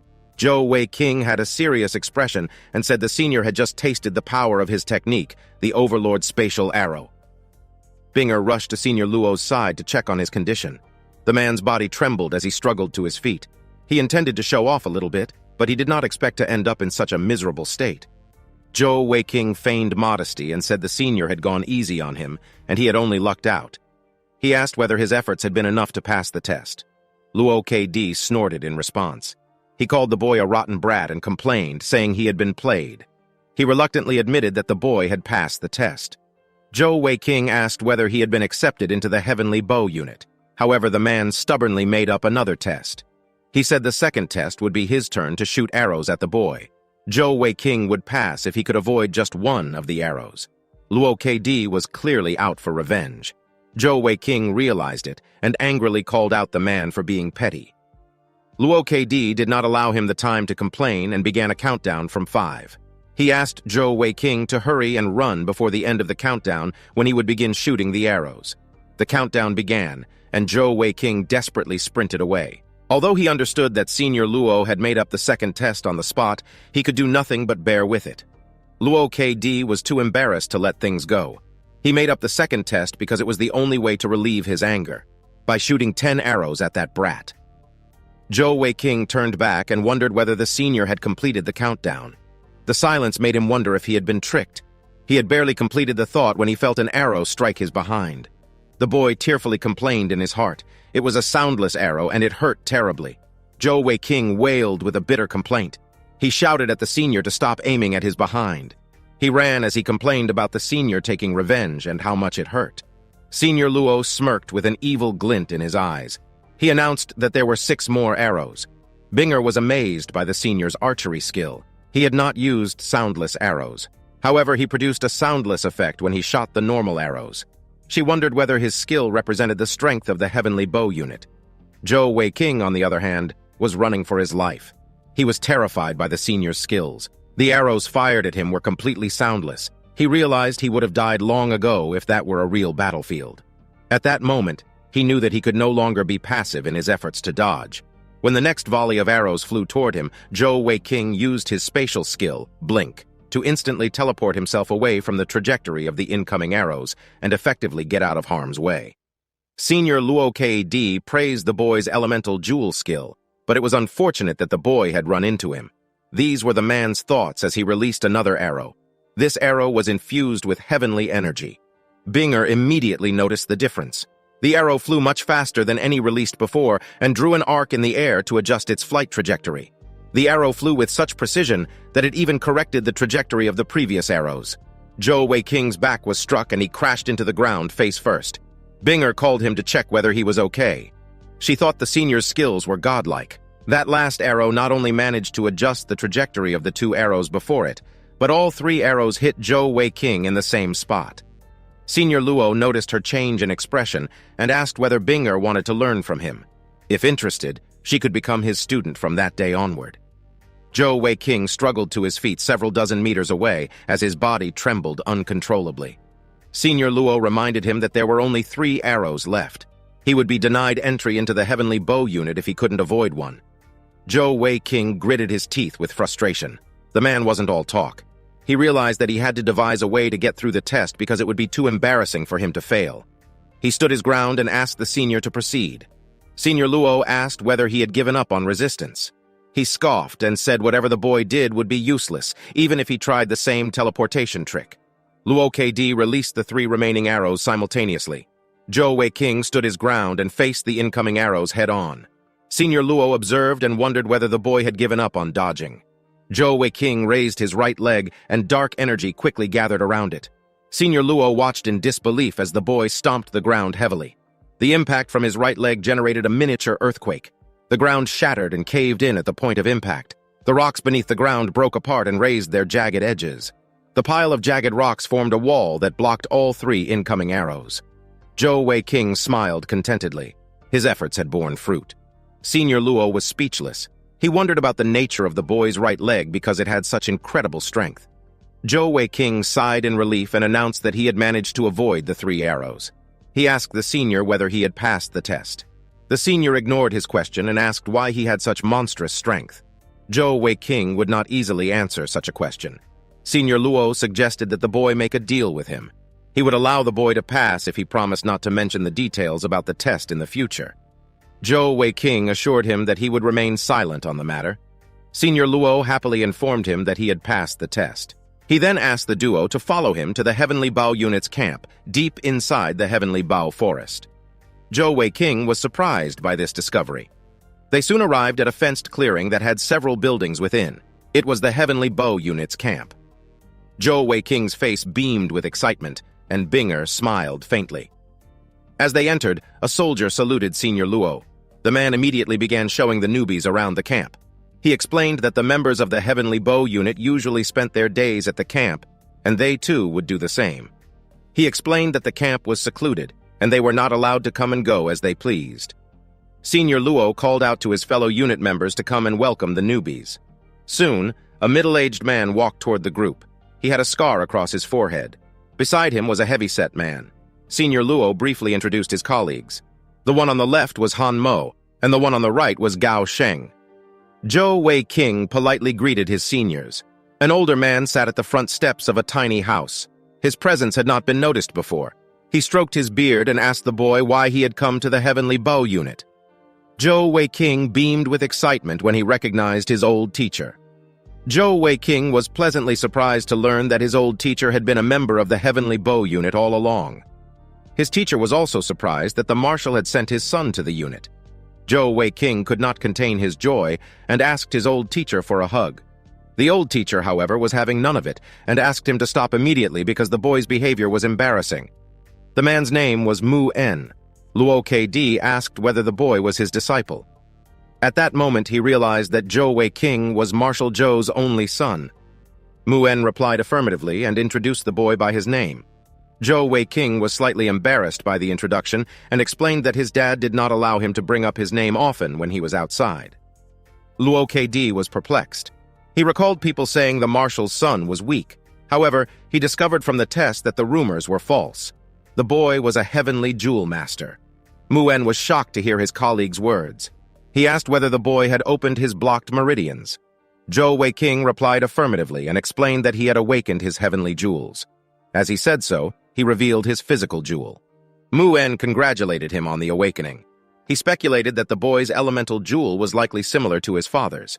He said the marshal's son was undoubtedly strong. A pink-haired man wearing a fiery red cloak approached the group. He joined the conversation naturally and commented that the Heavenly Bow Empire had gained yet another Heavenly Jewel Master. The man had an air of authority around him. Even Luo Kd, who seemed prone to verbal diarrhea, respectfully greeted him. The man introduced himself and said his name was Hua Feng. He was the leader of the Heavenly Bow unit. Zhou Wei-king greeted him respectfully.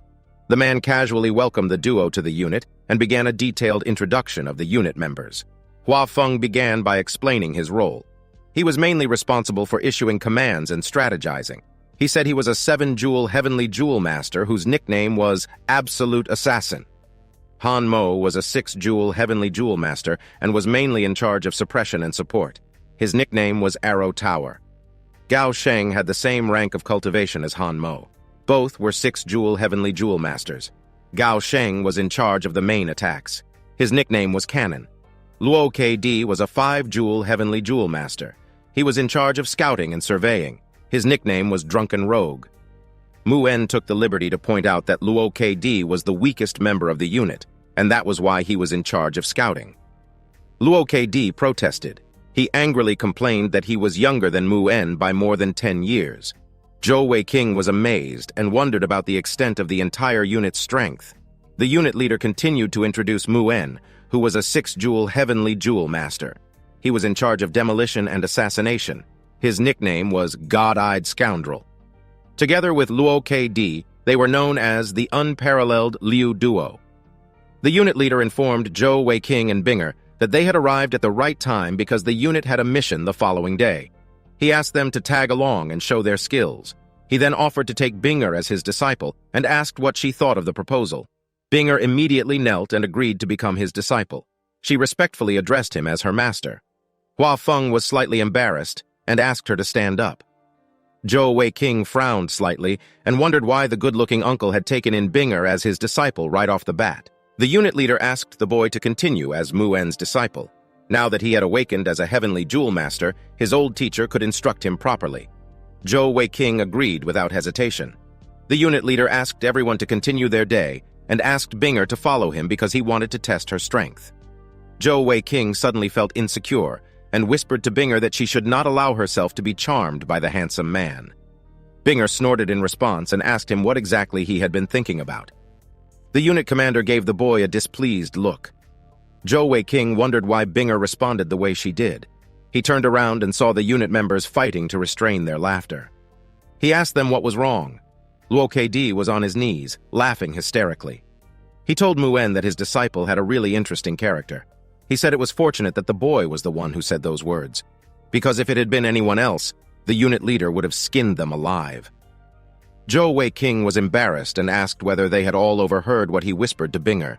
He thought that he had spoken in a low and suppressed voice.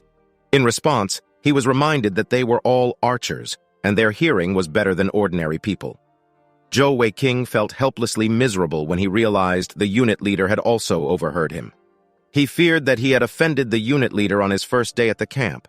Luo Kd encouraged him to relax, because the unit leader would not do anything to him. A moment later, Mu En asked the boy to follow him. He said they would live in the same house. On the way there, Mu En explained that there were 2 others besides Heavenly Bow unit members that the boy had just met. The 2 were absent from the camp because they were on a mission. He cautioned the boy to be guarded against those two. Zhou Weiqing was curious and asked why. His teacher explained that of the two, the one called Shui Chao was the only other woman in the unit, and she was a beauty. However, she had an explosive temper, so her nickname was Volcano. Mu En warned that the boy should be careful with them. Zhou Weiqing sighed as he followed his teacher. He did not realize that the Heavenly Bow unit was full of weirdos. Mu En chuckled in response and smiled knowingly. As he had said, the Heavenly Bow unit contained more surprises for the boy. The old teacher led Zhou Weiqing to his house and explained that he would live there from then on. He pointed to a bed frame and asked Zhou Weiqing to build his bed. The boy would be responsible for meal preparation from that day onward. Zhou Weiqing asked when his teacher would show him the grilled chicken recipe. He suggested that they steal a chicken when they have some free time. Mu En laughed and agreed to his suggestion. He noticed a wide-eyed tiger cub on the floor next to Zhou Weiqing. He asked whether it belonged to the boy. Zhou Weiqing replied affirmatively and introduced the cub by the name he had given her, Fatty Cat. Mu En took a closer look and said he had never seen that type of heavenly beast. He wondered whether it was tasty. Fatty Cat immediately ran and hid behind Zhou Weiqing's leg. The boy explained to his teacher that the little cub had human-level intelligence and could understand their language. Fatty Cat furiously roared at the old teacher. Zhou Weiqing said he wasn't sure if the little cub counted as a heavenly beast because she never ate any food and only cultivated silently. He explained that he also couldn't tell which species she belonged to. He only picked her up in the forest. Mu En pondered momentarily and said the little cub did not seem like an ordinary heavenly beast. Therefore, it was likely that the boy had picked up a great treasure. Fatty Cat snarled at him in response. Mu En asked the boy what happened over the year and how he awakened as a heavenly jewel master. In the past, Mu En had taught Zhou Weiqing for 2 years. Even though the boy did not acquire any martial arts skills, he learned a lot about how to conduct himself with others. The 2 years they spent together were Zhou Weiqing's happiest memories. The boy shared all he had experienced without hiding a single detail. Upon hearing the bizarre story, Mu En's reaction was the same as others before him. He was so shocked that his jaw dropped. The tale was truly baffling. The boy possessed the Alexandrite cat's eye jewel. Therefore, the teacher was certain that Zhou Weiqing did not only possess the darkness attribute. Zhou Weiqing explained that he had a total of 6 attributes. The old master's chest puffed up. His heart was filled with pride because of his outstanding disciple. Zhou Weiqing asked whether he was required to tell the other unit members about his attributes. His elemental jewel was too unique, so Binger helped him keep it a secret.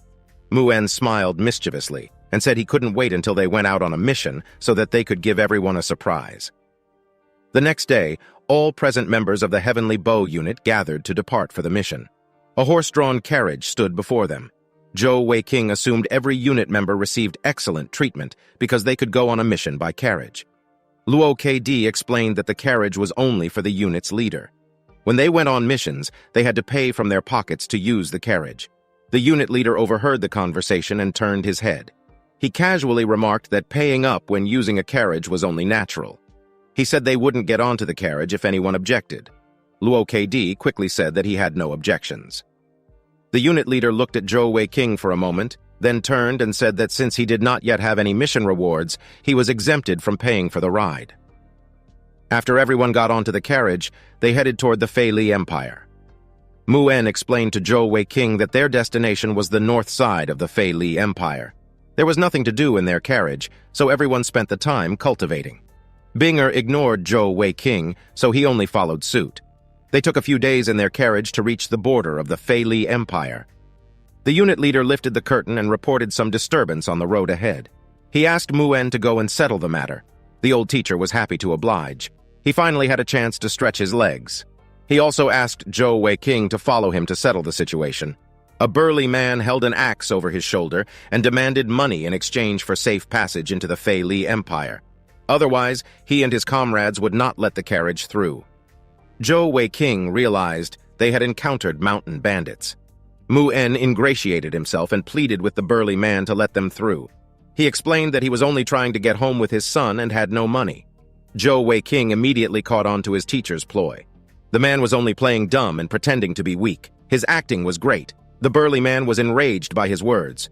Mu En was trying to negotiate with him and he found it unacceptable. He threatened to use his large axe and ordered the old teacher to stop yapping. He rudely called Mu En an old fart. Zhou Weiqing sighed because he knew what was about to happen. His teacher hated it most when others called him old.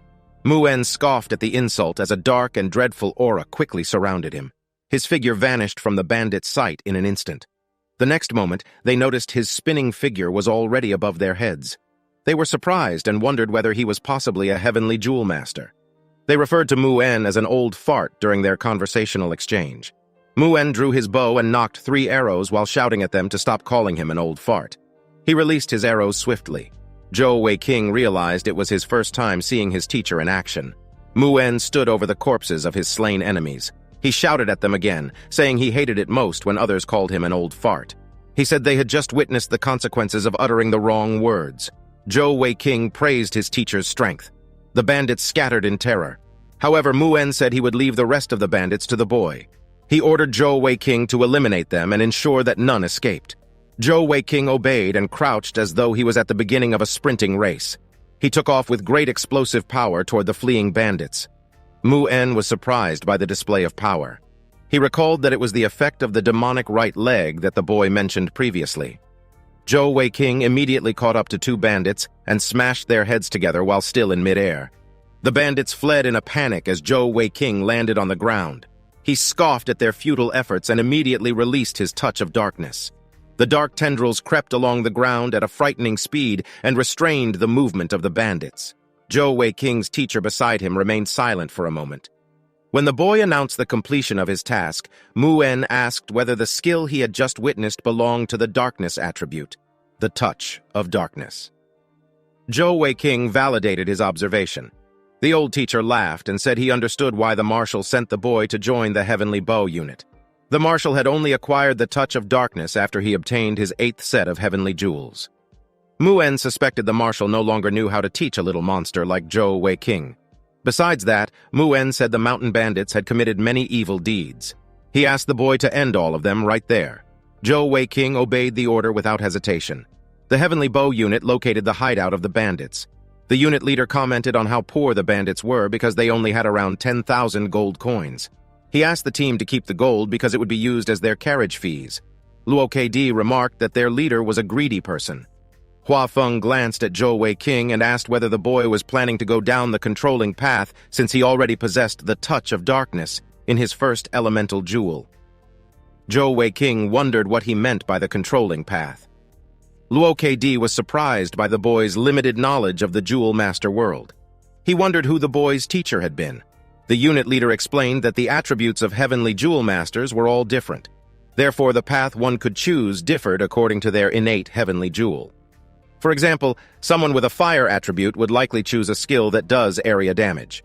Wind-attributed Jewel Masters usually chose skills that increased their agility. They also chose the path of speedy attacks. The touch of darkness that the boy chose fell under the category of control. Marshal Zhou also chose the same skill. Hua Feng explained that if the boy planned on walking down the same path, then he, the unit leader, would consider that when developing battle plans and strategizing in the future. Zhou Weiqing understood the man's words. He said, however, that although he had chosen the touch of darkness skill, he didn't plan on walking that path alone. When the unit leader asked what he meant, Zhou Weiqing glanced at his teacher.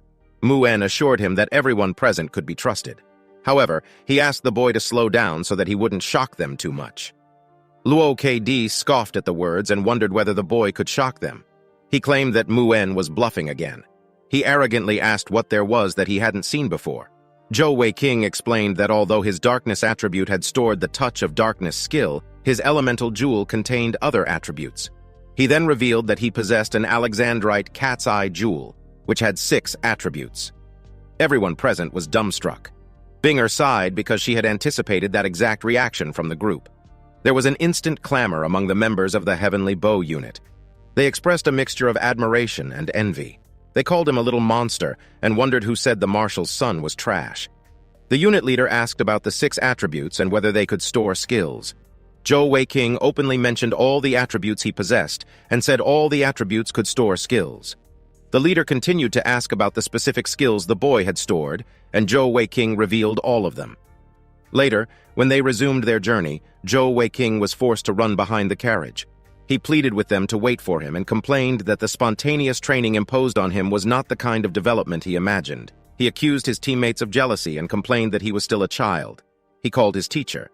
However, Mu-En also admitted to being slightly envious of the boy. Everyone except Binger gave Zhou Wei-King a difficult time because of their envy. They all realized how insane the boy's luck was because he managed to store all his skills from Zong Stage Heavenly Beasts. Zhou Wei-King helplessly pleaded for them to wait.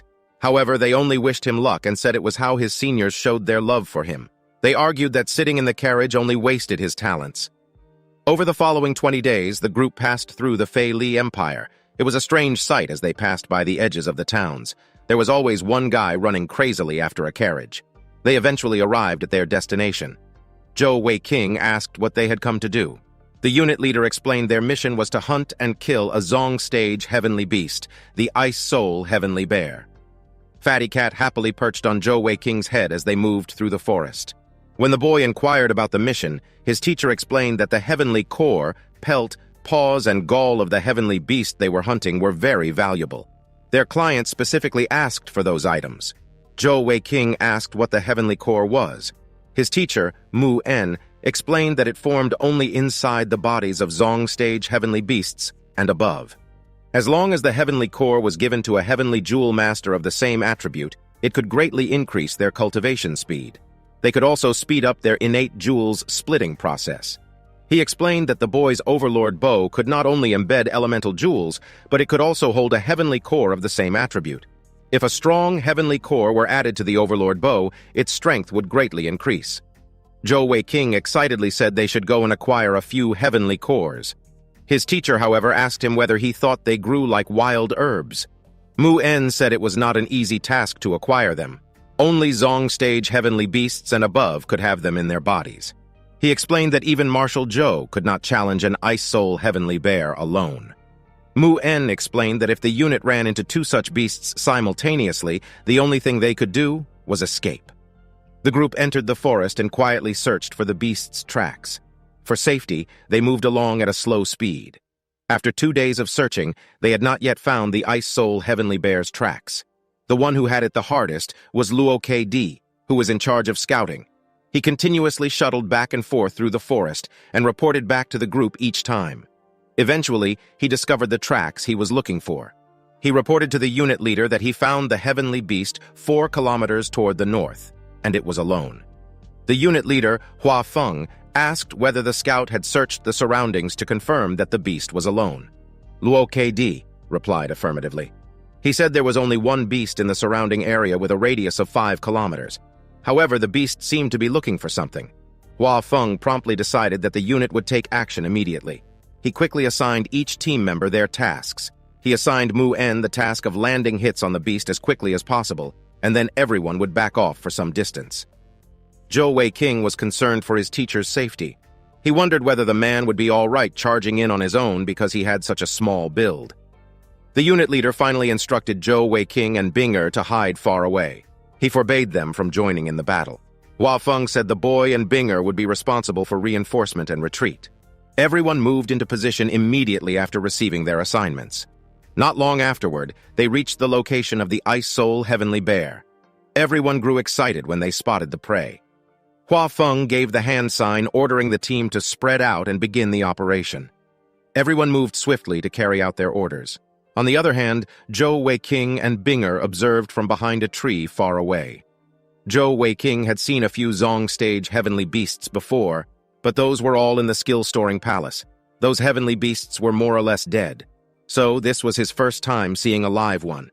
Luo KD drew his bow. He released a powerful shot toward the bear at the unit leader's signal. The heavenly beast was instantly alerted by the incoming attack and activated a translucent barrier around its body. It roared in rage as another arrow swiftly flew toward it. Once again, the arrow collided with its barrier and caused the bear to stagger slightly. Zhou Wei-King was impressed by the bear's tenacious defense. The heavenly aura surrounding the beast was amazing. The Ice Soul Heavenly Bear's eyes glowed brightly as it released a wide-range attack that destroyed several trees. Zhou Wei-King was surprised by the beast's intelligence. It was smart enough to cut down all the trees in the surrounding so that no enemy would approach without its notice. Enchanted arrows of various attributes flew toward the bear behind the densely packed forest. The beast released another deafening roar and expanded its barrier. The elemental arrows continually collided with its barrier. In the distance, Muen aimed his bow and gently drew it. He released a swift arrow toward the bear. Muen's powerful arrow collided with the bear's barrier, knocking it sideways. The bear crashed and destroyed several trees with the force of the arrow. Zhou Weiqing was excited to witness the power of his teacher's arrow. Muen moved from his original vantage point and sped to his next one. The bear was enraged. The glow in its eyes had turned crimson, and it let out a deafening roar.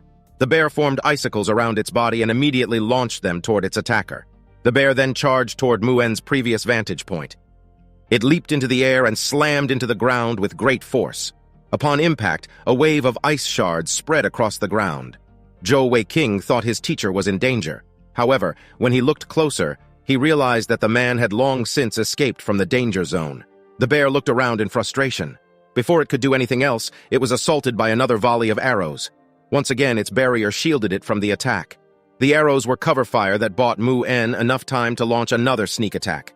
Muen released another powerful arrow toward the bear. This arrow was even more powerful than the previous one. The bear was again blasted away when the arrow collided with the barrier. Zhou Weiqing and Binger were shocked by the tyrannical power of Muen's arrow. They had just witnessed a decisive shot. The old teacher aimed at its legs while the bear focused its heavenly aura on protecting its head. The Ice Soul. Heavenly Bear trembled as it struggled to stand up. Blood seeped from its mouth and legs. Zhou Weiqing noticed that it had been crippled and had lost its ability to move. Muen raced toward the duo's hiding spot and told them to leave because the bear was about to go on a rampage.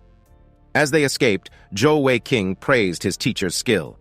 Muen saw the opportunity to brag and took it. He explained that he had utilized a skill that he had personally invented.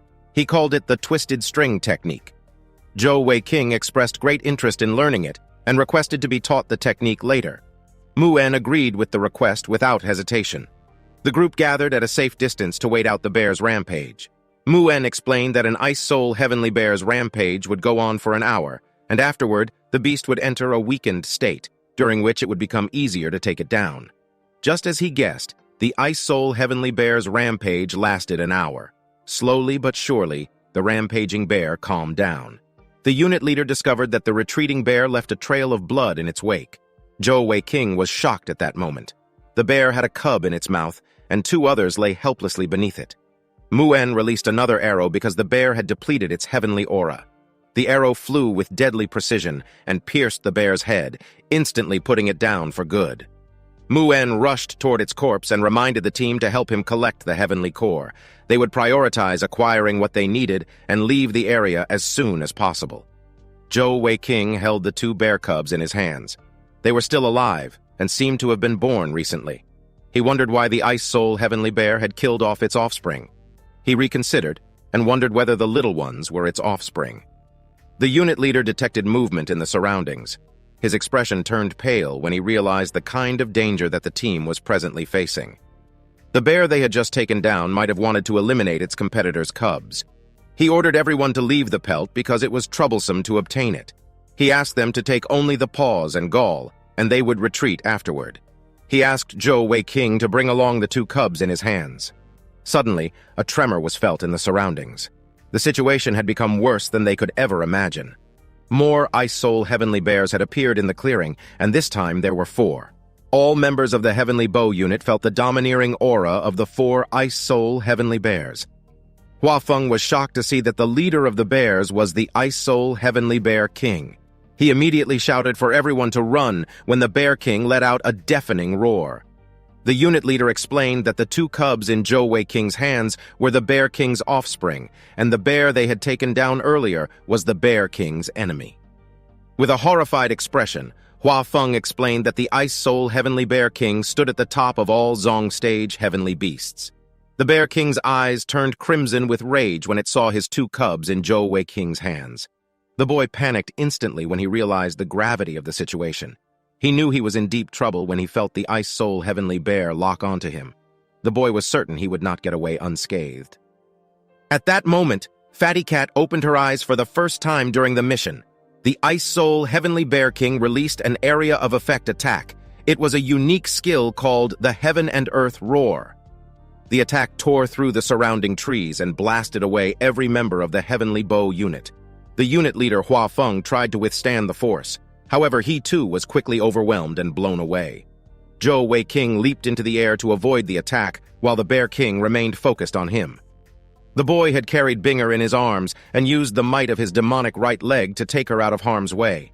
He felt lucky to have access to such explosive strength. His teacher, Mu En, and the others had not been as lucky. They were blasted away and their bodies lay unconscious on the snow-covered forest floor. Zhou Weiqing could not leave them behind. He felt the enormous pressure from the lethal intent of the Ice Soul Heavenly Bear King.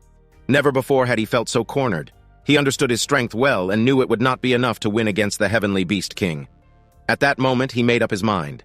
Since it was impossible to escape, he would have to give it his all to delay the beasts for as long as possible to buy Binger enough time to escape. Those were his thoughts, as a strange light flickered in his eyes. He activated the demonic aura in his right leg and channeled it into his body to initiate the demonic transformation. Dark patterns spread across his face, and the aura around his body converged at his forehead to form a mysterious symbol.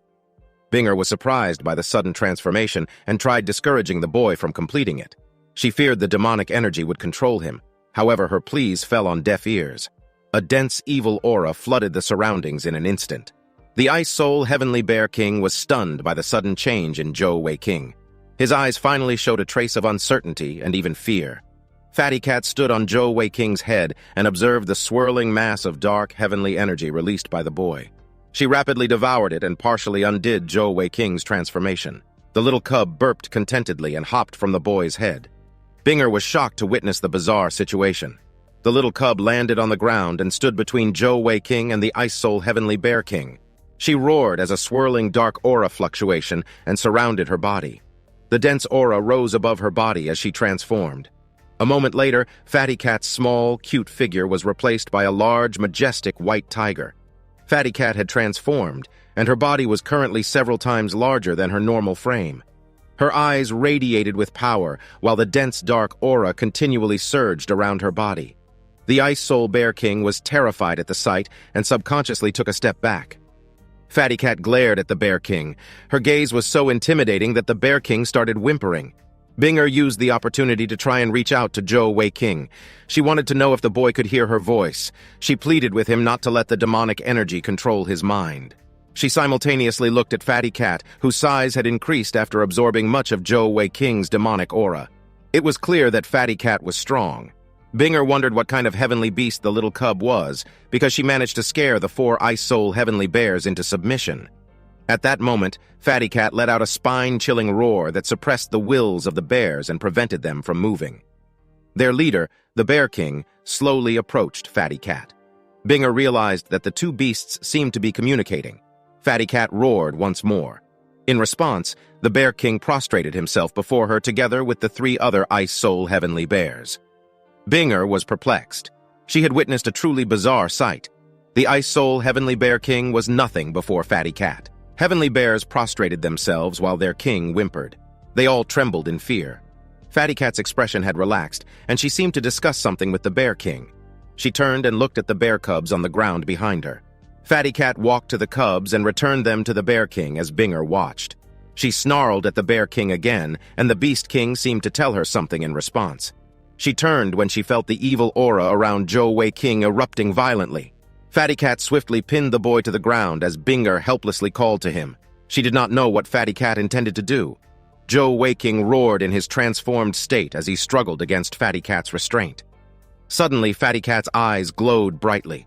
A beam of white radiance shot from her eyes into Zhou Weiqing's eyes. Binger watched as the white radiance faded from the boy's eyes, and he gradually returned to his senses. His transformation had been deactivated. Zhou Weiqing was surprised to see Fatty Cat standing above him in her enlarged form. He instinctively asked what sort of heavenly beast she was. He also asked the whereabouts of the Ice Soul Heavenly Bear King. Binger asked whether he was all right before explaining that Fatty Cat had saved their lives. Zhou Weiqing stared at the beast before him and wondered whether it was the same Fatty Cat he knew. He asked how she had become so big. Suddenly, the Ice Soul Heavenly Bear King appeared behind Fatty Cat. The color drained from Zhou Weiqing's face when he saw the terrifying figure. As scared as he was, he instinctively stayed still and did not move an inch. He gazed at the Bear King intently and noticed it had the two cubs in its mouth. The Bear King nodded slightly to Fatty Cat and gently set down his cubs. He prostrated himself once more. Zhou Wei King regained his wits when he saw the same bizarre scene that Binger had previously witnessed. He wondered what was going on. All sorts of ideas flooded his mind in an instant. However, the predominant one was that Fatty Cat could be the king of all heavenly beasts. Even the Ice Soul Heavenly Bear King obediently knelt before her. He suddenly felt awkward when he realized he had been bullying someone as great as Fatty Cat. He knew he would be done for if she ever decided to take revenge on him. The Bear King seemed to say something to Fatty Cat before leaving his cubs behind and departing with the rest of the Ice Soul Heavenly Bears. Zhou Wei King was even more speechless. He couldn't believe that the Bear King could leave so casually. Moreover, he left behind his cubs. Fatty Cat picked up the bear cubs and tossed them into Zhou Wei King's arms. The boy asked whether the cubs were Fatty Cat's gift to him. He wondered why the Ice Soul Heavenly Bear King willingly gave up his cubs. Naturally, Fatty Cat did not reply. She only glanced at Zhou Wei King for a moment before leaping toward him. The boy panicked and wondered what she was doing. He reminded her he was her master and asked whether she was taking revenge on him so soon. When Fatty Cat was only a few feet from him, her body suddenly shrunk to normal size. Compared to her transformed state, she looked like a kitten in her normal form. Zhou Wei King could barely process what his eyes had just seen. Fatty Cat had already settled on her favorite perch, Zhou Wei King's head. The boy expressed his surprise a moment later. He had no idea that Fatty Cat could transform. He thanked the little cub for saving his life with the rest of the members of the Heavenly Bow Unit. He did not know what he would have done without her incredible strength. Moreover, he was grateful to have adopted 2 Ice Soul Heavenly Bear cubs. He offered Binger the custody of one of the cubs. Binger momentarily dismissed the offer and reminded him about their teammates and unit leader. Zhou Wei King had almost forgotten about them. He looked toward the napping Fatty Cat on his head and was grateful to have found such a treasure. He suspected her bloodline was indescribably powerful, considering the ease with which she suppressed and dominated the Ice Soul Heavenly Bear King. He decided that he would no longer bully her in the future lest he became her next meal. Zhou Wei King and Binger found their seniors nearby. They were all unconscious, but luckily, none had sustained any serious injuries. Once they awakened, Zhou Wei King told them how Fatty Cat had saved their lives. Everyone was in awe at the might of this little cub on his head. After recovering slightly, the group went over to finish looting the corpse of their prey. They were no longer in a hurry because Fatty Cat had already scared off every creature that would have threatened them. Zhou Wei King's first mission with the Heavenly Bow Unit was completed. Back at the camp sometime later, Zhou Wei King and his teacher, Mu En, ran with mischievous grins. Their pursuer pelted their bodies with all sorts of objects. The voice of a woman echoed within the camp. She was cursing Mu En for peeking at her while she bathed. The woman did not spare Zhou Wei King either. She threatened to report him to the vice unit leader, who would beat him to a pulp. The woman furiously said it had been the 12th time that the mischievous duo, comprised of master and disciple, had violated her privacy. Zhou Wei King grinned mischievously as he ran beside his teacher. He said he had finally confirmed 26 moles on Xiao Tao's back. Mu En complimented his excellent eyesight. A red-haired woman chased after them. She angrily howled, saying she would not let the two off easily. She dared them to fight her if they were man enough. The redhead's name was Shui Tao. It had been 2 years since Zhou Wei King joined the Heavenly Bow Unit. During that time, he studied archery under Mu En. His skills had improved to the point of rivaling those of his teacher. Not only did his cultivation improve, but he already mastered 7 of the 8 skills that Mu En had taught him. His cultivation rank had risen from the 5th to the 11th rank. As such, Zhou Wei King had already condensed his second set of heavenly jewels. Shui Tao furiously asked for the vice unit leader's intervention. She was angry that Mu En had taught that little brat, Zhou Wei King, all his tricks. The vice unit leader Yi Shi stood still and asked her to calm down. She explained that if the unit leader, Hua Feng, wanted to tame the boy, Zhou Wei King would have been disciplined long ago. However, the boy was the only son of Marshal Zhou, whom Hua Feng idolized. The mischievous duo had even dared to spy on the vice unit leader as she bathed. As Zhou Wei King fled, Hua Feng intercepted him and asked him to stop for a second. As usual, he knew the boy had not been up to any good. The man smiled faintly at him. He then said the camp had become much livelier since Zhou Wei King arrived. The boy tried excusing himself, saying his teacher had shown him how to train his eyesight. However, when he turned to look at Mu En, he noticed the man's distinct absence. His teacher had vanished from his side without a trace. Zhou Weiqing cursed his teacher for bailing on him. The unit leader sighed in response. Binger appeared and asked which eyes the boy had been training and how he dared to peek at others as they showered. In the 2 years, Binger had become even more beautiful. Zhou Weiqing was happy to see her and asked how her training had fared. In response, Binger pulled his ear and asked him not to change the subject. She also asked him to apologize to Sister Xiao Chao. The unit leader sighed before saying, "A few fallen drops and suddenly it's raining." Binger had also been training zealously for the past 2 years. She had already reached the 12th heavenly energy stage and condensed her 3rd set of heavenly jewels. She dragged Zhou Weiqing toward the 2 women and made him apologize for peeking at them in the bath. Zhou Weiqing pleaded for their forgiveness. Xiao Chao chuckled and asked Binger to discipline the boy from then onward and not allow him to devolve into bad habits. She asked whether Binger had successfully condensed her 3rd set of heavenly jewels. Binger replied affirmatively after releasing Zhou Weiqing's ear. The unit leader praised the 2 for their significant improvement before switching to a serious tone and saying the Heavenly Bao unit had nothing more to teach them. He believed it was time for them to leave. Zhou Weiqing and Binger were surprised by the sudden announcement. Zhou Weiqing immediately started apologizing and said he was at fault for training his eyesight in a peculiar way. He asked whether the unit leader simply wanted to get rid of him. Binger seemed more composed and calmly asked why her teacher suddenly wanted them to leave. Hua Feng explained that it was shameful, but their talents would only be wasted at the Heavenly Bow unit's camp. He asked them to pack their belongings because they would depart the following day. Binger called to her master with teary eyes. The man asked her to walk with him for a while to ask her something. Zhou Weiqing was still in a daze. Xiao Tao quietly asked why the unit leader suddenly expelled Zhou Weiqing and Binger. Yishir chuckled and asked why her friend wanted the brat to stay after learning he would leave. Yishir explained that it must have been the unit leader's plan. Hua Feng planned for the 2 juniors to go out and see the world instead of staying at the camp. She suspected that the arrangement was made because of Marshal Zhou. Yishir placed a hand on Zhou Weiqing's shoulder and said the marshal was waiting for the boy to replace him. Zhou Weiqing looked at her and nodded slightly. The evening passed by swiftly, and the morning of their departure had arrived. The unit's leader, Hua Feng, said regrettably that there would be no farewell party. He said Zhou Weiqing and Binger had learned a lot in the past 2 years at the camp, and he hoped that in the future, no matter how famous they became, they would always remember the Heavenly Bow unit. Binger had teary eyes as she asked her teacher not to worry and that their homeland had taught them everything they knew. She promised not to disappoint the man. Zhou Weiqing had a trace of sadness in his eyes. He thanked the unit leader for all he had learned. Hua Feng said they had done well and wished them both a bright future on behalf of the Heavenly Bow unit. Muen stepped forward and said the boy would no longer be his disciple if he lost money out there. Zhou Weiqing sighed and said there was no honor in being the man's disciple. Muen chuckled and said he had many good traits and there was no need for the boy to be polite. Muen suddenly felt a pair of arms around his shoulders. Zhou Weiqing was sad to part with his teacher. His eyes teared up as he expressed unwillingness to leave. Each member of the Heavenly Bow unit sighed. They too were unwilling to watch the duo leave. Yishir broke down and began sobbing. Muen admitted that he was unwilling to see the boy leave. Zhou Weiqing's eyes twinkled, and he smiled brightly in response. He said that since his master was unwilling to part ways, it would be rude of him to leave. Every member of the Heavenly Bow unit had grown accustomed to his antics. They all pointed their fingers at him and gave him a loud hell no.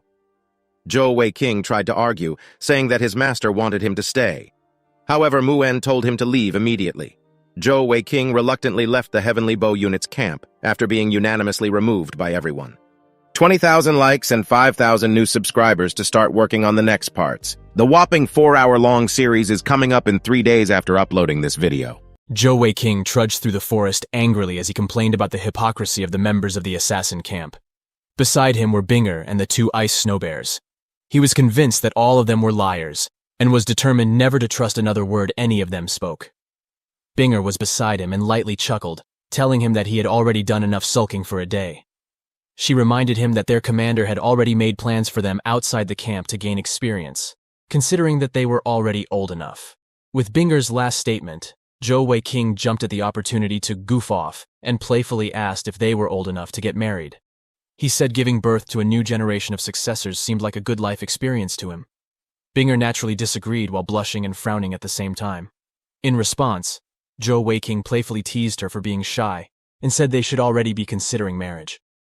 Binger was flustered and said she never agreed to any such thing, but had merely been referring to future events. As much as the idea made her blush, she reminded Zhou Weiqing about the marriage contract between himself and the princess.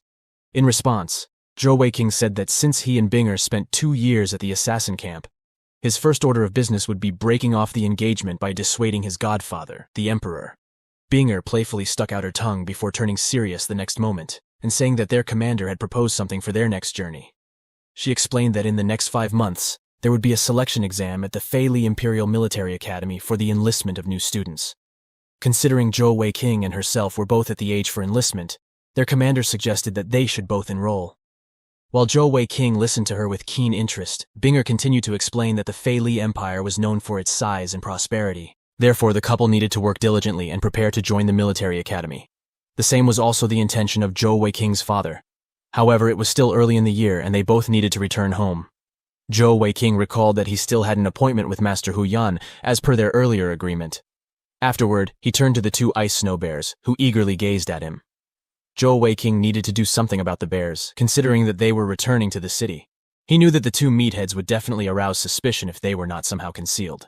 Moreover, he had no idea how they had grown so big in only 2 years. In contrast, Fatty Cat had not even grown an inch. Zhou Weiqing wondered about Fatty Cat's origin and the secret she was hiding. 2 years ago, Fatty Cat had transformed and instantly outgrew even the 2 ice snow bears before him. Without a second thought, Zhou Weiqing stretched out his hand and activated his space ring. Its aura engulfed the 2 bears, who vanished in the blink of an eye. Zhou Weiqing smiled contentedly because of the versatility of his space ring. Before long, he and Binger returned to their hometown. After seeing Binger off, Zhou Weiqing went straight home, where his mother happily welcomed him. The boy rested for 2 days, and on the 3rd, he ventured alone to the emperor's palace. Zhou Weiqing could not wait to cancel his engagement to Princess Di Fuya so that he could marry Binger. The emperor's voice reverberated outside the palace hall. He had a furious expression as he declined to annul the engagement between his daughter and godson. The latter awkwardly tried to appease the emperor. He apologized for disappointing his godfather before explaining that the princess had no affection toward him. Moreover, Zhou Weiqing confessed that he felt unworthy of her. The emperor immediately snapped at him, questioning the boy's latter statement, considering it was he, the emperor, who had made the arrangement. The boy was alarmed that he might have actually offended his godfather. The latter finally inquired whether the boy made the decision after the princess attempted to kill him, and whether Zhou Weiqing bore a grudge against her. Before the boy could reply, the emperor stubbornly explained that he could do nothing about the incident. However, the arranged marriage was a promise he had made between himself and Zhou Weiqing's father. Therefore, it could not be revoked. The emperor spoke while the boy did nothing but gaze at him helplessly. Emperor Diling Feng had watched Zhou Weiqing grow into the man he had become, and in many ways, the boy was like a son to him. On the other hand, the person Zhou Weiqing feared to disappoint the most was his godfather. The emperor's determination made Zhou Weiqing sigh. Despite his reluctance, he finally decided to reveal the truth. He boldly faced the emperor and admitted that there was already someone else he liked. This bold declaration momentarily stunned the emperor, who then chided the boy for trying to make a fool out of him. He accused Zhou Weiqing of impulsively making a lame excuse to escape the marriage contract. In response, Zhou Weiqing's expression became serious, and he explained to his godfather that he had no intention of lying. The boy passionately confessed that there was no other woman in his heart other than the one he liked, and was determined to marry her alone. As the emperor gazed at Zhou Weiqing, he realized that the boy spoke the truth, because the latter would actively avoid eye contact whenever he lied. However, Emperor Diling Feng was not discouraged, and only lamented his inability to marry the 2 youngsters. Earlier, he realized that it was already too late to argue with Zhou Weiqing because the boy was already a heavenly jewel master and a rare talent. Even so, he was still determined to have his daughter marry his godson. This time, the emperor attempted a different approach. He explained to the boy that a man's charm came from his confidence, and confidence came from strength. Considering that the boy was still clueless about the power of a heavenly jewel master, the emperor explained that it was not uncommon for talented young men to have 3 wives and 4 concubines. The statement left Zhou Weiqing bewildered. While he was still gathering his thoughts, the emperor turned away from him and left. Zhou Weiqing was taken aback by his godfather's cunning suggestion. It then dawned on him that he had been played, and he tried to reject the suggestion. In response, the emperor gave him a stern look before ranting about how he had already made a compromise by allowing the boy to take other women, yet Zhou Weiqing still intended to bargain with him. Zhou Weiqing was frustrated by how unreasonable his godfather was being and helplessly sighed. Before the emperor left, he revealed that Princess Di Fuya would also be attending the Feili Imperial Military Academy and would be the boy's classmate. The emperor hoped that the two would get along because, after graduation, he would personally wed them. The emperor then snorted inwardly and walked away. Zhou Weiqing was left wondering why his godfather was so dead set on the marriage. Having witnessed the man's stubbornness in full display, the boy wondered whether that was what was considered an emperor's pride. Afterward, he wondered how he would explain the failed mission to Binger. At that moment, something occurred to Zhou Weiqing. The emperor had revealed that the princess would also be attending the military academy. She did not like him, neither did he care for her. Therefore, Zhou Weiqing planned to make the princess resent him more so that she would be forced to beg her father to annul the engagement. After all, the matter concerned the both of them, and he should not be the only one pulling his weight. Sometime later, Zhou Weiqing went to visit Binger. He admired her from afar as she and her mother picked some fruits in their garden. The sight caused him to reflect on his desire to marry Binger, buy a small farmhouse, and even grow crops in their fields. He stood on the outer side of the fence when Tang Xian, Binger's mother, snapped him out of his thoughts by asking whether he intended to come in, and also why he had such a smug smile. Binger, on the other hand, was excited to see her boyfriend as the latter stepped through the entrance and awkwardly greeted his future mother-in-law. Tang Xian used the opportunity to mention that Binger had informed her about his impending departure to the Feili Empire's capital. Zhou Weiqing confirmed the report with a bright smile before explaining that Master Huyan had accepted him as a disciple and would be studying the creation of consolidating equipment scrolls. At that moment, the air around Tang Xian changed drastically. She stated that there were two things that Zhou Weiqing needed to keep in mind. While the boy gave her a curious look, Tang Xian continued to say that first, the boy should spend less time and effort on creating consolidating equipment scrolls, and secondly, when storing skills in his elemental jewels, he ought to acquire as many control skills as possible. However, he should not focus exclusively on any of them. Tang Xian then asked whether the boy understood her.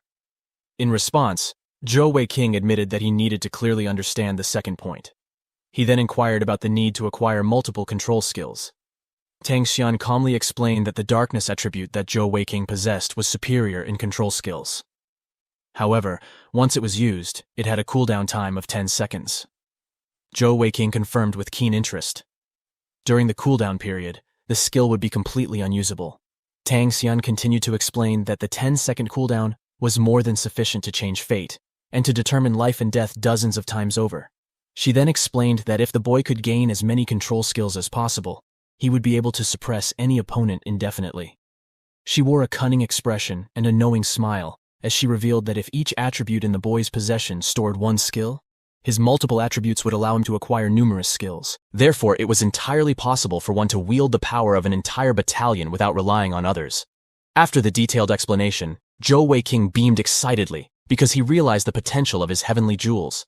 He thanked Tang Xian and promised to acquire as many control skills as possible from then on.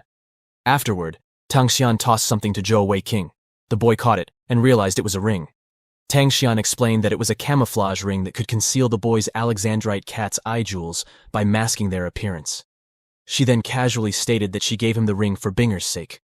Her words made Zhou Weiqing giddy, and he wondered whether it was a gift from Binger, or whether his future mother-in-law had finally softened up toward him. However, he did not hesitate to equip the ring immediately. Afterward, Tang Xian glared at the boy coldly before warning him that if she ever found out that he hurt Binger in any way, she would take back both the ring and his life. The threat left Zhou Weiqing a bit stunned as he watched Tang Xian walk toward the house. Fortunately, the gesture was not lost on the boy. He acknowledged how blessed he was to have a woman like Binger beside him. Once Tang Xian was back inside the house, Binger sat down with Zhou Weiqing and leaned on his shoulder as he told her about the situation in the palace. Afterward, Binger asked whether the boy's godfather, the emperor, had rejected his request despite Zhou Weiqing's determination to cancel the engagement. In response, the latter replied that he did not care and would rather die than marry that witch. He declared that neither his father, Admiral Zhou, nor his godfather, the emperor, would force him. Zhou Weiqing then said Binger was 10,000 times better than the princess before taking her hand into his own. They briefly enjoyed the blissful silence before Binger suddenly recalled that she had something to say. She suggested that Zhou Weiqing should leave for Feituo City alone this time, because she wanted to stay home and spend more time with her mother. Zhou Weiqing immediately protested, claiming that her suggestion was a bit too cruel. He pointed out that if they did not leave together, they would see each other again after 5 months. In response, Binger explained with teary eyes that she could not bear to part from him. However, the consecutive years she had spent at the assassin camp without ever visiting home was not fair to her mother, who lived alone. Binger wanted to spend more time with her before she had to leave again. Zhou Weiqing sighed deeply because he could understand her feelings. He held Binger close and assured her that he did not wish to sabotage her relationship with her mother, before acknowledging that Binger's mother must have missed her a lot. Moreover, he asked Binger to visit his mother when he was away. Since they were about to part for a long time, Zhou Weiqing stayed with Binger a little longer, and even gave her the storage ring, which contained the 2 ice snow bears. The following day, Zhou Weiqing bid his mother and Binger farewell, before embarking on his journey to the Fei Li Empire. Zhou Weiqing's figure was blurred as he sped toward his destination. He was using his wind attribute to increase his speed many times over. 7 days later, the boy arrived at Fei Tuo City in Master Huyan's courtyard. He took a moment to look at the surroundings while recalling that it had been 2 years since his last visit to the place. The nostalgic moment was instantly cut short by Master Huyan's bellowing laughter. The man proudly announced that he had finally completed something he had been working on for the past 2 years. He was proud to have accomplished something that only Grandmaster-level consolidating equipment scroll masters could. Zhou Weiqing stood outside and wondered what the commotion was all about. Judging by what he had heard Master Huyan say, the boy wondered if the man had acquired a fantastic piece of new equipment right at the moment he had arrived. Indeed, it had to be a coincidence. Inside the house, Senior Wind and Master Huyan admired an object in the latter's hands that shone with a bright golden radiance. Master Huyan proudly admired his creation and commented about how much heavier it was compared to some of the best equipment scrolls. He intended to have Zhou Weiqing take a look at it when he arrived. Master Huyan had barely finished speaking when Zhou Weiqing appeared behind him like a phantom. The boy was filled with curiosity and asked whether the object was meant for him. His sudden appearance almost made Master Huyan jump out of his skin. Master Huyan nearly popped a vein as he furiously complained about how much the boy's arrival had scared him. When he asked why the boy had not knocked, Zhou Weiqing said that he had done so, but no one answered. Therefore, he let himself in. Master Huyan quickly dismissed the matter and promptly asked the boy to take a look at his latest creation. Zhou Weiqing cheerfully glanced at the trinket between his fingers, which was the size of a button.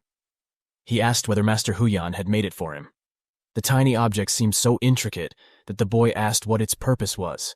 With a smug expression, Master Huyan stated that the boy was lucky to have a master such as himself, before revealing that the tiny object was known as a socketing scroll. He ventured on to explain that the boy's current overload bow possessed only 1 socket. Therefore, with his latest creation, Zhou Weiqing could add 1 more socket to the weapon. Master Huyan further explained that the socketing scroll was a priceless object, and one could not simply buy it even if one wanted to. He then revealed that a nearby auction house had recently sold one of them for 1 million gold coins. Zhou Weiqing was stunned by the mention of the obscene amount of gold. He gazed at the socketing scroll in his hands and shuddered before saying it was too expensive. He also felt guilty for accepting it so casually. Master Huyan laughed heartily and said it was the first time he had seen the boy so flustered. Afterward, he encouraged Zhou Weiqing to accept it, because it was a generous gift from his master. Master Huyan then sighed and said that it was a pity that he was not an elite noble. Otherwise, he would have had access to the resources needed to make an overlord bow with 2 sockets directly. Moreover, he would never have relied on socketing scrolls. At that moment, the boy kowtowed to his master in sincere gratitude. He then swore on his heavenly jewels that he would do his utmost to become the best consolidating equipment scroll master according to his master's wishes. The boy's sudden vow shocked Master Huyan, who asked the boy why he had made such an impulsive oath. At that moment, he noticed that the boy had acquired another set of jewels. Master Huyan was surprised and asked Zhou Weiqing to reveal his current cultivation base. In response, the boy admitted he was currently at Heavenly Energy Stage 11. He had broken through 6 times in the past 2 years. The boy's astonishing cultivation speed shocked the man. When Senior Wind asked what the latter thought about the boy's talent, Master Huyan sighed reluctantly before admitting that it was unfortunate because he had hoped that the boy would inherit his title and mantle. However, with Zhou Weiqing's talent, he was sure to become an incredible heavenly jewel master, and studying the creation of consolidating equipment scrolls would be a waste of extraordinary talent. With a slight smile, Zhou Weiqing reminded Master Huyan that he had already made an oath and would never go back on his word. Moreover, He had decided to acknowledge Master Huyan as his teacher. The boy then speculated that, with enough training, he would become a peerless talent in the field. Therefore, he urged his master to begin training him right away. Master Huyan said the lessons would start the following day. However, for that moment, he wanted the boy to make use of the socketing scroll. Zhou Weiqing nodded in agreement, and with one fluid motion, he summoned the Overlord Bow. Afterward, he carefully followed Master Huyan's instructions and released his heavenly energy into the socketing scroll, which began glowing vivaciously. At the moment the scroll met with the bow, it molded into its shape. The boy was amazed by the sudden transformation. However, he kept hold of his Overlord Bow and watched as it gradually vanished. Master Huyan explained that the sudden disappearance of the Overlord Bow meant that the merge was successful. He reminded the boy not to summon the weapon for a few days. When asked why, the old master explained that although the Overlord Bow now possessed 2 sockets, the fusion was not yet stable, therefore the boy ought not to use the weapon too soon. Zhou Weiqing chuckled excitedly as he clenched his fists and thanked the master. After upgrading the bow, Zhou Weiqing explained to Master Huyan that he had other reasons for visiting the Fei Li Empire. He intended to take the entrance exam at the military academy, which would be held in 5 months. Afterward, Huyan Aobo asked the boy to rest, considering his long journey, and said they would begin their lessons the following day. Zhou Weiqing stepped into Master Huyan's workshop the next day. He scanned the room and saw neatly arranged texts, manuals, and writing material. Right then, Master Huyan asked him to settle down so that they could begin the first lesson. During the course of the following week, Huyan Aobo did not withhold any of his experiences and shared them with Zhou Weiqing, which allowed the boy to learn through practical experience. His teacher patiently explained the basic theory behind consolidating equipment. He taught about the material properties of various combinations that one ought to be familiar with. Master Huyan was a proficient teacher, and his explanations were simple for Zhou Weiqing to comprehend. Within 1 week, the boy had wholly mastered the basic theory of consolidation, and his knowledge and proficiency grew as the weeks passed by. Although the sheer volume of information he had to absorb was enormous and intimidating, Zhou Weiqing was not a fool. His tenacity and patience helped him cope with the pressure. After he had mastered the theory, he moved on to making scrolls. On his first attempt, Zhou Weiqing did not dare act arrogant and complacent, but decided to play it safe. Therefore, he chose a simple design of a turtle shell shield. He was determined to remain focused when he began making an inscription. When the scroll erupted into flames, Zhou Weiqing cursed his terrible luck. Fortunately, Master Huyan was nearby and took care of the damage while informing the boy that the gel paper fluid cost about 10 gold coins. In response, Zhou Weiqing shuddered at how expensive the primary material was. He then admitted to his master that he finally understood why the latter's prices for consolidating equipment scrolls were so high. Moreover, he found them to be reasonable. Zhou Weiqing's frustration worsened with each subsequent failure. The gel papers continually burst into flames, while the boy held their smoldering remains. He vented his frustration about how challenging the turning point was. All it took was a slight decrease in the speed of the brush, and all his efforts failed. Master Huyan, who stood beside him, commented that another 10 gold coins had been burnt away. He then turned to leave the workshop before urging the boy to take his time when crafting consolidating equipment scrolls. The craft required a lot of patience, and he would be the first to take a break. Zhou Weiqing glanced gloomily at the remains of his previous failed attempts, and deeply pondered, trying to find a solution. He acknowledged the problematic nature of creating scrolls, and how any slight hesitation would cause the gel fluid to evaporate. It was more so with the fine brush strokes wherein any slight deviation from the design resulted in total failure. It was challenging for Zhou Weiqing to discern the precise moment to slow down the tip of the pen. Right then, he had an idea, and his face instantly brightened. Zhou Weiqing understood that the one thing he sorely lacked was time. He theorized that if he used his time attribute, he could slightly slow down time. Moreover, if he used his ability at the moment when the speed of his brush changed, he would be able to control his pace and avoid making mistakes. With newfound determination, Zhou Weiqing was eager to test his theory. A moment later, he started anew and saturated the pen with the energy of his time attribute. He then proceeded as before, and his brush followed the stencil design. However, this time around, when the speed of his brush stroke changed, he slowed the flow of time to gain better control of the brush. The outcome was just as he had expected.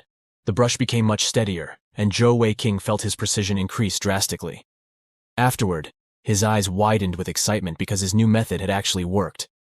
By slowing down time, he did not have to worry about making careless mistakes anymore. Moreover, judging by his reserves of heavenly energy, He ought to be able to use his ability about 7 or 8 more times consecutively. Unfortunately, Zhou Weiqing was so distracted by his discovery that he forgot to lift his brush. He failed to recover his expended heavenly energy with the last stroke, and his heavenly energy could no longer support the time skill. As a result, the scroll was ruined once again. Despite experiencing this latest failure, his efforts were fruitful. While he recovered his heavenly energy, Zhou Weiqing recalled all the minute movements and feelings he experienced from his previous attempt. Armed with the newfound knowledge, he immediately began anew once his energy reserves had been restored. On his subsequent effort, the boy's hand was steadier than before. There was not a single error in the entire process, and when he completed the final stroke, the scroll emitted a brilliant golden light, which was an indication of success. Zhou Weiqing held the completed scroll and declared himself a prodigy, having succeeded on his 4th attempt. Master Huyan had revealed that with each successful scroll made, the success rate of the subsequent ones would increase. Sure enough, after a quick recovery, Zhou Weiqing got back to work and successfully produced many other consolidating equipment scrolls. With the time, space, and wind attributes at his disposal, the boy's success rate quickly skyrocketed, and his production speed also increased rapidly. Later that evening, Master Huyan returned to the workshop to inform the boy it was time to take a break, and that it was also dinner time. As expected, he found Zhou Weiqing fast asleep on the floor and concluded it was due to the latter's exhaustion from heavily expending his heavenly energy. Master Huyan was content to know that the boy was not lazying around. Suddenly, something unexpectedly caught his eye. He noticed that the floor was littered with consolidating equipment scrolls, and each of them had a faint glow, which was a sign that they had been successfully crafted. At that moment, Master Huyan could no longer contain his shock and exclaimed loudly. His voice rang outside the workshop and into the surrounding courtyard, when suddenly, Senior Wind rushed to his side. The bodyguard asked what had happened and if his boss had broken something. However, he was surprised that nothing was amiss. Master Huyan was keenly examining the completed consolidating equipment scrolls, and beside him was Zhou Weiqing, who had been woken up by the commotion. Master Huyan's face was drenched in sweat as he trembled with excitement and disbelief. Senior Wind cautiously approached his boss and asked what the latter had in his hands. At first, the scrolls in Master Huyan's hands seemed ordinary. However, upon closer inspection, Senior Wind asked whether the master had made the scrolls. Reality gradually dawned on him, and he too could no longer contain his shock. Master Huyan simply nodded in response while still in disbelief. All the scrolls before the 2 men had been completed by the boy. Moreover, he had achieved a success rate of 80% on his first day. In response, Senior Wind exclaimed that the boy was nothing short of a monster, and congratulated his boss for having struck gold by accepting Zhou Weiqing as an apprentice. Once the shock had subsided, Zhou Weiqing explained to the 2 seniors that there was a secret behind his success. He then revealed his elemental jewels before explaining that during his last visit 2 years ago, he had yet to identify all of his attributes. Therefore, he did not mention it. The time attribute was one of the 3 saint-ranked attributes, superior to all others. In response, Master Huyan excitedly exclaimed that his apprentice not only possessed the space and wind attributes in his elemental jewels, but also the time attribute. He could not believe his luck as a teacher. Zhou Weiqing chuckled in response, and smugly explained that he had simply tested his theory, and had not expected it to work at all. Suddenly, Master Huyan ordered the boy to kneel before him. The drastic change in the mood caught Zhou Weiqing off guard, and he questioned his master's words. Master Huyan sternly repeated the order, commanding the boy to kneel. Zhou Weiqing glanced at the old man for a moment before reluctantly complying. Senior Wind also wondered about Master Huyan's intentions. However, what happened next surprised him. Master Huyan suddenly gave the boy a big hug. 4 months later, while at his master's workshop, Zhou Weiqing excitedly announced that he had completed 392 sets of consolidated equipment scrolls, each comprising 1,000 pieces. Master Huyan was thrilled and proud of the boy's achievements over the 4 months. He was confident that the new batch of merchandise would keep their reserves stocked for years. A brilliant light illuminated his face as he examined one of the completed sets, and he commented on the remarkably high quality of the scrolls crafted by Zhou Weiqing as a beginner. Upon discovering Zhou Weiqing's time attribute, Master Huyan arranged special training for him. Consequently, for the remaining 4 months of his training, Zhou Weiqing was assigned the task he had just completed. The boy faced an abrupt increase in workload, leaving him with only 2 hours a day to spare. All these hours were devoted to studying theory under the master, with the remainder dedicated to crafting the scrolls. Due to his inexperience with unfamiliar designs and his time attribute, Zhou Weiqing rarely encountered failures in production. Upon successfully completing the design of a new scroll, Zhou Weiqing never faltered on the same design again. Furthermore, with each successive scroll, he not only maintained his success, but also increased his speed, completing them faster than the previous ones. His master trembled with excitement, realizing he had found a money-printing machine with the boy's remarkable speed and success rate. Observing Zhou Weiqing's finished work, Master Huyan remarked that he had nothing more to teach the boy. In the 4 months of training, Zhou Weiqing had absorbed all of his master's knowledge. Master Huyan added that the remaining lessons for Zhou Weiqing would come through experience. Expressing gratitude, Zhou Weiqing thanked his master for the training he had received. Master Huyan, however, clarified that it wasn't solely out of the goodness of his heart. Now that the boy had inherited his knowledge, he bore the responsibility of fulfilling his master's dream, to become a high-level consolidating equipment scroll master and reach heights that Master Huyan himself could not attain. The old man commented that the boy possessed many advantages that would aid him on his journey. He expressed a hope that Zhou Weiqing wouldn't devote excessive time to scroll making, but instead focus on cultivating himself and reaching greater heights of power. Master Huyan was convinced that Zhou Weiqing had the potential to become a prodigious jewel master, and it would be a shame to waste such talent. Subsequently, he advised the boy to allocate only 1 hour each day for making scrolls. Zhou Weiqing responded with a confident smile, assuring his master that he would not be disappointed. As they looked back at the completed sets of scrolls, Master Huyan expressed contentment with the boy's attitude. He stated that the 392 sets of scrolls served as the boy's tuition fees. Witnessing this sudden change in his master's demeanor, Zhou Weiqing was taken aback and disapprovingly questioned whether his master intended to hoard everything. In response, Master Huyan argued that he had expended all his savings in training the boy, and it was natural for him to expect something in return. However, Zhou Weiqing didn't give up. He asked if his master could spare him a few scrolls because he too needed the money. Master Huyan dismissed Zhou Weiqing's request, criticizing him for attempting to bargain, and casually tossed a necklace toward the boy. Zhou Weiqing caught the necklace and examined the crystalline pendant attached to it. He recognized that it was a space storage tool, worth around 300 scrolls. He knew that his master never did anything without purpose. Curious, the boy asked if there was a gift for him inside the necklace. Master Huyan confirmed this, and mysteriously mentioned that the necklace contained something personal, before reminding Zhou Weiqing about the legendary consolidating equipment kit. His words instantly captured the boy's attention. Master Huyan explained that inside the necklace were design stencils belonging to the legendary kit. They included 10 sets of designs, each set comprising 10 scrolls. It was then revealed that the creator of the kit was a god-tier consolidating equipment scroll master. Zhou Weiqing's eyes widened in profound realization.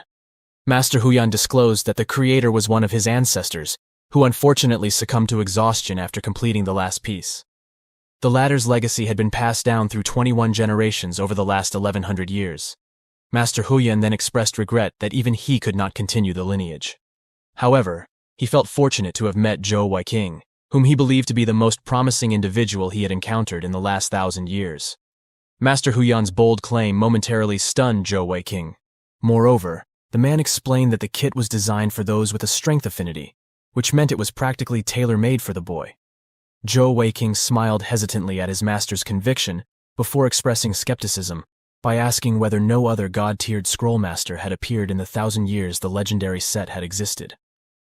Curious about Master Huyan's predecessor, and whether there had been any progress, Zhou Weiqing wondered aloud. However, Master Huyan casually denied any advancement. When the boy inquired about the reason, Master Huyan attributed it to financial insufficiency, explaining that the required materials for the scrolls were incredibly rare. Master Huyan clarified that each set demanded hundreds of trial scrolls to ensure success.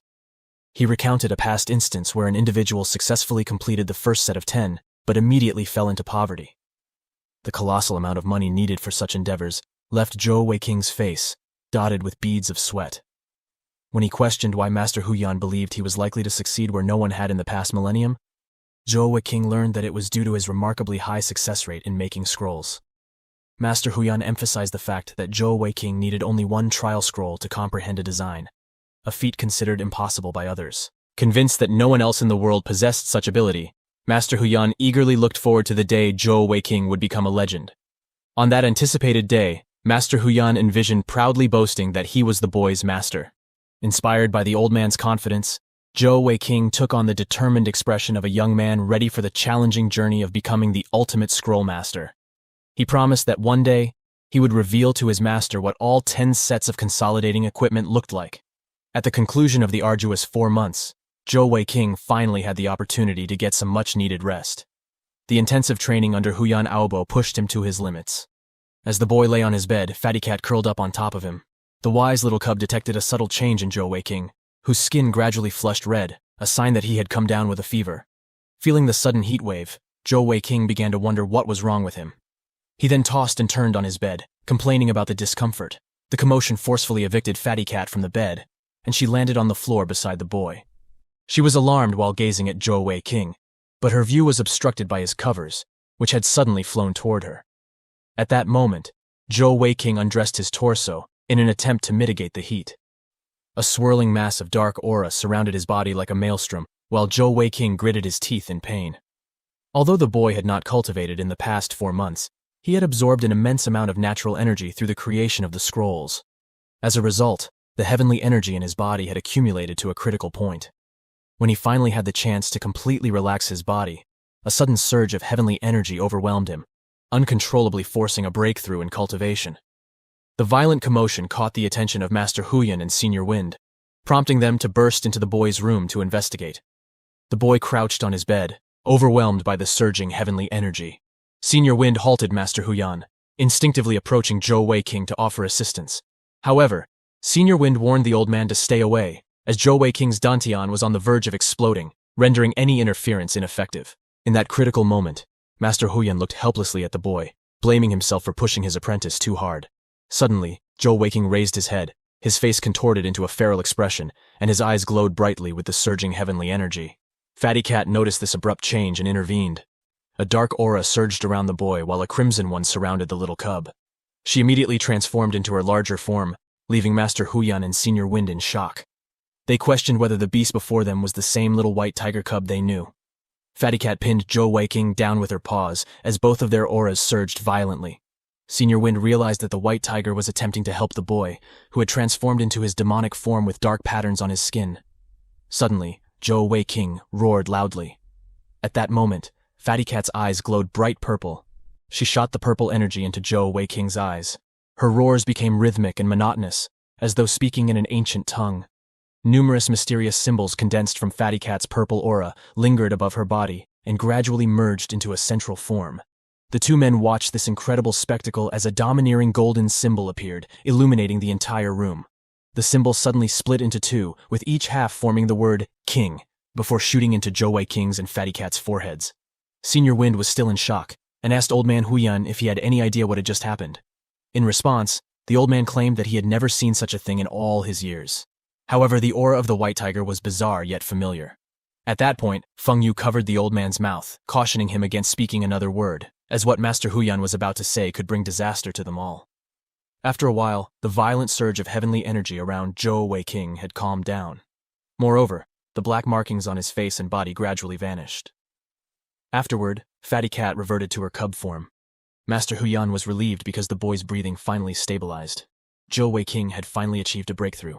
The aura around him coalesced centripetally into a strange vortex within him. This vortex positioned itself between the other 11 acupuncture points and began absorbing natural energy at an incredible rate. Fatty Cat and Master Huyan observed yet another change in the boy. His heavenly jewels emerged. However, this time, there were 3 of each set of jewels, indicating that Zhou Weiqing's cultivation had broken through and increased once more. He had finally condensed his 3rd jewel. A few days later, Zhou Weiqing kowtowed to his master, expressing deep gratitude for the care and guidance he had received. In response, Master Huyan urged him to hurry, lest he miss the academy's registration deadline. The boy's cultivation deviation and subsequent breakthrough had already delayed him by a few days. Zhou Weiqing replied confidently, assuring his master that he would make the old man's dream come true. As they spoke, Fatty Cat peeked through her favorite hiding spot. Master Huyan's eyes welled up with tears, and he immediately turned away, bidding the boy goodbye and promising to visit him at school if he found the time. Zhou Weiqing had seen through his master's tough act, bidding him farewell one more time before departing. Observing the boy's fading silhouette, Huyan Aobo admitted to Feng Yu that Zhou Weiqing was his pride and joy. Feng Yu teased the old man, asking if his words had been truthful and why he had not asked Zhou Weiqing to stay. In response, Master Huyan explained that he could not be selfish. Zhou Weiking's talents surpassed what he could teach, and the boy was better off honing his skills outside. Feng Yu teased the old man for growing soft, but the latter vehemently denied it. When Zhou Weiking left, he immediately tested his power with his 3-jeweled cultivation, running like greased lightning. The quality of his heavenly energy had upgraded, emanating as a white mist from his body when he wasn't using his jewels. All that Zhou Weiking knew about his breakthrough was that Fatty Cat once again helped him. Huyan Aobo and Feng Yu were both reluctant to talk about it, so the boy did not pry any further. After a few days of traveling, Zhou Weiking was astonished by the swift recovery of his heavenly energy. His non-stop running barely consumed any heavenly energy. This prompted him to decide to increase his speed once more. In the subsequent days, from dusk to dawn, Zhou Weiking's schedule devolved to simply eating, sleeping, and running. To be on the safe side, he disguised his elemental jewels using the camouflage ring, considering the many attributes in his possession that could easily attract unsavory intentions. Finally, after 14 days of arduous travel, Zhou Weiking arrived at Feili Imperial Capital City. Upon reaching the city, he marveled at its enormity compared to his hometown. Experiencing a large town for the first time, he inwardly acknowledged that the place lived up to its title as one of the top 10 cities in the boundless mainland. Recalling that the population of Feili Imperial Capital City alone exceeded that of the entire Heavenly Bow Empire, the boy took his time to observe the multitude of activities within the city, sighing deeply as he wondered when his hometown would achieve such prosperity. Shifting his focus to more pressing matters, he considered that it would be another 3 days before Binger arrived. Zhou Weiking decided to sell the consolidating equipment scrolls in his possession. He knew that the skill storing palace bought consolidating scrolls, and that the 10 sets in his possession would make him rich. Zhou Weiking planned to use the money to rent a house outside the academy for himself and Binger to live in. Soon he arrived outside the skill storing palace and was surprised by its impressive appearance, akin to that of an imperial palace. Unable to find words other than proud and grandiose to describe the place, he admitted that the skill-storing palace in his home country was nothing compared to the one he presently stood in. Zhou Weiking speculated that there would be many Zong-level beasts with valuable skills he could acquire. As Zhou Weiking contemplated the skill-storing palace, he recalled his future mother-in-law Tang Xian's advice to acquire more control skills. However, his thoughts were abruptly interrupted by a frustrated man who walked past him, complaining about his visit to the skill-storing palace. The stranger had heard about the capture of a king-level beast with the space attribute, and wanted to attempt storing its skill. These words caused Zhou Weiking's eyes to widen in shock. However, in an instant, his face quickly displayed a mix of greed, excitement, and mischief. Realizing he had stumbled upon an incredible opportunity, Zhou Weiking lost himself in thoughts of excitement, his body trembling with anticipation. He chuckled in a maniacal way, causing other customers to feel awkward around him. After a while, Zhou Weiking approached an attendant, reporting that he had received word about a king-level beast with the space attribute and wanted to store its skill. He inquired about the cost. The attendant, looking at Zhou Weiking with skepticism, considered the boy just another fool with his head in the clouds, desperately trying to become the 7th victim of the day. Putting aside his lament, the attendant told Zhou Weiking that it would cost 100,000 gold coins for a single attempt, 10 times the usual rate. Shocked by the exorbitant price, Zhou Weiking questioned why it was so expensive.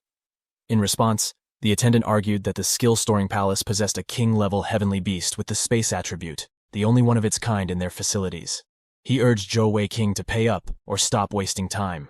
In response to the attendant's demand for payment, Zhou Weiking admitted that he did not have the money at the moment. However, he took out a stack of consolidating equipment scrolls, asking whether they would suffice since he was planning to sell them anyway. The attendant, shocked, asked if the boy was a scrollmaster, to which Zhou Weiking affirmed. Upon inspection, the attendant appraised the value of the scrolls as the low-leveled kind, with each of the 2 sets in Zhou Weiking's possession being worth 50,000 gold coins.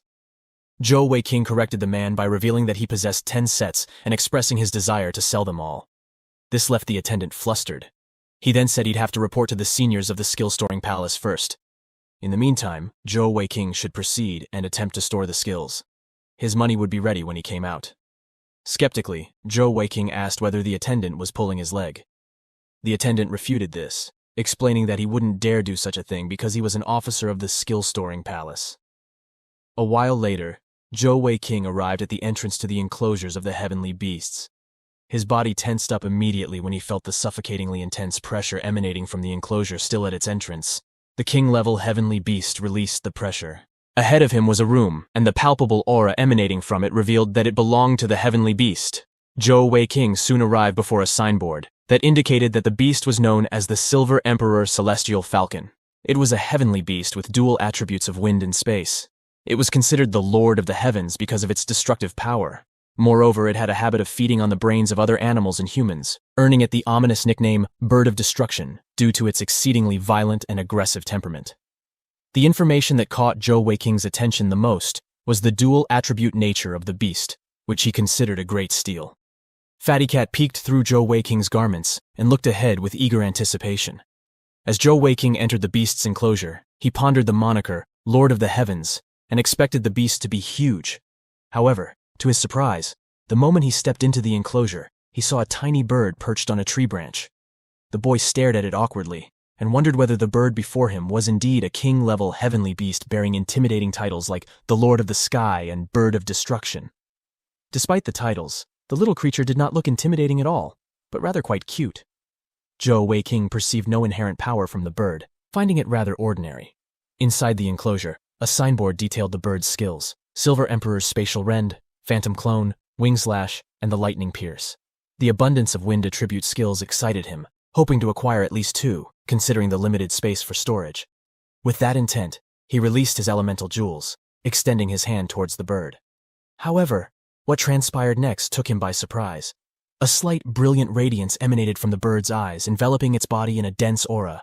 Zhou Weiqing immediately sensed that something was amiss. His heavenly energy had been completely blocked by an invisible barrier, a phenomenon entirely new to him. Suddenly, Fatty Cat emerged from Zhou Weiqing's clothes, emitting a tiny roar and appearing as a furious kitten. The Celestial Falcon responded in panic, experiencing a sense of dread. On the other hand, Fatty Cat looked incredibly angry as she leaped from her hiding spot into the tree branch. She approached the Celestial Falcon, delivering a hard smack on its head, leaving a visible bump. Meanwhile, Zhou Weiqing wore a puzzled expression, observing the absurd scene unfolding before him. With impatient growls, Fatty Cat glared at the bird, waving her left paw toward Zhou Weiqing. Moments later, the Celestial Falcon gazed at the boy before releasing a wave of aura containing numerous symbols. The bird's aura enveloped Zhou Weiqing, and there was an immediate resonance in his forehead. Simultaneously, his second elemental jewel glowed brilliantly, and the boy realized the bird had automatically imprinted its skills into his jewels. As a result, he had just obtained 2 skills in one stroke. He had never realized that skill storing could be so effortless, nor that heavenly beasts could take the initiative in such a manner.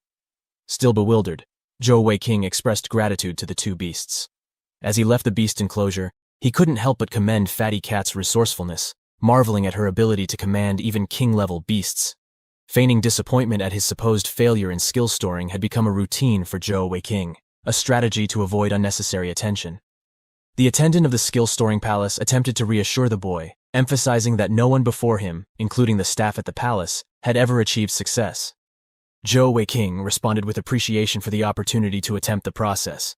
Upon receiving a card containing 450,000 gold coins, payment from the scrolls he had sold, Zhou Weiqing was pleased. The attendant explained that he received a 50% discount because he had sold the scrolls in bulk. Zhou Weiqing welcomed the card, finding it more convenient to carry than a pile of coins.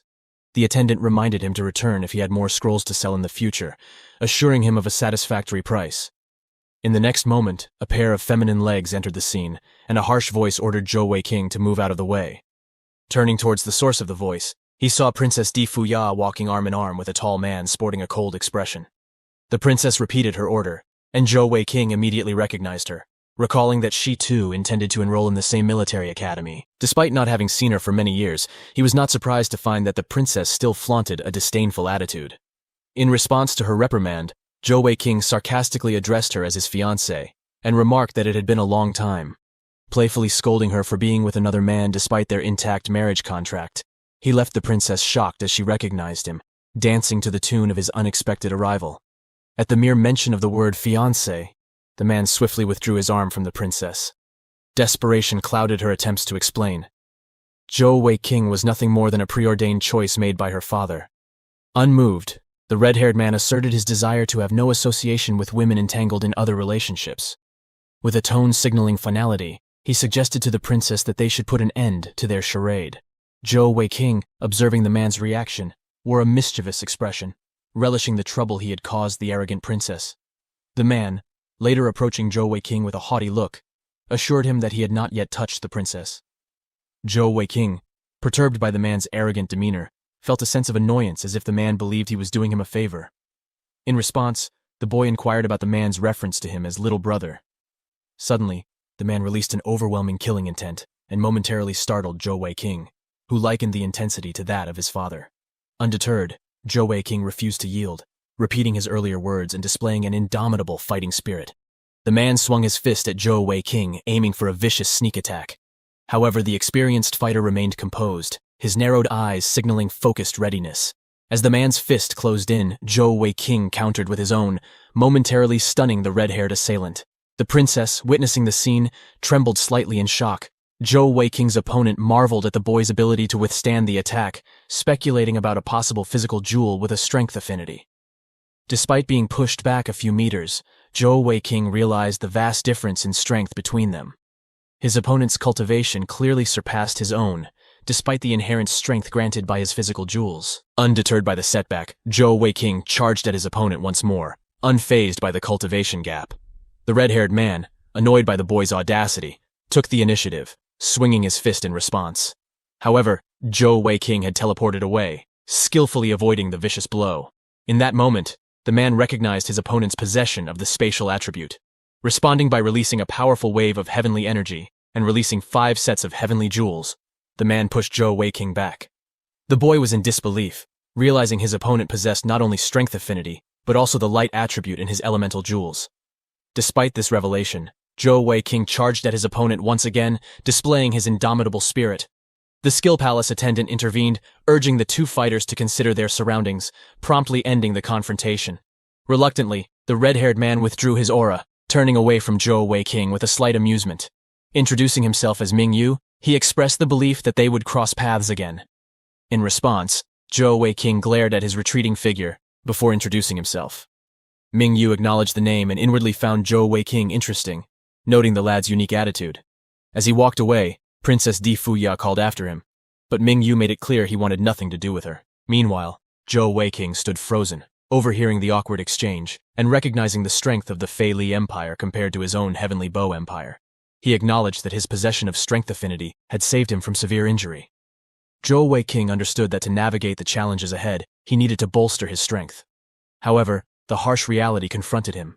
He couldn't ensure the safety of Binger, let alone his own. 2 days later, the streets of the Fei Li Empire's capital bustled with unusual liveliness, marking the commencement of new student admissions. It was a transformative opportunity for civilians. 3 distinguished academies stood above the rest in the Fei Li Empire: the Imperial Palace Academy, the Imperial Heavenly Jewel Master Academy, and the Imperial Military Academy. These academies boasted the highest number of applicants, resulting in a highly competitive admission process. Zhou Weiqing and Binger had set their sights on enrollment at the Imperial Military Academy. The entrance exam, consisting of a written test and an interview, demanded top-notch performance in each category, scoring full marks in both guaranteed immediate acceptance. But the bar was set high. Nobles required 150 points to pass, while civilians needed 180. Zhou Weiqing pondered his status as a Viscount of the Heavenly Bow Empire, questioning whether he could be considered a noble. Interrupting his thoughts, a playful voice addressed him, inquiring about any particular attraction he might have noticed. A girl had arrived in the capital city, smiling sweetly as she asked if Zhou Weiqing had been thinking about her during their time apart. Zhou Weiqing was elated. He expressed how much he had missed her before rushing towards her and enveloping her in a passionate hug. Their display drew stares from onlookers, prompting Binger to request a bit more discretion. Reluctantly letting go, Zhou Weiqing held Binger close, declaring his determination to savor the moment after enduring the challenges of the past couple of months. Aware of the lingering gazes, Binger blushed as Zhou Weiqing gently placed his hand on her waist. They soon departed to register for the exam. A little later, a couple entered the enrollment area. Zhou Weiqing led Binger through the crowd with his arm around her shoulder, wearing a bright smile. He jovially requested those around them to make way for him and his girlfriend as they prepared to embark on the exam process. After completing the registration process, Zhou Weiqing remarked on the irony of registering as a commoner, despite his status as a Viscount in his home country. He then turned to Binger, seeking her opinion on which exam they should tackle first. Binger, with a playful sparkle in her eyes, recommended the written exam and teasingly questioned if it wasn't Zhou Weiqing's favorite. Denying any affection for military literacy exams, Zhou Weiqing begrudgingly agreed to proceed with it.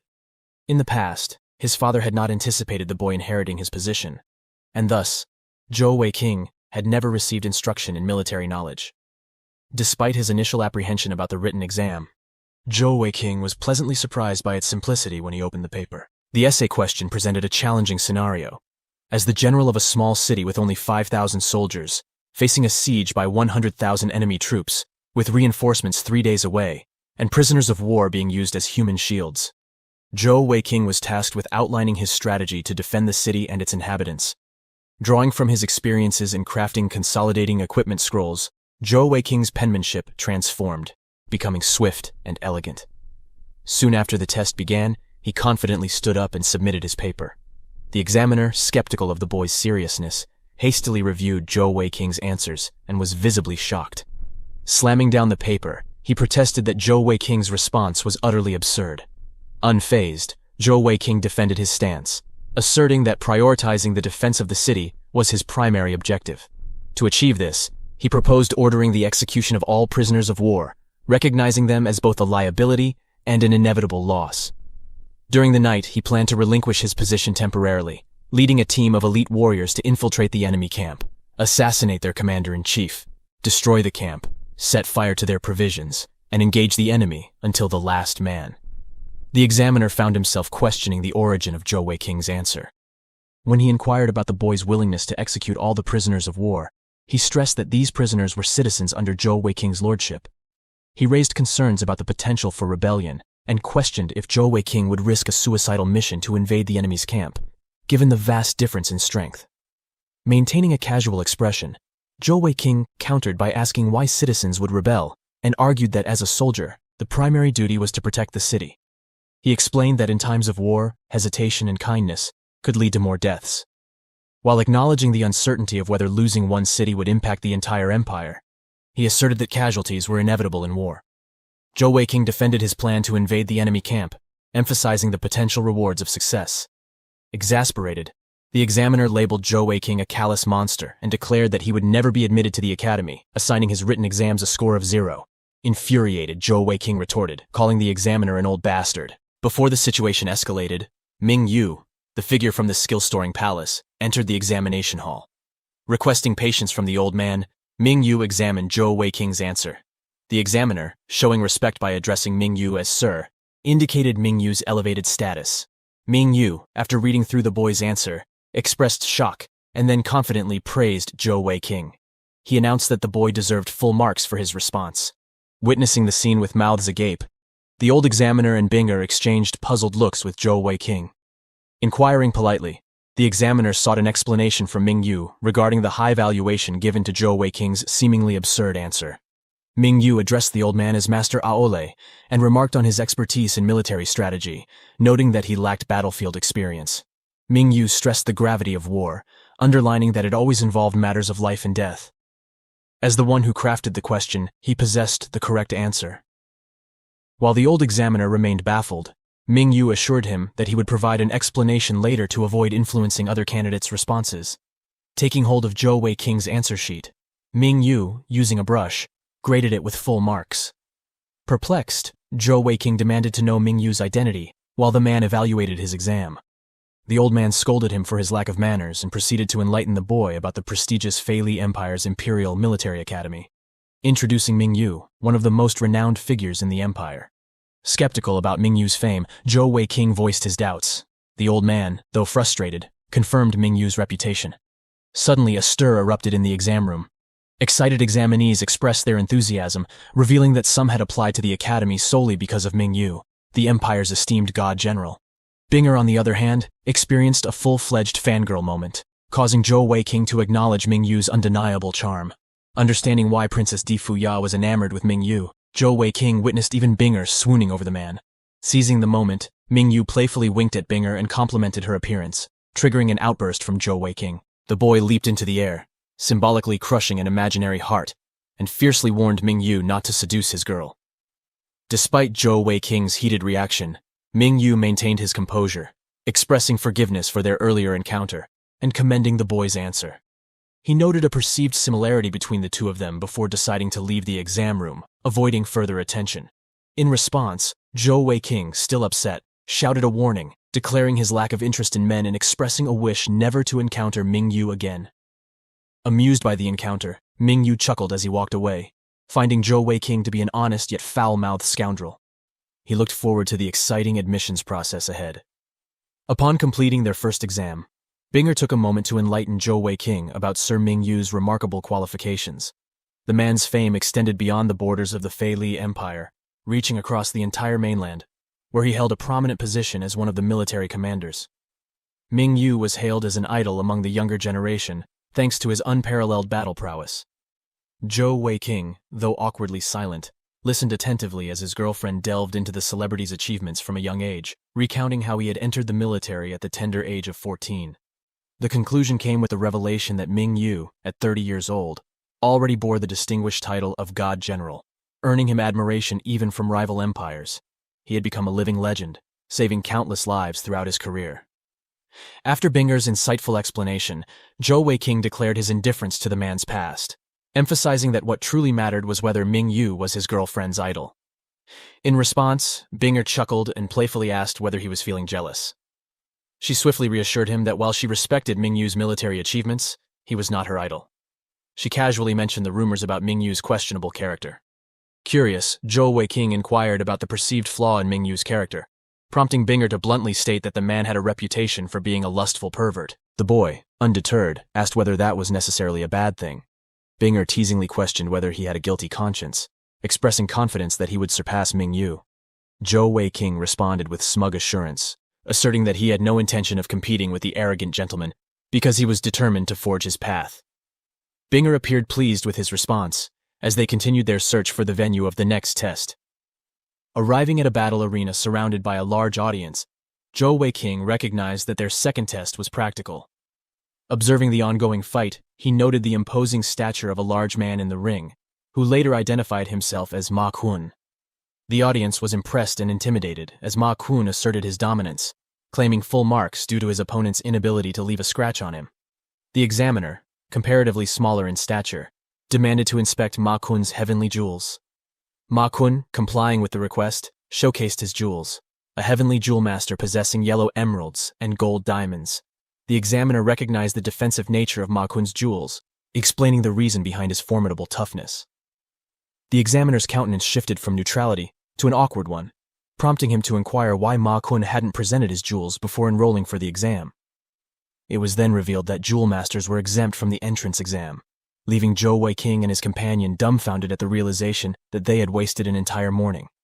Without delay, they disclosed their status as jewel masters to the examiner, who commended the exceptional quality of that year's applicants. He revealed that 4 jewel masters had already secured acceptance into the military academy. Subsequently, he provided them with student IDs, instructing the trio to report back to the academy in 3 days for the commencement of the new semester. As they left the academy grounds, Binger acknowledged Zhou Weiqing's progress in cultivation, noting his possession of a 3rd set of jewels.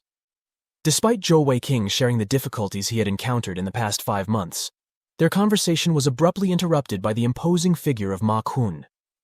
The man, with a brash introduction and compliments directed at Binger, attempted to engage her in conversation. His flattering words and claim of her being the most beautiful woman he had ever seen irked Zhou Weiqing, whose expression soured at the perceived insincerity of the large man. Taking a stand, the boy stepped between Binger and the towering Ma Kun, addressing the latter as a big loaf and warning him to mind his own business. Expressing his disdain for Ma Kun's pretense, Zhou Weiqing threatened physical confrontation if the large man persisted. In response, Ma Kun remained calm and patient, referring to Zhou Weiqing as little brother, and asserting that the latter couldn't beat him. Despite Zhou Weiqing's darkened expression and sneer, he declared his intention to accept the challenge. Ma Kun suggested a bet, proposing a test of their abilities. Ma Kun proposed a wager, suggesting a confrontation between him and Zhou Weiqing. The terms were clear. If Zhou Weiqing emerged victorious, Ma Kun would depart. However, if he failed, he had to surrender the pretty girl to Ma Kun. Yinger anxiously observed the unfolding tension between the two men. Prepared for the impending clash, Zhou Weiqing dismissed everything Ma Kun had said as irrelevant. With an air of confidence, he remarked that defeat was a rare occurrence for him, and swiftly accepted the bet, questioning Ma Kun's readiness for the challenge. Ma Kun's body was promptly enveloped in heavenly energy, and he scoffed at Zhou Weiqing, urging him to make a move. In response, Zhou Weiqing, acknowledging the camaraderie suggested by Ma Kun's use of brother, asserted that he wouldn't resort to using his jewels to bully the large man. Seizing the moment, Zhou Weiking's right leg radiated a brilliant glow at the major acupoint, and his right leg was instantly surrounded by a swirling mass of dark aura. Before Ma Kun could react, Zhou Weiking closed the distance and unleashed a devastating kick, striking his opponent's torso. The force of the impact knocked the wind out of Ma Kun, who found himself in disbelief and denial as his entire body soared into the sky. As the large man sailed away, Zhou Weiking, with a hint of satisfaction, addressed his departing opponent, reminding him of the consequences of coveting what rightfully belonged to him. The commencement of new student induction loomed just 3 days away, affording Zhou Weiking the opportunity to explore Fei Li City with Binger. He also made 2 visits to the skill-storing palace, encountering king-level beasts and storing their remaining skills. Those 3 days proved to be a delightful and leisurely reunion, marked by the sharing of numerous stories. As the day arrived, Zhou Weiking and Binger found themselves outside the men's dormitory. According to Binger, it epitomized simplicity and civility. Eager to help, she and her boyfriend arrived early, ready to clean up and make Zhou Weiking's bed. Inside the dorm, they discovered 4 bunk beds, but Zhou Weiking noticed the absence of other arrivals. The room presented a sorry sight, cobwebs and fungus adorning various corners, leaving Zhou Weiking visibly disgusted by its unkempt state. He remarked that the place truly lived up to its annual rent of 20 gold coins. On the contrary, Binger remained cheerful and unfazed, assuring Zhou Weiking that there was no need to worry, as she would assist in the cleanup. During their efforts, Zhou Weiking suggested that money was no longer an issue, proposing the idea of renting a house in the city. Binger, however, found the suggestion suspicious and inquired if he harbored any peculiar intentions. They continued their work, laughing and chatting. Upon completing their task, voices reached Zhou Weiking from the doorway. A group of new students accompanied a large man, identified as Ma Kun, who appeared smug, having acquired new followers. However, those who met Zhou Weiking's disdainful gaze quickly broke into a cold sweat. As Ma Kun's minions attempted to introduce him, he took the lead, seizing the mop from Zhou Weiking's hands. Expressing nervous delight at sharing a dorm with Zhou Weiking, whom he referred to as his boss, Ma Kun's overt bootlicking left his followers in an awkward position. Amid discussions about sleeping arrangements, Binger interjected, recognizing Ma Kun from the incident 3 days prior. In response, Ma Kun blushed, referring to Binger as a pretty sister, and affirming that he was indeed all right after recovering from his injuries. Ma Kun's regret settled in like a bitter aftertaste mere moments after he uttered those ill-fated words. A shiver raced down his spine as Zhou Weiking, undeterred, inquired whether the large man had already forgotten the lesson from the previous day. With an intimidating air, Zhou Weiking directed his gaze towards Ma Kun's minions, who couldn't help but ogle his girlfriend, leaving him to ponder whether she was perceived as a commoner among them. Losing patience, Zhou Weiking decisively seized Binger's hand and led her out of the dorm, declaring that they would leave the rest of the cleaning to those individuals. Once the couple had departed, one of the minions sought Ma Kun's guidance on the identity of the captivating girl, questioning if she was indeed Zhou Weiking's girlfriend. In response, Ma Kun cautioned the inquisitive man to think twice before making advances toward Binger, emphasizing the potential repercussions. Outside, Binger queried their destination and wondered if Zhou Weiking's ire was a result of Ma Kun and his minions. Voicing his slight annoyance, Zhou Weiking expressed his discomfort with those individuals openly gawking at Binger, desiring to keep them at a distance.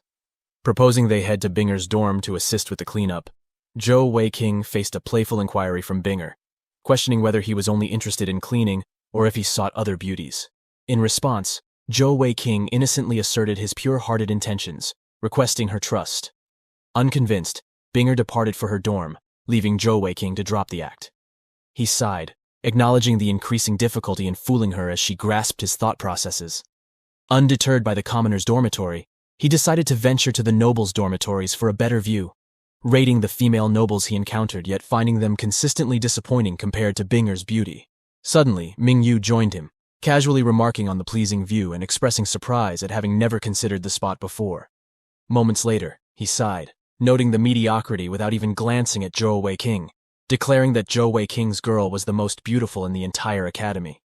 Mingyu's sudden appearance jolted Zhou Weiking, who furrowed his brow in caution as Mingyu approached noiselessly. Deciding to engage in conversation, Mingyu, recognizing a fellow admirer of beauty, suggested they had nothing in common, brushing off the attempt to shift the topic. The mention of Zhou Weiking's answer in the written exam intrigued Mingyu, catching the boy off guard and prompting him to inquire about the reason.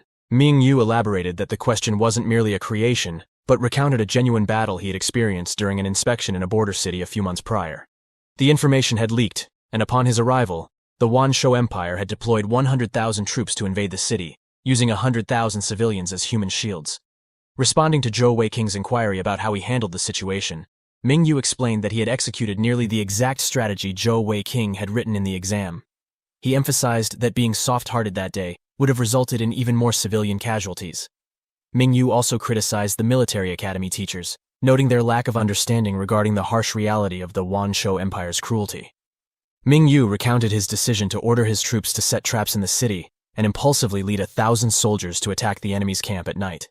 He admitted it was a gamble, driven by the necessity to maintain troop morale. Ming Yu's expression darkened as he revealed that out of the 1,000 troops, only 47 returned from that perilous raid. Ming Yu unfolded the tale of a grueling battle, detailing the enemy's relentless retaliation and the staggering losses, millions of civilian lives succumbing as the enemy breached their primary defenses. Zhou Weiking absorbed every word as Ming Yu recounted the 2-day, 2-night battle that left the enemy reeling. A significant blow only repelled with the arrival of reinforcements.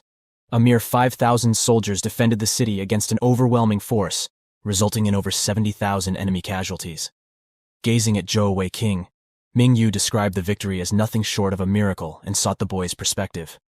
Zhou Weiking quickly concurred, expressing awe at how Ming Yu not only survived but emerged victorious. Ming Yu, sighing contentedly, acknowledged that despite the triumph, the surviving soldiers viewed him not as a hero, but as a cold-blooded killer. The narrative continued with Ming Yu's expulsion from the military and subsequent repentance as a teacher at the academy.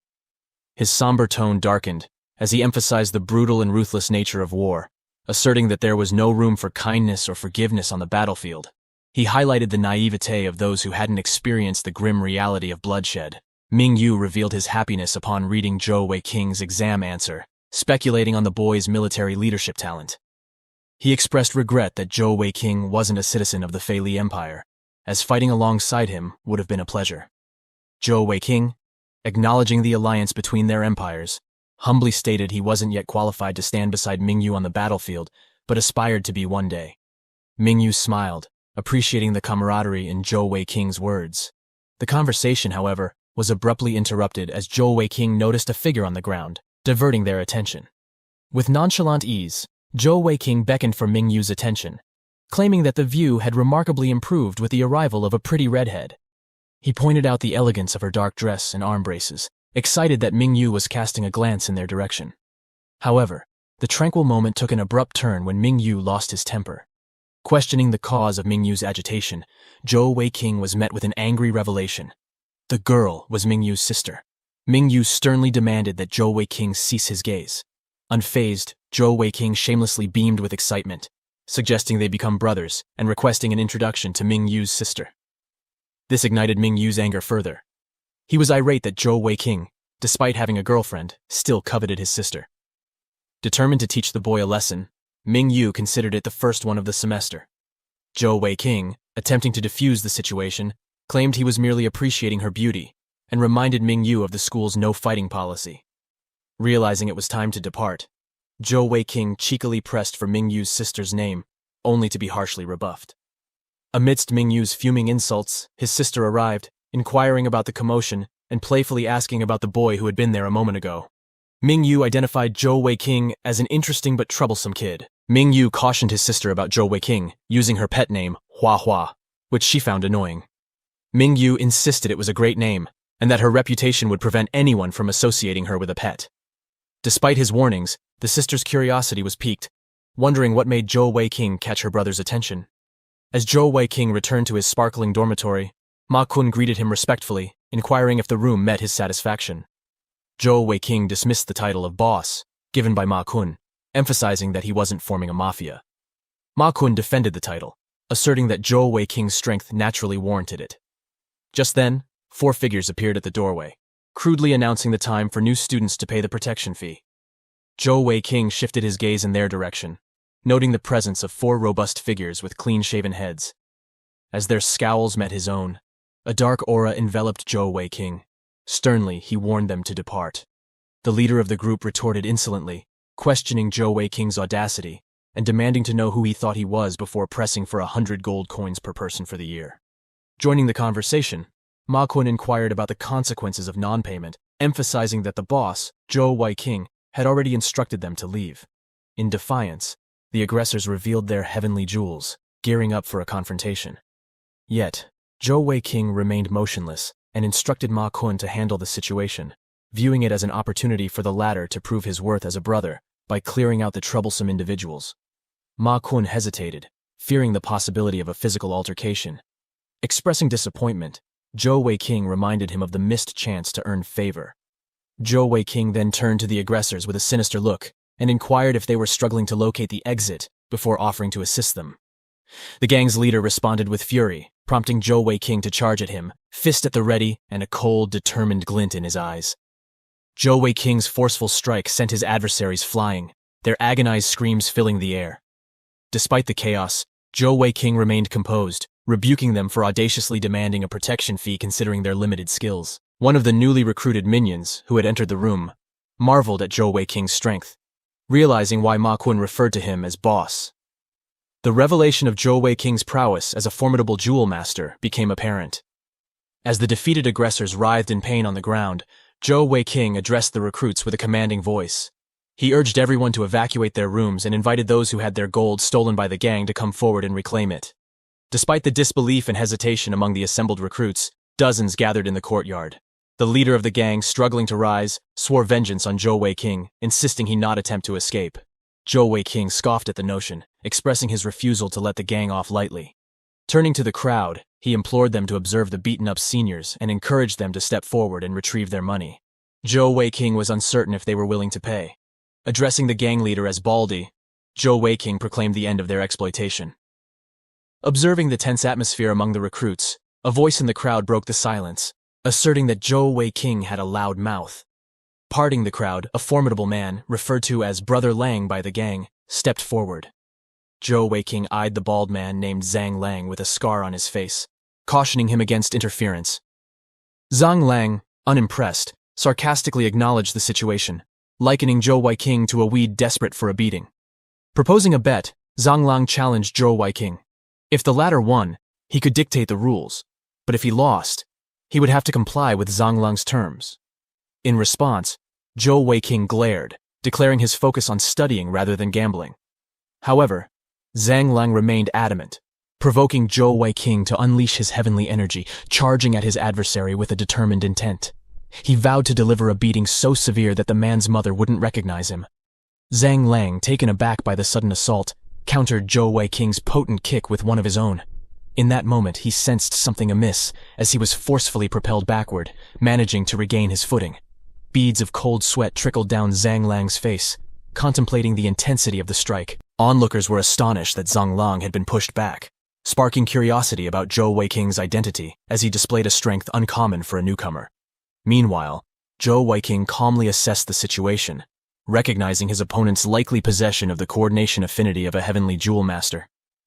Sensing Zhang Lang releasing his jewels and enveloping himself in brilliant heavenly energy, Zhou Weiqing prepared for the impending attack.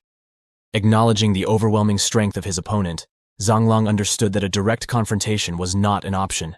He needed to leverage his stored skills, prompting him to release his elemental jewels and conjure several giant fireballs through a technique known as the bursting fireball.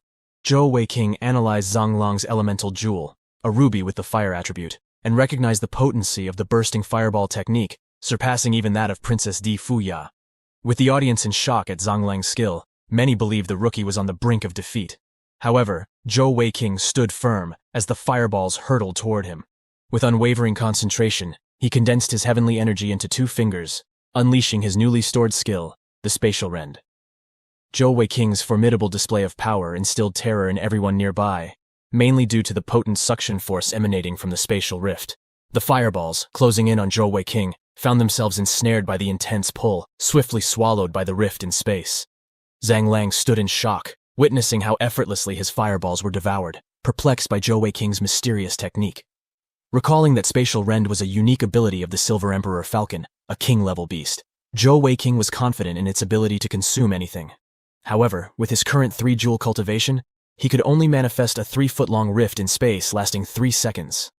Leveraging his sharpened battle instincts, Zhou Weiqing closed the distance while the spatial rend was active, catching his opponent off guard for a direct assault. Contemplating whether Zhang Lang would choose to dodge, Zhou Weiqing, delivering his trademark kick, sent Zhang Lang airborne, leaving his minions in disbelief. Surprisingly, Zhou Weiqing wasn't finished with his onslaught. Propelling himself into the air with tremendous force, he pursued his airborne adversary, rapidly closing the gap. Seeing Zhou Weiqing's figure approaching, Zhang Lang, realizing he was airborne and vulnerable, opted to avoid another kick that could spell his ruin. Determined to repel Zhou Weiqing, he unleashed a torrent of flames fueled by his heavenly energy, preparing to intercept the imminent assault. However, Zhou Weiqing vanished from sight, leaving Zhang Lang bewildered. Before he could comprehend the situation, Zhou Weiqing reappeared behind him, wielding his overlord bow and delivering a powerful strike. Zhang Lang's body crashed onto the ground, scattering debris around, prompting his minions to rush and try to assist him back to his feet hastily. Zhou Weiqing gracefully descended before them, his eyes fixed on the battered form of his opponent, nestled within a small crater. Seizing the moment, he condescended to his fallen adversary, inquiring about his well-being and taunting him to rise, noting that he was barely warmed up. Zhang Lang's minions rushed forward, eager to shield their leader from further harm. However, Zhou Weiqing intercepted them, questioning if they were eager to join the fray and face his wrath as well. A determined bald minion retorted, adamantly declaring that he would no longer allow Zhou Weiqing to harm Brother Lang. Unperturbed, Zhou Weiqing turned his attention to the recruits, questioning whether their gang had not safeguarded them by collecting protection money. Observing the unfolding drama, the leader of the small gang elucidated that without Brother Lang, commoner recruits would have been subjected to enslavement by the nobles. Charging a protection fee was a means to empower Zhang Lang, ensuring everyone's safety. Failure to do so would have led to the commoner students being bullied to death by the arrogant nobles. Expressing his astonishment, Zhou Weiqing listened as the kimono recruits spoke up one by one, siding with Zhang Lang. In an instant, they all rallied behind their protector, urging Zhou Weiqing to cease causing trouble. They affirmed that the protection fee was voluntary and implored the rookie to respect their ways. Zhou Weiqing expressed dissatisfaction, questioning why Zhang Lang couldn't raise money on his own, given his status as a heavenly jewel master. The gang leader countered, emphasizing the complexity of making money, citing the exorbitant costs of skill storing and consolidating equipment scrolls that were beyond the means of commoners. He revealed that nobles sought to dominate and exploit the commoners, making them their lackeys. Despite enduring humiliation, they refused to surrender their dignity. Working part-time was their only recourse to prevent nobles from trampling on them. Zhou Weiqing deduced that the commoners were determined not to be enslaved by the nobles or the skill-storing palace, and the gang leader affirmed his conclusion. When Zhou Weiqing questioned the necessity of collecting a protection fee, the gang leader explained that Zhang Lang aimed to toughen the new students.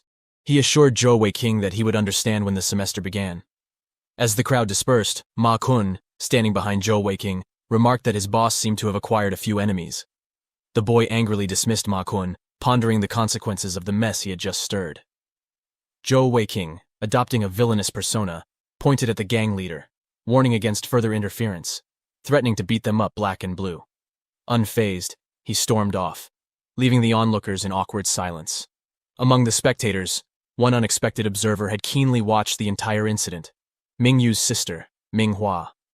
Analyzing Zhou Weiqing's abilities as a three-jeweled heavenly jewel master with a pure strength affinity, possessing a consolidated weapon in the form of a bow, she concluded that the boy was undeniably intriguing, understanding why her brother spoke highly of him.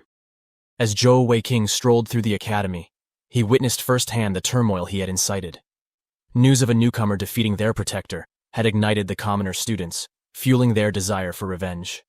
Amidst the rising tension, Zhou Weiqing experienced an unsettling chill down his spine, akin to the sensation of having ingested something repugnant. Just as the atmosphere became charged, Binger arrived, concerned about the news of his recent altercation.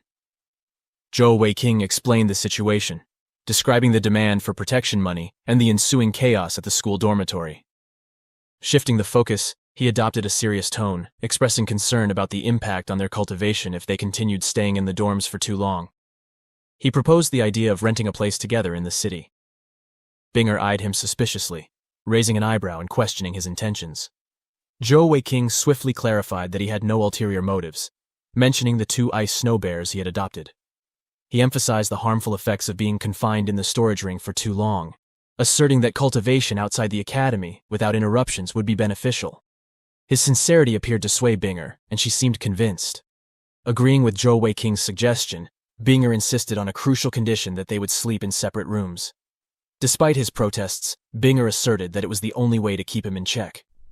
Zhou Weiqing reluctantly acquiesced, vowing to remain calm. She reminded him of the need for permission to leave the academy, but Zhou Weiqing dismissed the matter as trivial. Swiftly returning with the permission slips, Zhou Weiqing hummed melodiously, considering it a small price for the privilege of a handsome and wealthy man. Eager to find a house, he headed toward the large backyard to retrieve his luggage, bringing Binger along. The prospect of having their place excited him, and he felt like a dream come true. However, his thoughts were disrupted by a commotion near the new house. Someone had been negotiating with the landlord, seeking to secure the property. To Zhou Weiqing's surprise, the individual turned out to be Mingyu's sister, Manhua. She expressed her willingness to pay double the rent amount to the landlord. Zhou Weiqing recognized her instantly as his attention was drawn to the unfolding situation. He pondered why she desired to rent a place at that particular location rather than staying at home. The landlord attempted to dissuade Manhua to no avail. Fortunately, his relief was evident upon Zhou Weiqing's arrival. Facing Manhua, Zhou Weiqing informed her that he had already secured the place with Binger, having already paid the deposit. The girl unexpectedly drew closer and playfully asserted her status as a lonely woman with no other place to stay. She questioned whether Zhou Weiqing would simply send her away before urging him to show his chivalry by letting her have the house. This brief exchange irritated Binger, who promptly stepped in between her boyfriend and the unfamiliar woman. She demanded to know why the latter was behaving like a lost child, and clarified that Zhou Weiqing had not taken the house from someone but had signed a rental contract. Manhua remained silent as Binger directed Zhou Weiqing to carry the luggage inside their bedroom and pay the landlord for the present month. Zhou Weiqing agreed, being the ever-compliant yes-man before Binger. In response to Binger's request, Manhua released her killing intent, challenging Binger. She questioned what Binger would do if she refused to leave. Binger was unyielding and politely asked the stranger to depart before releasing her heavenly jewels with a stern expression. The opponent, refusing to leave, responded with a cheeky smile before analyzing Binger's abilities. She acknowledged the promising quality of the new admissions. Zhou Weiqing abruptly joined Binger. He stood beside his girlfriend, noting the strength of their opponent. The landlord, who had sensed the impending danger, panicked and sought to leave the area. He understood the disastrous consequences of a fight between two heavenly jewel masters. At that moment, Zhou Weiqing put down his luggage and stepped forward, requesting Binger to allow him to handle the situation and leave the fight to him. Despite Zhou Weiqing's determined gaze, Manhua seemed unfazed, because her initial plan had been to test Zhou Weiqing's power. After a brief standoff, Manhua charged at Zhou Weiqing. Noting his opponent's speed, the boy formulated a challenge to determine which was faster, her attack or his hands. With a lustful gleam in his eyes, Zhou Weiqing executed the dragon claw hand, targeting the melons right in front of him. This sudden change left Manhua utterly shocked. As Zhou Weiqing advanced toward his soon-to-be victim, she let out a shriek, labeling him a stinky scoundrel. Undeterred, Zhou Weiqing laughed menacingly, inviting his opponent to experience his master's unique technique. Binger observed in silent disappointment, while Mingyu's sister found the situation unbelievable. However, before Zhou Weiqing could reach her, Manhua leaped out of his way and countered with a kick before accusing him of shamelessness. Zhou Weiqing had anticipated the incoming attack and boldly absorbed it with his forehead. This unexpected response left Manhua shocked. She quickly retreated, wincing in pain, and marveling at the toughness of her opponent's head. Manhua felt as though her kneecaps would fall off when she realized that Zhou Weiqing's cultivation was not to be underestimated. The boy was unimpressed and dismissed his opponent, declaring that her 4-jewel cultivation turned out to be nothing more than that. He added that it was sad his opponent could not even leave a scratch on him, despite putting all her effort into her previous attack. Manhua trembled slightly as she shifted weight from her injured leg. Afterward, she finally revealed her elemental jewels. Zhou Weiqing immediately recognized them and was shocked when he realized the elemental jewels possessed the life attribute. At that moment, while Manhua activated one of the skills of her elemental jewels, Zhou Weiqing recalled that the life attribute was among the rarest of the 4 great attributes. Moreover, it granted the wielder incredible healing abilities. When Manhua declared that she had no other choice, Zhou Weiqing watched as her physical jewels glowed brightly. His eyes widened in shock when he realized what was about to happen. In an instant, his opponent had donned a set of battle armor, which significantly amplified her aura. The boy recognized that his opponent possessed a set of consolidating equipment armor, no doubt the creation of a grandmaster. After her transformation, Manhua asked whether her opponent was scared now that he had recognized her consolidating equipment. In silent contemplation, Zhou Weiqing realized that his opponent's armor far surpassed that of Senior Feng Yu. Currently, his opponent had 4 pieces: a weapon, a chest plate, right greaves, and a right gauntlet. He speculated that when the armor set was complete, she would possess 7 pieces. This was the first time he had seen so many pieces of top-quality armor. However, he understood that he could not afford to make any mistakes. His thoughts were interrupted when his opponent rushed toward him, resuming their fight. Zhou Weiqing noticed that her speed had multiplied several times over, making her movements appear more like a blur. He struggled to endure some of the attacks, while he acknowledged that the armor set created by a Grand Master enabled his opponent to push him back in an instant. Before long, Zhou Weiqing decided that he had to fight back. In an instant, he unleashed the spatial rend on Manhua. The latter recalled that her opponent had used the same skill against Zhang Lang. When she witnessed the immense suction force, Manhua realized she was being dragged into the rift in space. Zhou Weiqing had a look of satisfaction as he watched his opponent struggle against his technique, causing her to pause for a moment. However, that brief moment was all he needed, and he swiftly followed up with another attack. With a condescending tone, Zhou Weiqing asserted that the swiftness of his opponent was inconsequential, since she couldn't evade his impending attack. On the contrary, his opponent found herself rendered speechless, pondering the nature of Zhou Weiqing's latest skill, wondering whether it too belonged to the spatial attribute and why her opponent possessed so many control skills. Zhou Weiqing seized the opportunity to mock his opponent, implying that despite her possession of consolidating equipment armor, she had yet to witness a fraction of his capabilities.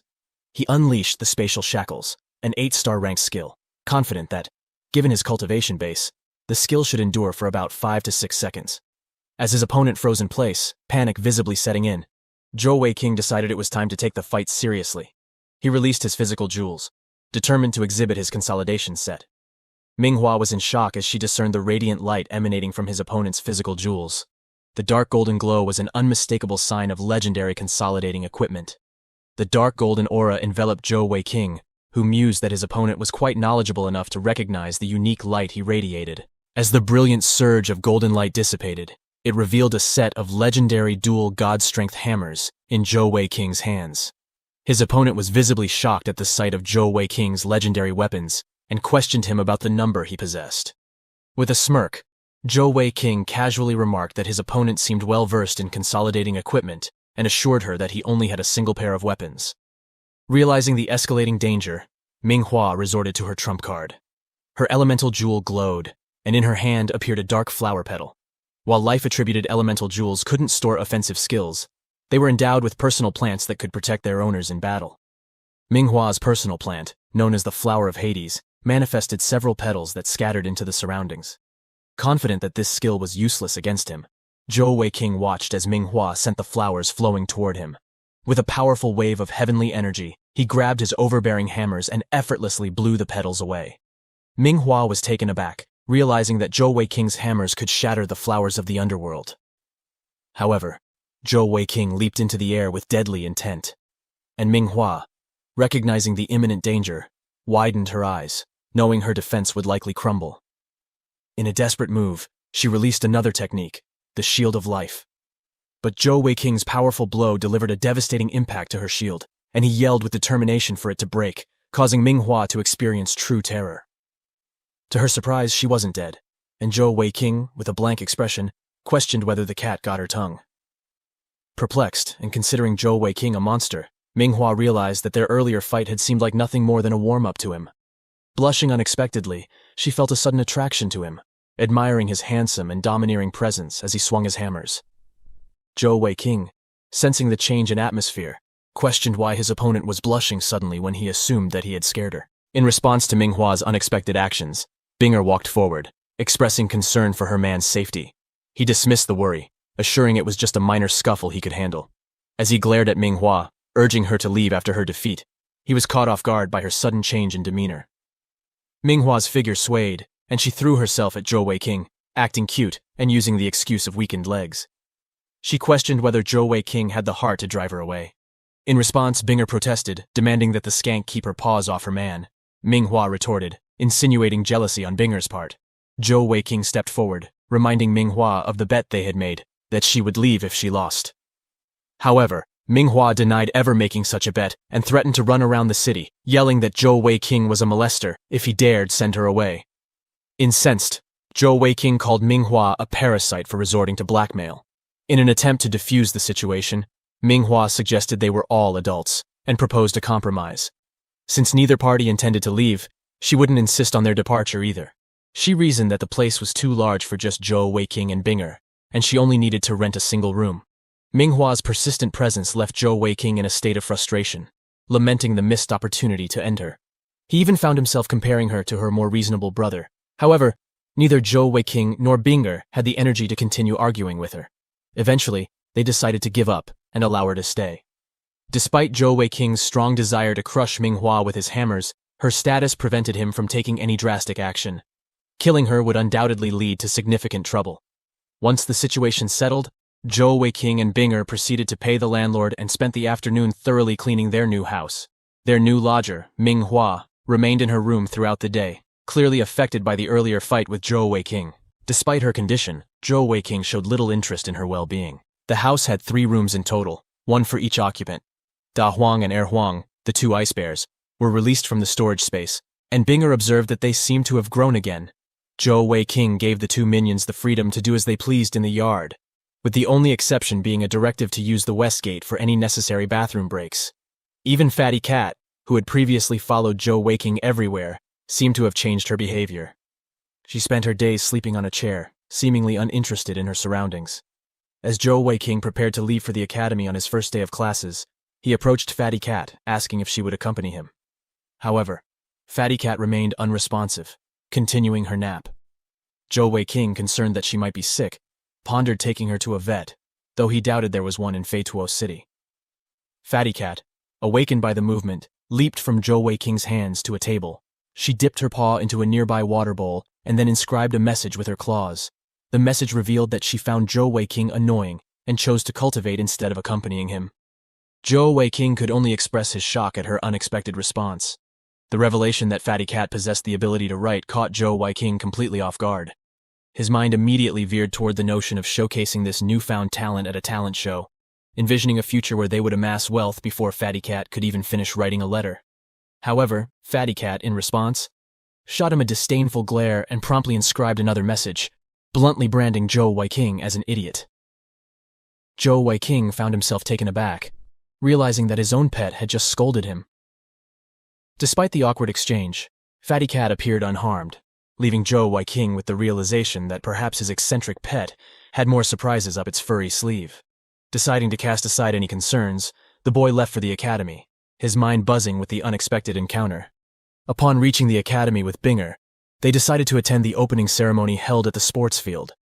The couple strolled hand in hand, sharing a content moment as they approached the lively event. The sports field, as predicted, became a stage where random admirers were captivated by Binger's presence. Zhou Weiqing, sporting a smug expression, relished the envy from those onlookers who could only watch with bitter faces. The couple settled into their designated assembly grounds, only to be greeted by familiar faces, including Ma Kun and his minions. The minions cheerfully addressed Zhou Weiqing as their boss, a title that Zhou Weiqing tried in vain to discourage.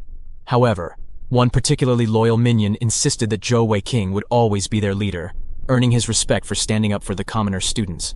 Amused by the camaraderie, Zhou Weiqing accepted the camaraderie and labeled the minion a fellow brother. Their banter continued until Zhang Lang, a figure from Zhou Weiqing's recent confrontation, appeared behind him, addressing him directly. Zhang Lang revealed that there were no classes that day and requested Zhou Weiqing to stay behind for the opening ceremony, citing a need for a discussion. Without hesitation, Zhou Weiqing agreed, after which Zhang Lang and his gang departed from the assembly grounds. The new minion seized the opportunity to compliment Zhou Weiqing for his smooth interaction with Zhang Lang, emphasizing the unexpected politeness displayed by Zhang Lang. However, the flattery was abruptly interrupted when a man proudly called out to Zhou Weiqing, eyeing Binger with unmistakable interest. Zhou Weiqing immediately took a protective stance and stepped into the man's line of sight. When he questioned where the man was looking, the latter conveyed a message from his boss, praising Zhou Weiqing for the honor of becoming his little brother. Afterward, the man walked past Zhou Weiqing and attempted to flirt with Binger. Zhou Weiqing's expression darkened, and he remained silent for a while. He had no intention of letting the disrespect slide. Therefore, he placed a hand on the man's shoulder before labeling the latter a genuine pain in the ass and delivered a savage punch to the man's face. The man crashed to the ground a few meters away, bearing the weight of Zhou Wei King's wrathful strike. Seething with anger, Zhou Wei King's minions were startled by the sudden eruption of violence. The stranger, now reeling in pain, coughed violently, blood seeping from the corner of his mouth. Zhou Wei King, unyielding, stood firm, appalled that someone would harbor such malicious intentions toward Binger. Despite the impolite man cursing him for being a commoner and yet daring to strike him, Zhou Wei King's ire burned hotter. The stranger, despite his injuries, audaciously threatened to make Zhou Wei King's life difficult at the academy by invoking the might of the Ye family. Introducing himself as Ye Lu, he commanded those around him to stand up for him, asserting his status as their master. Ye Lu, championing the honor of the Ye family, demanded that the crowd teach Zhou Wei King a lesson for daring to offend their esteemed lineage. However, Zhou Wei King remained unimpressed, questioning the true power of the Ye family. His minions stepped forward, providing valuable information on the hierarchical nobility within the academy, with the Ye family reigning supreme.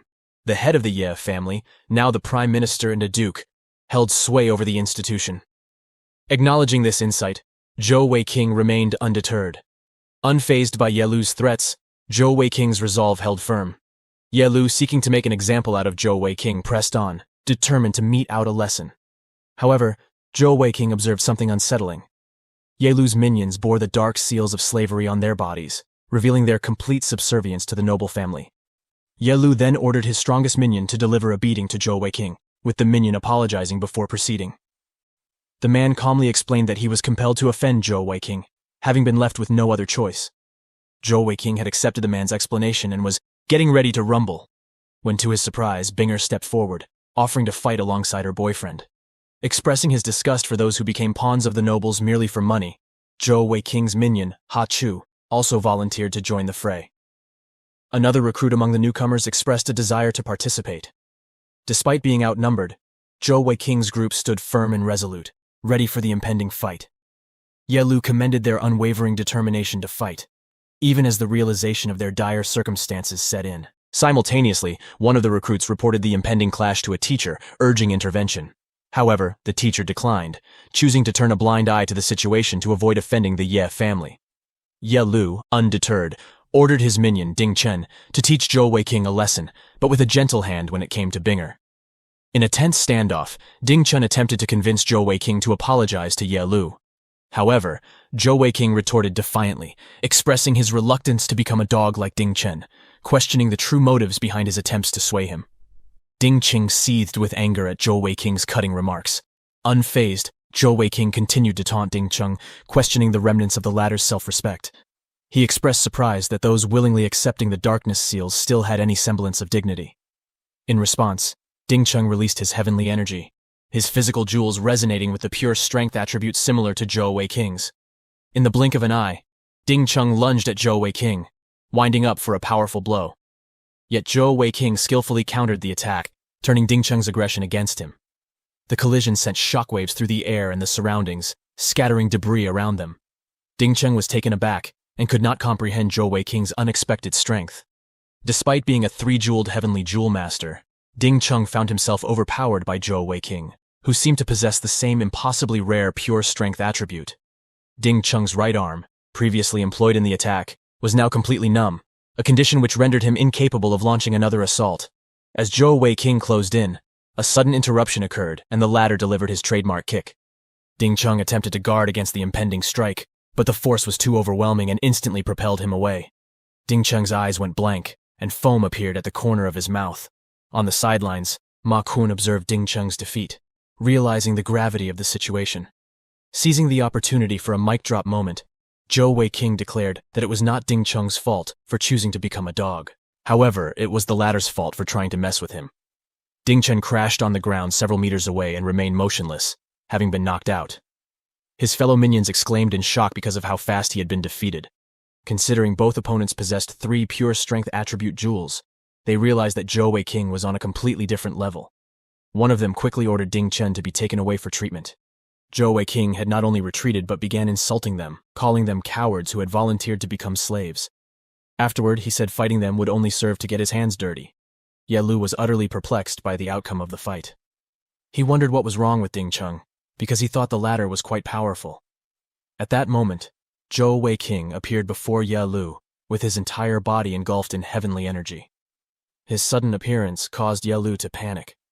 As a result, the latter's retreat caused him to fall while still trying to scurry away. Yelu felt Zhou Weiking's enormous killing intent, which caused him to stammer, asking what Zhou Weiking wanted.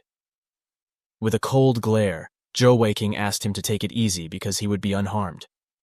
He then requested Ye Luo to pass a message along to his boss, asking the latter not to send a coward to confront him. As soon as he received the message, Ye Lu quickly stood up and rushed away to deliver Zhou Weiking's message.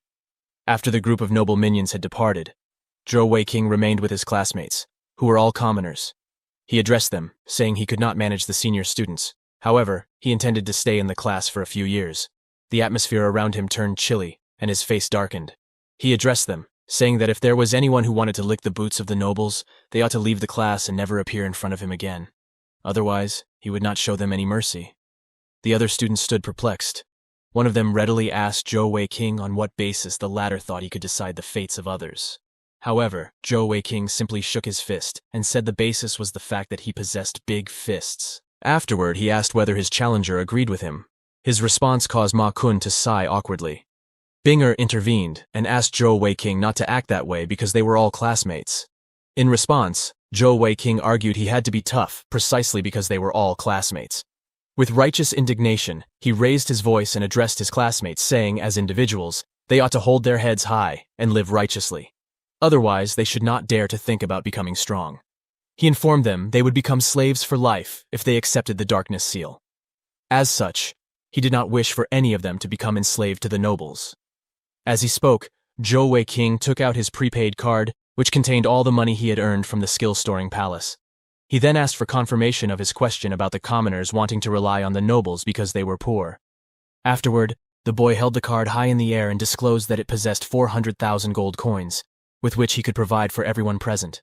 He would not allow or require any of them to sell their souls to anyone. Afterward, he promised to cover all the expenses pertaining to inscribing new skills. Zhou Weiking confidently added that if the money were insufficient, he would earn some more later. Finally, he expressed his only hope was that the next 4 years would see them all live with their heads held high, and not become any noble's dog. After his speech seemed to have moved the masses, he turned toward his earlier challenger, and asked whether his words bore any weight. However, his challenger was still skeptical.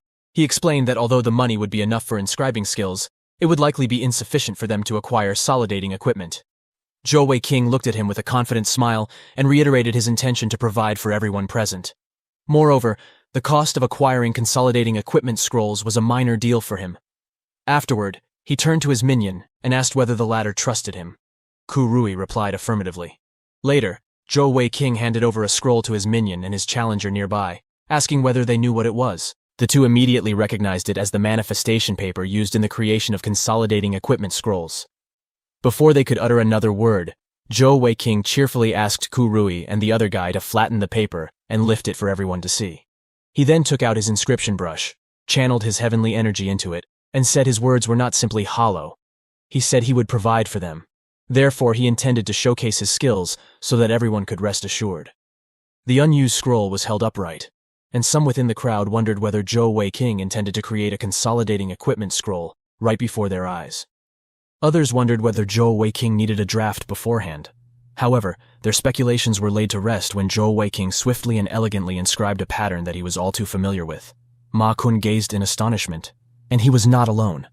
The crowd had yet to see a consolidating equipment scroll being created, much less at such a speed. The audience quickly realized that Zhou Weiking was not an amateur. It had only been a moment, but the scroll was almost complete. After several breaths' worth of time, Zhou Weiking lifted his brush and declared that he had completed the task. As if right on cue, the completed scroll released a dazzling golden light, which was an indication of success. It was then that everyone realized what Zhou Weiking meant when he said the cost of consolidating equipment would not be an issue for him. It was because he was a consolidating equipment scroll master at the intermediate level. Having demonstrated the creation of a consolidating equipment scroll right before the crowd, Zhou Weiking no longer faced any opposition. Within a short period, the commoner students' doubts were replaced with profound feeling of awe and admiration. Once again, Zhou Weiking promised to provide for them and asked whether they were willing to believe him.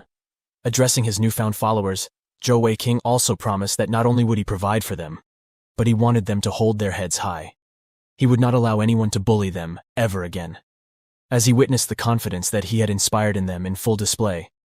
Zhou Wei-King smiled contentedly and urged them to maintain that spirit before saying that a man ought to have some backbone. The uplifting moment was interrupted by the slow, rhythmic clap of an elderly man, who repeated Zhou Wei-King's words, encouraging his peers to live with their heads held high.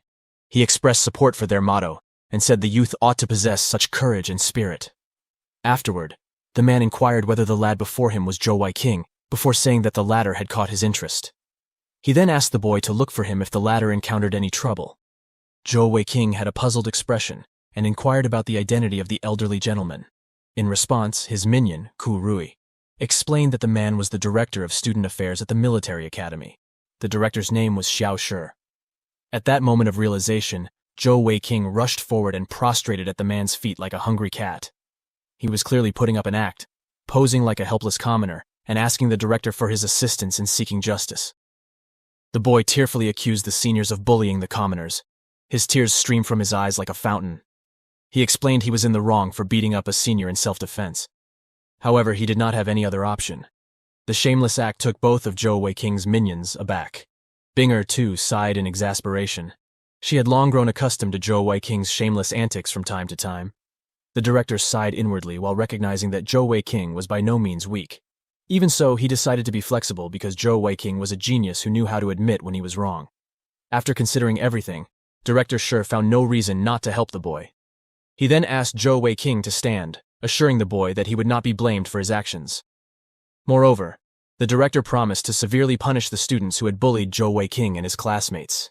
In response, the boy was grateful and said he was lucky to be able to attend the best academy on the continent. Moreover, it was his good fortune to meet a teacher as good as the director.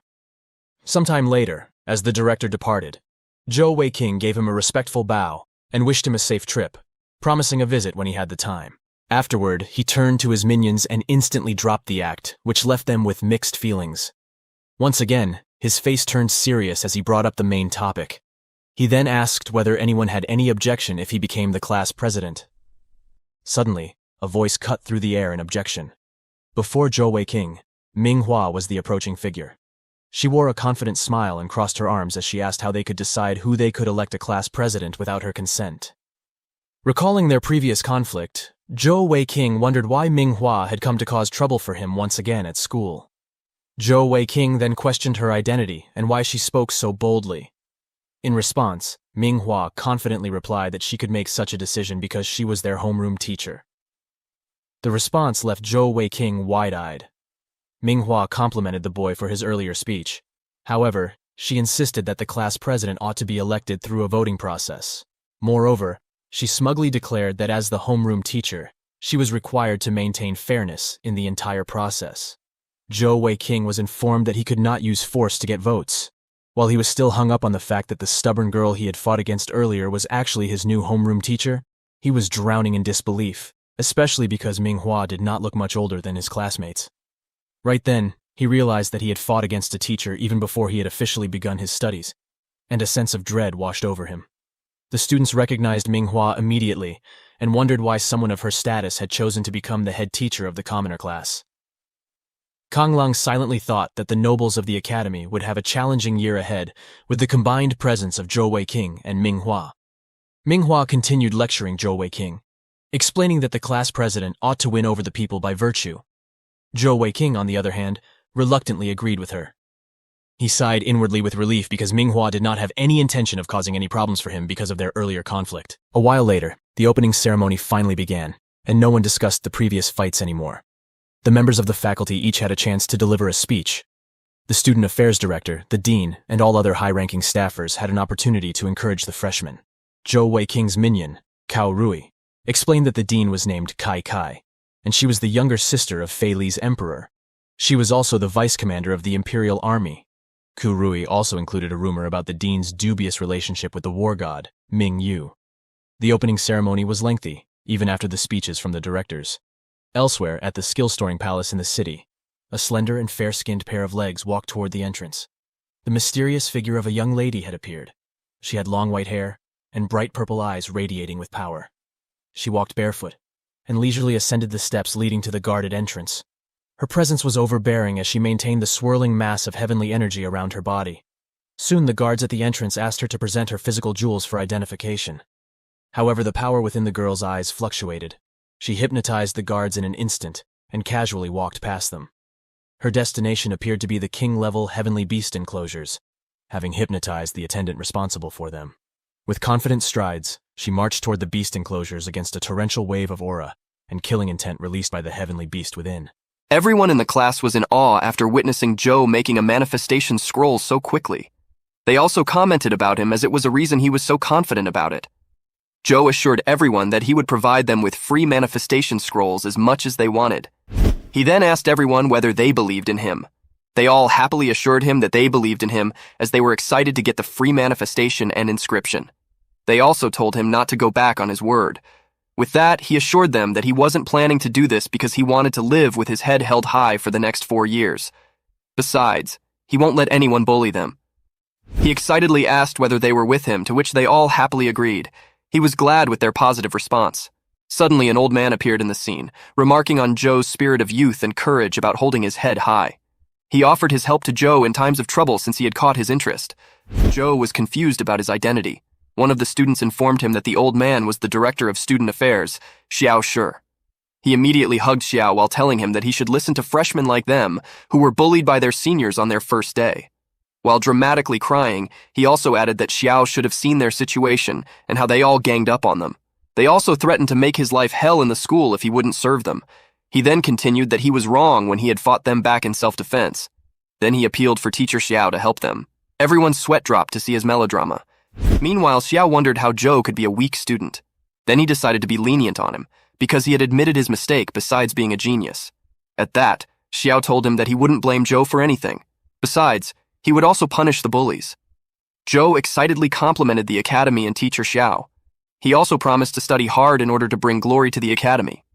Then Xiao left after informing them that the opening ceremony was about to start. Joe thanked him with the promise of a visit. He proudly turned to his classmates who were in awe of his acting. They promised to admire him in the future while commenting about his shameless act. His expression turned serious at this point as he asked whether they had any objection to him being class president. Someone entered, while objecting to Joe being class president. The girl, Manhua, asked how they could decide it without her consent. Joe protested, asking how she could decide that since she wasn't from their class. She arrogantly informed them that she was their homeroom teacher, which boggled Joe. Manhua complimented his speech, but emphasized that the class president should be chosen by a voting process. She would maintain a fair process of voting for class president, ensuring there wouldn't be any force regarding getting votes. Meanwhile, Joe wondered about Manhua becoming their homeroom teacher when she was the same age as them. Besides, he had already fought the class teacher before the beginning of the school. Those who had recognized Manhua wondered about the reason for her becoming the homeroom teacher of the commoner class. It seemed like the freshmen and Joe would have tough years ahead.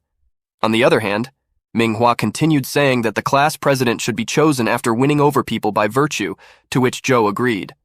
He was thankful that she wasn't hard on him because of yesterday's matter. After a while, the opening ceremony began. No one talked about the previous fight. Everyone from the director of student affairs to the dean gave their speech to motivate the freshmen. A woman was standing in front of them. His class fellow informed him that she was Kai Kai, their dean as well as the younger sister of the Philip Empire emperor. She was also the vice commander of the imperial army. There was also a rumor about her being in a dubious relationship with warlord Ming Yu. With the speeches of directors, the ceremony carried on for a long time. Meanwhile, in Philip City, a girl was shown with an ethereal glow. Someone called this girl president and pointed out any physical jewel. However, she glared at them, which shut them up. Then they were shocked to see her level was the king level. The woman went forward and shot an energy towards a bird. The bird came out from a seal with it. She commented that since she had saved it from its plight, it belonged to Snow Lord Mountain. Then the bird landed on her fingers. Later, some people there were shocked to see the absence of the Silver Emperor's celestial falcon. They commented on its disappearance from its seal right after the release of that terrifying heavenly energy. Suddenly, they noticed writing on the wall. It was written that she had taken the king-level beast to Snow Lord Mountain as it couldn't belong to someone like them. If they wanted its return, they should prepare for death. At the academy, the homeroom teacher of each class led their students to their respective classes after the opening ceremony. During class, Shengguan decided not to sit with Joe in order to study properly. They were informed about the content of the semester by Manhua. There were a total of 10 subjects, so they would be attending many classes. Moreover, Manhua was quite serious during class. unlike her usual self. Then there was voting for class president, and it was won by Zhou. Afterwards, the students were required to introduce themselves while telling their inborn jewel and forte, as instructed by Manhua. Later, Zhou asked Koirui to help him remember the attributes of each student regarding the manifestation and inscription. In this way, the class ended. However, he was called by Manhua after the class. Shangguan was concerned about it. He consoled her by saying that he would handle it. On his way, he wondered whether Manhua had planned revenge on him. But he consoled himself that he wasn't afraid of her, regardless of her plan. Later, he stood in front of Manhua in her office, asking whether she needed him for anything. She smirked, while remarking whether he thought she would let go of the matter in which he had attacked her so ruthlessly. He nervously reminded her that it was she who wished to fight with him yesterday. She nonchalantly replied that she would forgive him for that, but wanted him to show her the Alexandrite cat's eye mental jewel. He was stunned to know about her awareness of the mental jewel. However, he feigned ignorance regarding the jewel. She told him to stop pretending, then she threatened him that if he didn't show her the Alexandrite cat's eye mental jewel, then the inscription palace wouldn't ignore the fact that Zhou had evil attributes. Otherwise, he could live his academy years in peace. He darkly asked her to explain as he didn't understand. Manhua explained that he unknowingly ate her underworld flower energy, which he tried to hide from her, but she had realized it. She added that nothing could devour her underworld flowers except for evil energy. She then complimented him for having such strong evil attributes. Besides, he could also develop and form demonic changes. Suddenly, her winsome expression turned to shock at seeing the dark aura coming from Zhou. She reminded him that they were on academy grounds and that there were many people stronger than him. He consoled her by saying that he wouldn't do anything on academy grounds. He subtly threatened her, suggesting that since they were living together, he would handle their problems when she was at home.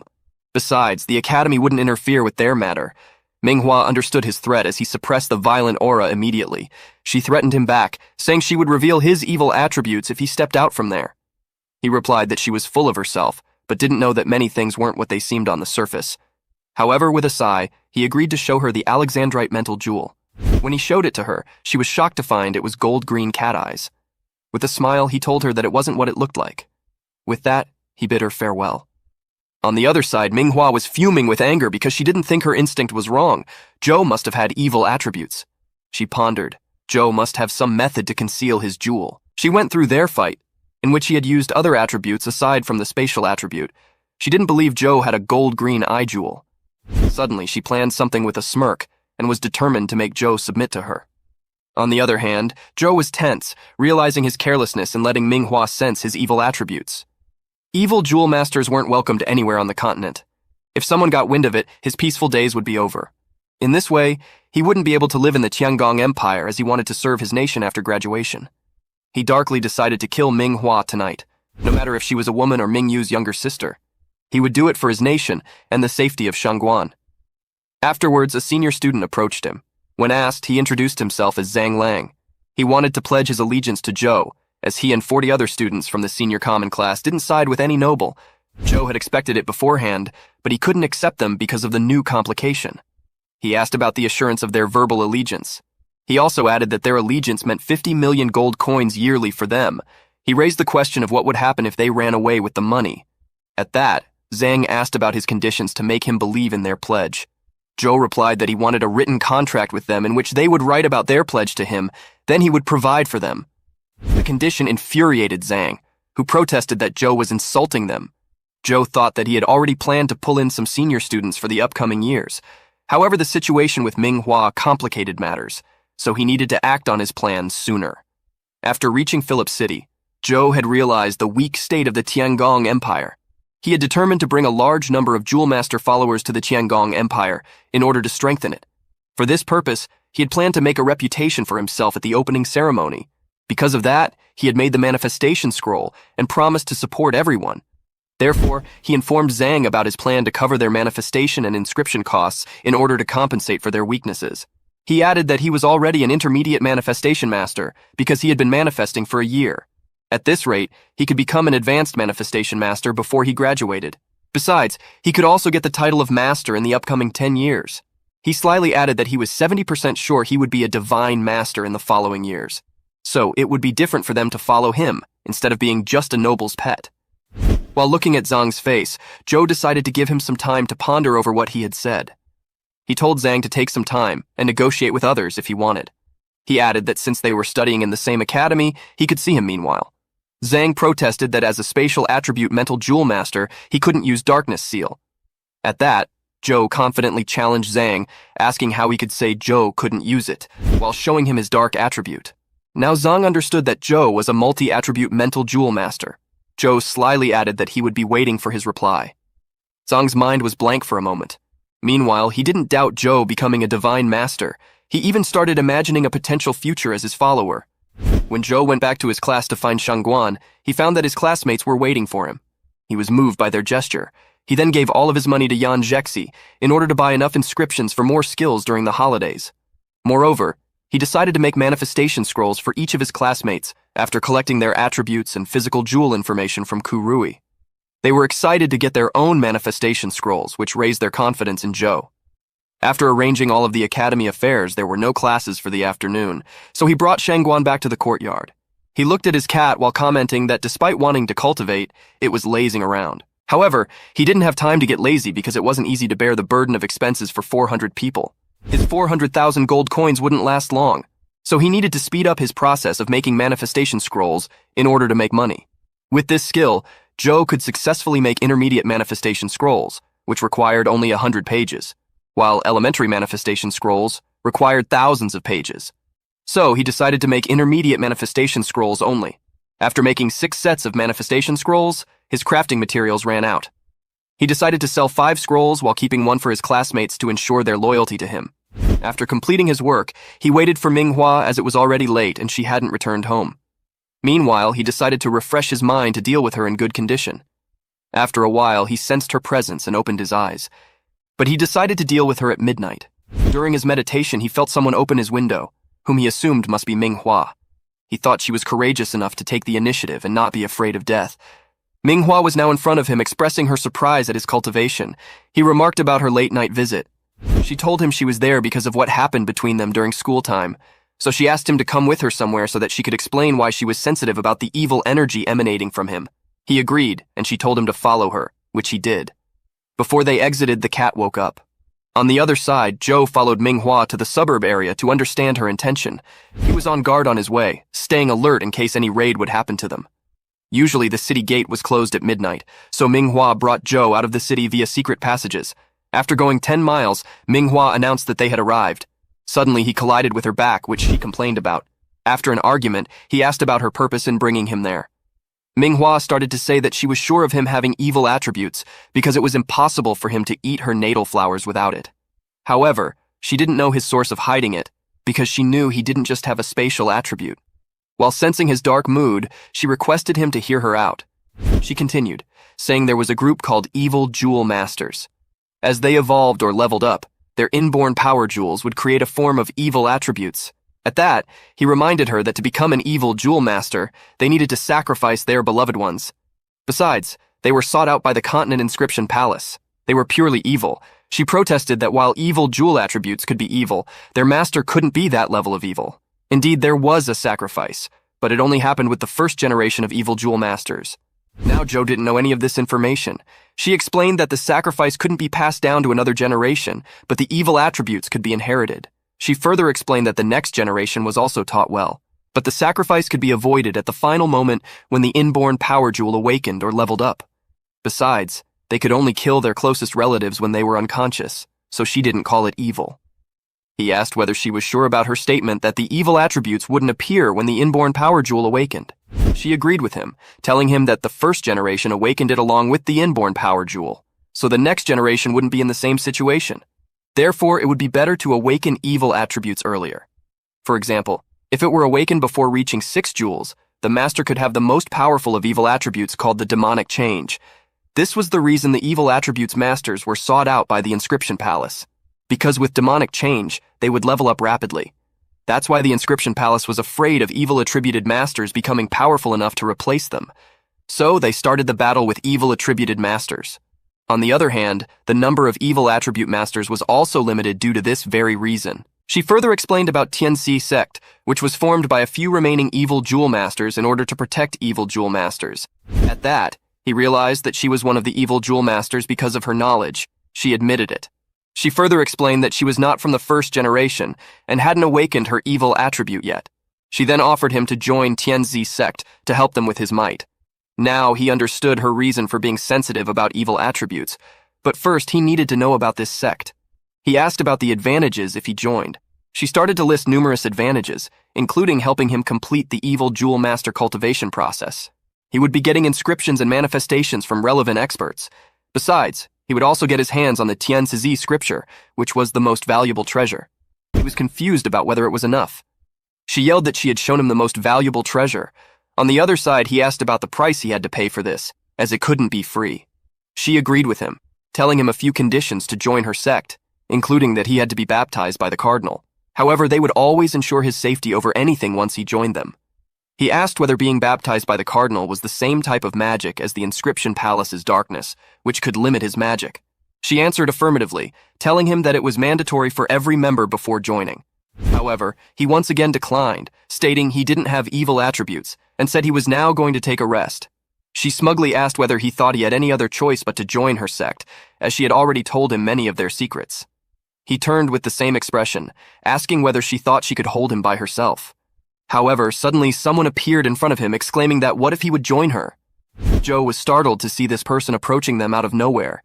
He also didn't notice his powerful aura. Then he noticed his resemblance to the Ming siblings and assumed he must be their father. He also assumed he must be a first-generation evil attributes master. Ming Wu, Minghua's father, introduced himself as the former vice marshal of the Philip Empire. He asked Joe to have a chat with him. Joe thought he had no chance against someone powerful like Ming Wu. Ming Wu even put a lot of pressure on him just by talking. Ming Wu shared that Minghua had told him about Joe's case. He had also heard that Joe was a manifestation master, which was impressive. Then he informed Joe that he was in charge of the Tianxie sect in the Philip Empire. He assured him that he could level up to 9 jewels or more if he joined their sect. He also added that Joe had a chance to become the next master of the sect with his ability. He then assured him that he wouldn't be bound by any contract, as the baptism would be like a superficial rite in his case. He then threateningly asked whether this was enough for him, as if he would deny, he wouldn't have any choice but to keep him there by force for the sake of his sect. He added that Joe seemed like a smart person who knew what to do. Joe was nervous because he didn't expect someone so powerful to come to deal with him. He then observed Ming Wu, who had 9 jewels and was an upper grandmaster with white physical attributes similar to his. However, his jewel was made of ice attribute jadeite. Besides, he had an evil attribute, a mental jewel, so Joe didn't have a chance against someone like him. While Ming Wu observed Joe's calm demeanor, which could be the reason for his win against Minghua before. He was thankful to have come here himself because he didn't think someone other than him could deal with Joe. At that point, Joe sighed and admitted having evil attributes and the demonic change skill. Minghua was quite happy to see him admit it, because she thought he would fight until the end. Her father shut her up, forbidding her from saying anything further. Then Mingwu warned Joe to answer some questions without resistance because he didn't want to kill someone as talented as him. Joe remarked that he indeed feared death, but he valued his freedom as well. However, he didn't want to make a reckless move. Mingwu asked about his thoughts on making a bet. Joe replied that Mingwu was the most formidable enemy he had ever faced, but he wanted to learn from him. He then further told him about the bet. Joe proposed that he would run to the wall of Philip City, and after 3 seconds Mingwu could chase him. If Mingwu caught him, Joe would join the sect, and vice versa if Joe won. He also swore on his inborn jewel that he wouldn't reveal what they had discussed during the night. Mingwu agreed to his terms but warned him to join the sect without a fuss if he failed. Then Joe had started to run away and activated all of his death points in order to win the bet and get his freedom once again. After 3 seconds, Mingwu started his chase. On the other side, Joe was very close to the wall. He had looked behind and observed the big underworld flower, which was 10 times bigger than Minghua. On the other hand, Mingwu exclaimed that all of his tricks were useless against him and was about to get him.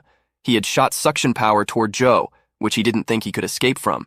He had used the space slash to counterattack Mingwu. Mingwu recognized the skill from the Silver Emperor Skyfalcon. He remembered that Taiyi Palace got the beast some time ago. At that, he wondered about this connection to Joe. Meanwhile, Joe had prepared a bow and arrow with space slash and was ready to attack him. Suddenly, Mingwu felt that he couldn't move and didn't understand what trick Joe had used on him. Joe was running at fast speed because the slowing down would only last for 3 seconds. This kind of ability was so powerful that even a 9-jewel master couldn't resist it. He was ready to go past the wall to win. After a while, he was shown taking a sigh of relief as he had crossed the wall. He was happy that he had escaped and managed to trap Ming-Wu at the last moment. Now he was ready to hide. But Ming-Wu got him while complimenting him that he wasn't an ordinary guy, as he had escaped from his hand. Zhou assured him that he won't tell a soul anything about them as he had promised before. Ming-Wu complimented him for having a spatial skill with the Silver Emperor, which could kill him in 3 seconds. Zhou reminded him that it was late at night and he needed to get back. However, he apologized to Zhou as he was going to break his promise in order to get Zhou's power for his sect. By observing his stance, Zhou had concluded that no matter what, Ming-Wu must take him, but he needed Zhou so he would not kill him. So there was a chance for him to escape. Then he was ready to start a fight. Meanwhile, Ming-Wu was sorry for breaking his promise. Then he had planned for Zhou to shoot as many arrows as he could to vent out his anger. When he would run out of his power, he wouldn't be able to escape. When Zhou shot an arrow at him, Ming-Wu realized with shock that Zhou's arrow had a thunder aspect. His body was now paralyzed. Not only this arrow had a double skill of space prison. He thought about the amazing skill of Zhou, which made him attracted to him. He then witnessed another arrow which had attributes of wind. Ming-Wu cursed that he was completely controlled by Zhou. However, he thought that Zhou must be exhausted after using numerous skills. He had seen another arrow coming, but without any attribute. He concluded that now Zhou was completely out of his energy. Zhou was frustrated on the other side. Then suddenly Zhou was rushing towards him, which he observed was a cayenne light with wind attributes. He wondered why Zhou didn't use a control skill just now. He concluded that it must be Zhou's last attack. It was a storm attack with wind attributes from the ice bear that he had defeated first. Suddenly, he was shocked to see the change in Zhou, and concluded that he was using demonic change. However, he noticed Zhou's eyes hadn't changed, which meant he was using demonic change with control. He then observed Zhou's dark golden great equipment scroll and wondered how many surprises Zhou had for him. Then he decided to take this attack seriously and was ready to counterattack. However, Ming-Wu didn't use his full power because he was feeling guilty, and secondly, he assumed Zhou had run out of energy. Additionally, Ming-Wu had underestimated his opponent, resulting in Zhou using his spatial shift at the last moment at close range. He hit Ming-Wu with a double hammer directly from his side. Ming-Wu didn't have much time to dodge, so he counterattacked with his hand. This resulted in Zhou hitting him directly in his arm with a full blow. Consequently, Ming-Wu was at a disadvantage even with all his power. Manhua, on the other hand, was shocked to see that Zhou could actually hurt her father with only 3 jewels. Suddenly, Ming-Wu collapsed because he ran out of energy. Manhua asked about Ming-Wu's well-being. Ming-Wu admitted that he was really hurt as he had underestimated Zhou. While looking at Zhou, he admitted his defeat. Then he complimented Zhou for surpassing him and offered him the chance to take his revenge on him one day. However, suddenly someone entered the scene, asking about betrayal being a thing for his heavenly cult. She added that although self-proclaimed was not evil, it didn't bring any good. Ming-Wu was tense to notice that he hadn't detected her presence even with his cultivation base. He then noticed her 6-jewel cultivation base with Alexandrite jewels. Meanwhile, Zhou thought that she was beautiful, but felt some familiar feelings with her that he couldn't place. He noticed her jewel, but his energy was running out, resulting in him going unconscious. Ming-Wu asked about her identity, but suddenly realized that she was from Snowlord Mountain. She tried to shoo him away as she had her eyes on Zhou. Ming-Wu exclaimed that the peak #1 in the Northern Territory was equivalent to the #1 crime in the Western Territory. She replied that her name was Tian'er. She added that although Zhou was stronger than her, he was injured right now. Even if they both joined forces, they wouldn't be able to beat her. She added threateningly that crime #1 in the West wouldn't exist anymore. Manhua tried to protest, but Ming-Wu stopped her, telling her that she was the person whom Snowlord Mountain liked the most. He then turned to Tian'er and requested her to keep everything that happened tonight a secret. He ordered his daughter to leave despite her protests. After they had left, Tian'er brought the Snow Sky Falcon. Then she started to beat Zhou for going overboard and causing havoc, even with the evil sect. She then turned to the bird and asked it to take its token to Snowlord Mountain as it was too dangerous to live there.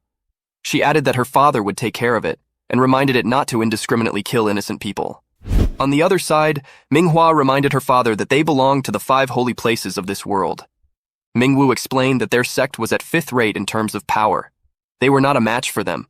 Moreover, the might of 10,000 beasts could be compared to the power of a human empire because it was the power of Snow Mountain. The 4 holy lands couldn't defeat them. Besides, if the girl dared to call the evil sect leader by his name, she must belong to a powerful background. He also expressed his doubt regarding Tian'er being only the daughter of the Snowlord Mountain King. If they were to take Zhou by force, they would be making an enemy out of the Snow Mountain King. Consequently, it would bring trouble to their sect. Manhua was still reluctant to let go of the matter. However, Mingwu reasoned with her that power determined everything and they had no choice today. Then he nervously requested his daughter to seduce Zhou in order for him to join their cult, which she furiously denied. He still emphasized that he didn't like this aspect of sacrificing his daughter, but she had to do it for the prosperity of their sect. He was sure that Zhou would be enchanted by her beauty. Another scene showed Zhou sitting somewhere while his cat was lying in front of him. He wondered about the place he was and the miracle that all of his injuries had been healed. He assumed that the girl had saved him, but he was determined not to betray Shangguan.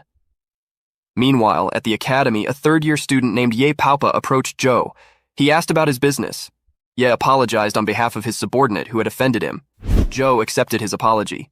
Ye continued, saying that he had heard about Zhou making manifestation scrolls and was interested in buying some from him at 20% higher than the market price.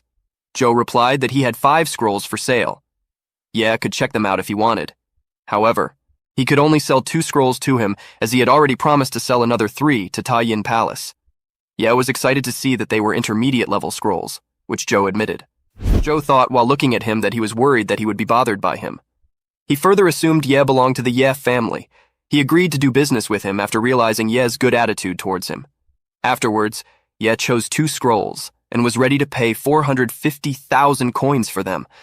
Zhou was awestruck to know that these scrolls were worth this much. Ye gave him 500,000 and told him to keep the remaining money for another transaction. Zhou happily thanked him for the generous purchase and promised to make another sale with him next time. Both exchanged goodbyes happily. Shangguan pointed out that it could be their trick, which he shook off because he was too happy to have the money. Afterwards, Rui called him boss, which made him nervous. He ordered him not to call him boss because it made him feel like he was the boss of bandits, so they should call him by his first name. However, Rui insisted on calling him boss while handing him the list of his new subordinates, except for the 4 jewel masters. They were 9 physical-type jewel masters. Rui added that after yesterday's opening ceremony, his reputation had been rising. During that time, all the noble students were gathered to give lectures, one of whom was Xiao Shi, who warned everyone not to bother him. Now he had become the hero of the commoner students like them. Now he understood that it was the work of teacher Xiao, and this was the reason Ye Paopa came to apologize to him. Then he handed Rui an intermediate-level equipment scroll as they didn't have one. The commoner students were shocked to see his generosity because it cost 150,000 silver coins. Zhou added that Rui was the first student who had helped him, so he made it according to his jewels, which were divided into modes of coordination and dexterity. Now Rui could use the bow equipment scroll to good use, as his older one was useless. Rui got emotional after receiving such a gift from him. After a while, Manhua entered the class and told everyone to go to their seats. Zhou noticed that Manhua was not injured, which meant that the woman from last night didn't fight with them. Besides, Minghua's face showed that she wanted to pretend last night didn't happen at all, so he needed to act as well. She announced to everyone that there was an exam going on and told him to distribute the papers. Zhou didn't understand the reason behind an exam on the first day. Maybe it was to determine their extent of knowledge. Someone whispered in his ear that he had to help him because he had failed the military academy entrance exams. At that, he retorted that he had at least attended elementary school, but Zhou didn't. Manhua interjected that the exam was conducted in order to determine their extent of knowledge and that they would be cleaning the toilet for a week if they failed. Then she tried to quiet them up and warned them not to cheat. Otherwise, they would be given 0 points. Zhou regretted coming on the first day as it would be embarrassing to clean the toilet if he failed. Zhou had distributed the exam papers. During the exam, he was under the close watch of Manhua, so they didn't have any chance of cheating and gave up on it. Now it was all in their fate. He went outside after submitting his exam paper to get some fresh air. He met teacher Xiao outside, who was looking for him as well. Zhou thanked him for his favor yesterday and asked about his business with him. Xiao informed him that it was the dean who wanted him in her office. Subsequently, he went to the dean's office and greeted her. He asked whether he was there because of fighting. She told him that he was there for some inquiry, and she had read his written test paper and didn't agree with the assessment of Mingyu, which confused Zhou. The dean added that although Mingyu was great and had extraordinary achievements, his method was weak. That's why Zhou was given higher points, because he had suited his taste. But it was different from the typical academy standard. Zhou tried to assure her that he would study hard in the military academy. The dean suggested he go to the Jewel Master Academy, as he had a knack for becoming an equipment scroll master. Zhou clarified that it was his father who wanted him to learn military command while thinking that the dean didn't like him. The dean knew his father. Zhou added that it was because his father wanted him to inherit his position in the military, so he had entered the military academy. Dean deadpanned that she didn't want him to stay at the military academy for one reason. He could take away civilian students with his skills. She added that he was such a good scroll master that she could recommend him to the Jewel Master Academy, which should have a place for him. Joe thought that he needed to negotiate with her as she was watching his every move. He started to remark about his amazing equipment scroll skill, so she shouldn't let go of such talent from her hands. She retorted that in this case, she would regret it if he took away her country's future general. At that, he tried to make her understand his true value. He unleashed his power and showed her his dark golden light, which was a legendary equipment scroll, equivalent to the divine being level. Meanwhile, the dean was shocked to see Joe having such an equipment scroll, which showed his potential.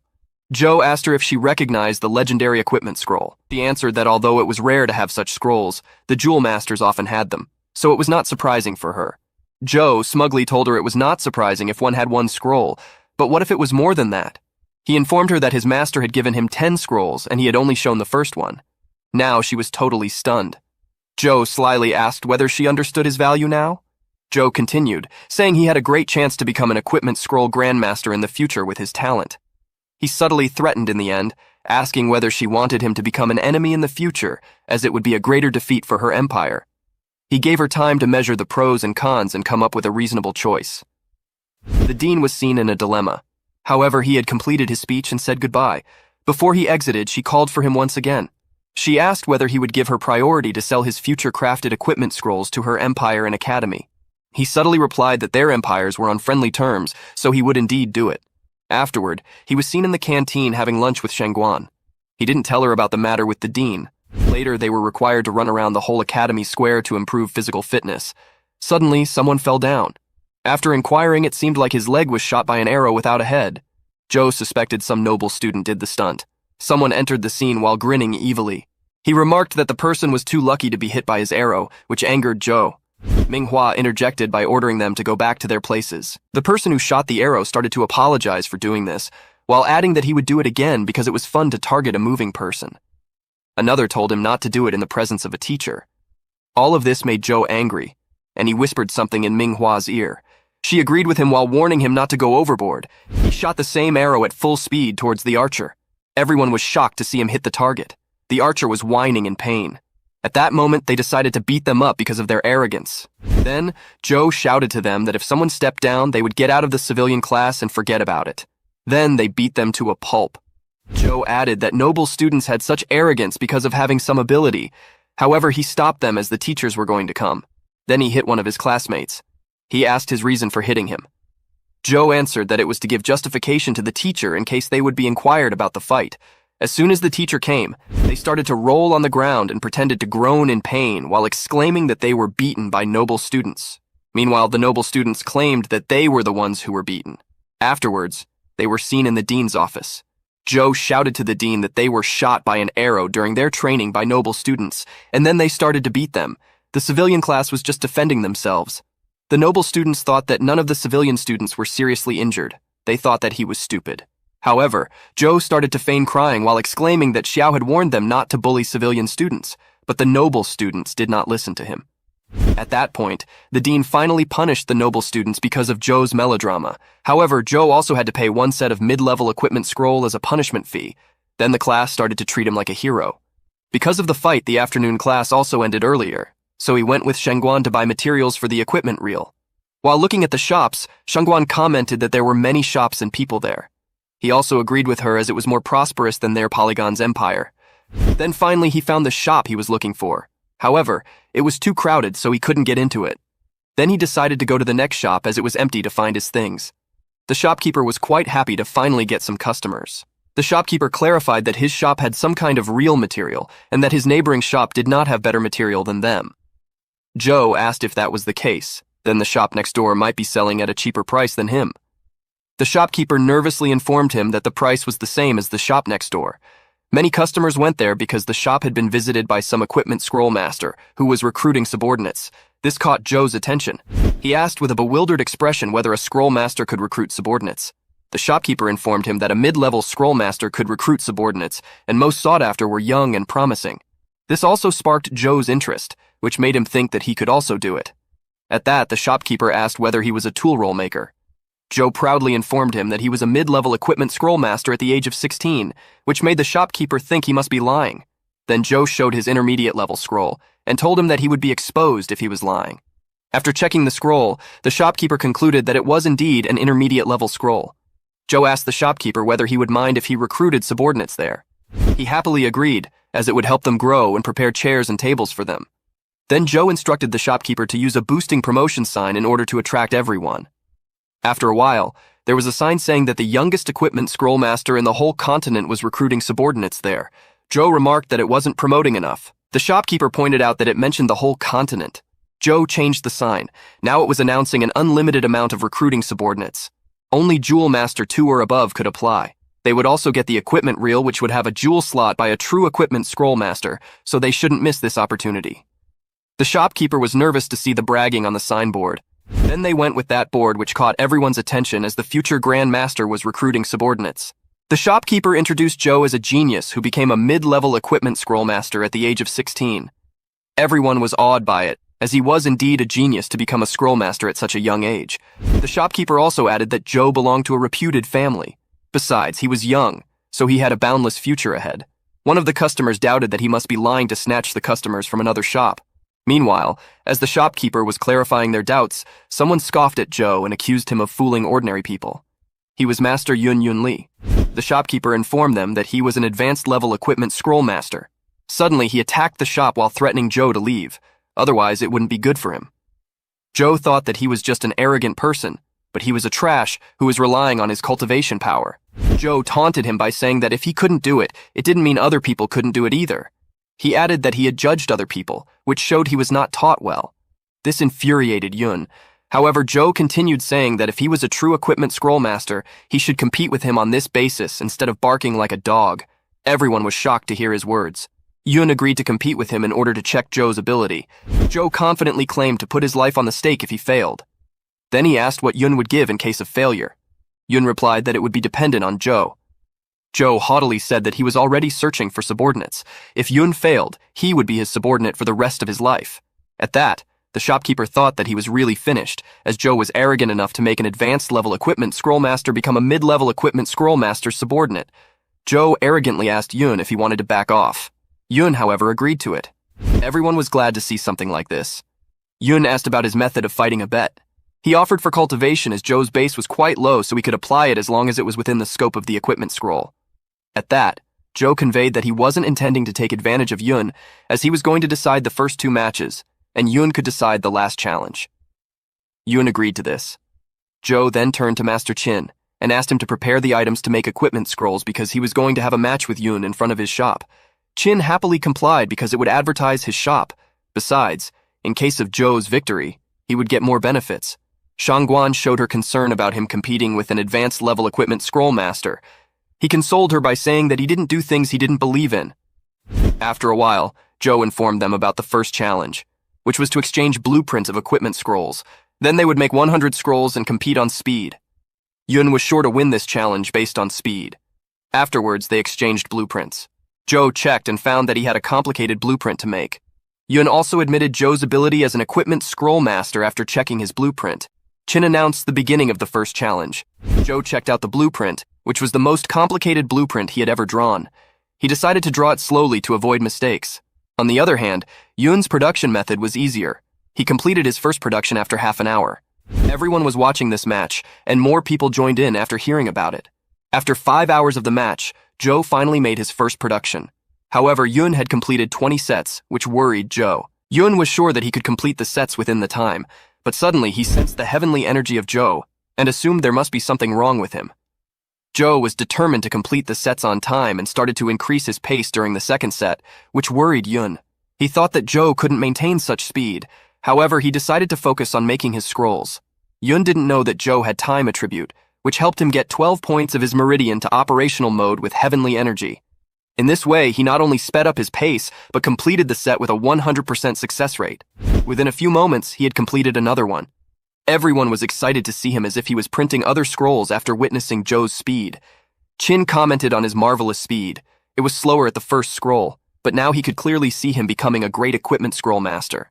After half an hour, he claimed that he had finished all of his 100 scrolls. Yun didn't believe him. He offered to check them himself.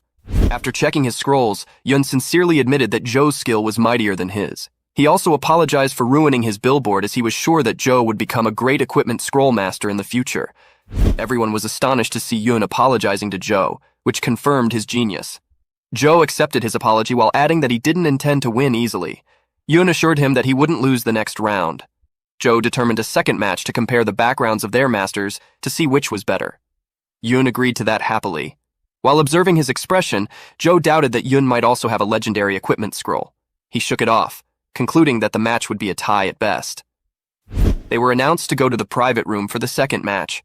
Qin was disappointed because he wanted to know about their masters, as it seemed they had strong masters. In a private room, Yun requested Joe to keep the equipment scrolls a secret, which Joe accepted. Yun revealed his Golden Light equipment scroll, which was indeed a legendary equipment scroll. At that, Yun smugly asked whether Joe had a legendary equipment scroll or not. Joe answered that he did, which boggled Yun. He also added that from the look of Yun's scroll, it was a part of a legendary equipment scroll, while he also had the first part. Then he told Yun to compare their numbers of sets because the quality of their scrolls was the same. Subsequently, Yun showed him 9 parts of the legendary equipment scroll. Yun was confused to see the happy expression on Joe's face instead of one of surprise. It was because Joe had 10 parts of the scroll. Yun shouted in disbelief, wondering what kind of scroll had 10 parts. Joe offered to let him see for himself. He informed him that it was made by a grand master of his sect who worked hard to create the scroll. After its completion, the grand master had passed away. In a tense expression, Yun realized that Joe possessed a rare treasure. Joe exclaimed that he had won the second match as well. With a dark aura, Yun pondered killing Joe to obtain his scroll and avoid becoming his subordinate. He considered himself too important to be just a subordinate and could not bear the humiliation. In the worst case, he might have to run away and go somewhere where no one would know him, never returning to this country. On the other side, Joe observed Yun's expression and concluded that Yun was not ready to accept his defeat. Although he needed a subordinate who could follow him, a genius like Yun was not made for it. He also noticed Yun's cultivation of 4 jewels equal to Manhua, which did not make him Joe's opponent. Meanwhile, Yun struggled internally. On one hand, he wanted to avoid being Joe's subordinate. On the other hand, his pride as an equipment scroll master prevented him from backing out of the bet. If he killed Joe and ran away, he would not only hate himself, but also leave a permanent scar on his heart. Moreover, his career as a scroll master would be ruined. After much struggle, he began to cry while admitting his defeat and the penalty for losing. Joe noticed his disheartened expression and decided to offer him some solace. He granted Yun his freedom under 2 conditions. First, Yun had to raise his level to be higher than Joe's. Second, Yun needed to become a Grand Master before Joe. Joe explained that as he was pursuing something higher, he wanted his subordinate to do the same. With fire-filled eyes, Yun declared he would become a Grand Master before Joe, although he did not think he could meet the first condition. At that, Joe swore on his jewel that whenever Yun fulfilled these 2 conditions, he would release him. Joe gently asked if Yun was feeling better now because he needed a stronger heart to become Joe's subordinate. Yun happily agreed to become Joe's subordinate and asked for his next command, calling him Master. However, Joe requested not to be called Master, as he did not see Yun as his subordinate. He wanted them to become friends in the future. Yun proudly said he might pay for his own food and drinks in the future. He then offered to go to the Royin Palace before Yun changed his mind. Joe replied that they didn't need to go there. They could do it here. Yun asked if Joe had a dark attribute for the purpose. Joe showed him his Alexandrite cat eyes mental jewel and informed him about the second dark attribute, which was a dark mark. After witnessing it, Yun was thankful he did not attack Joe, as he could not have won against him. Yun told him that he was ready. At that, Joe placed his finger on Yun's forehead, and Yun began to shout. A drop of blood from Joe's finger transferred to Yun, completing the contact. Afterwards, they went outside where everyone was waiting for them. Shangguan rushed up and asked about the result of the match. Joe informed them that the match was a draw since Yun had won the third match. He added that he didn't want to draw too much attention. People commented on their equal strength.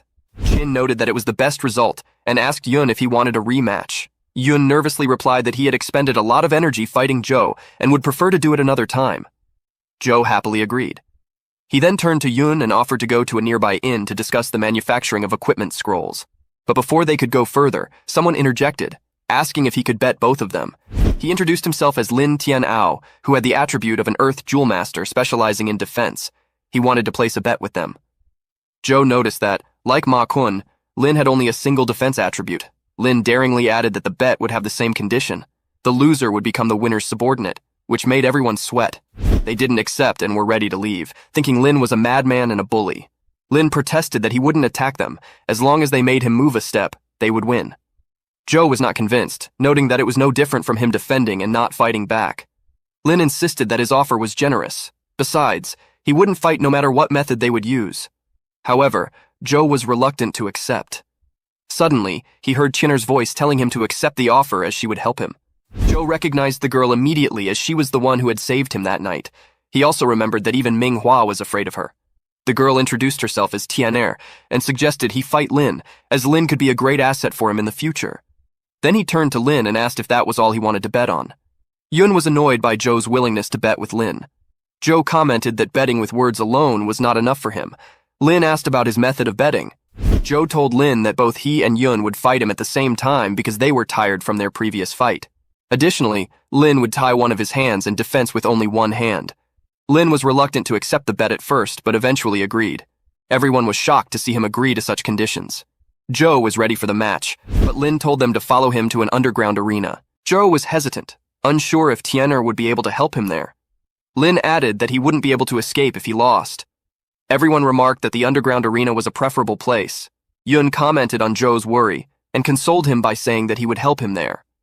Shangguan also told him to be careful. Only 3 of them could enter the underground arena. Once inside, Lin told them his condition.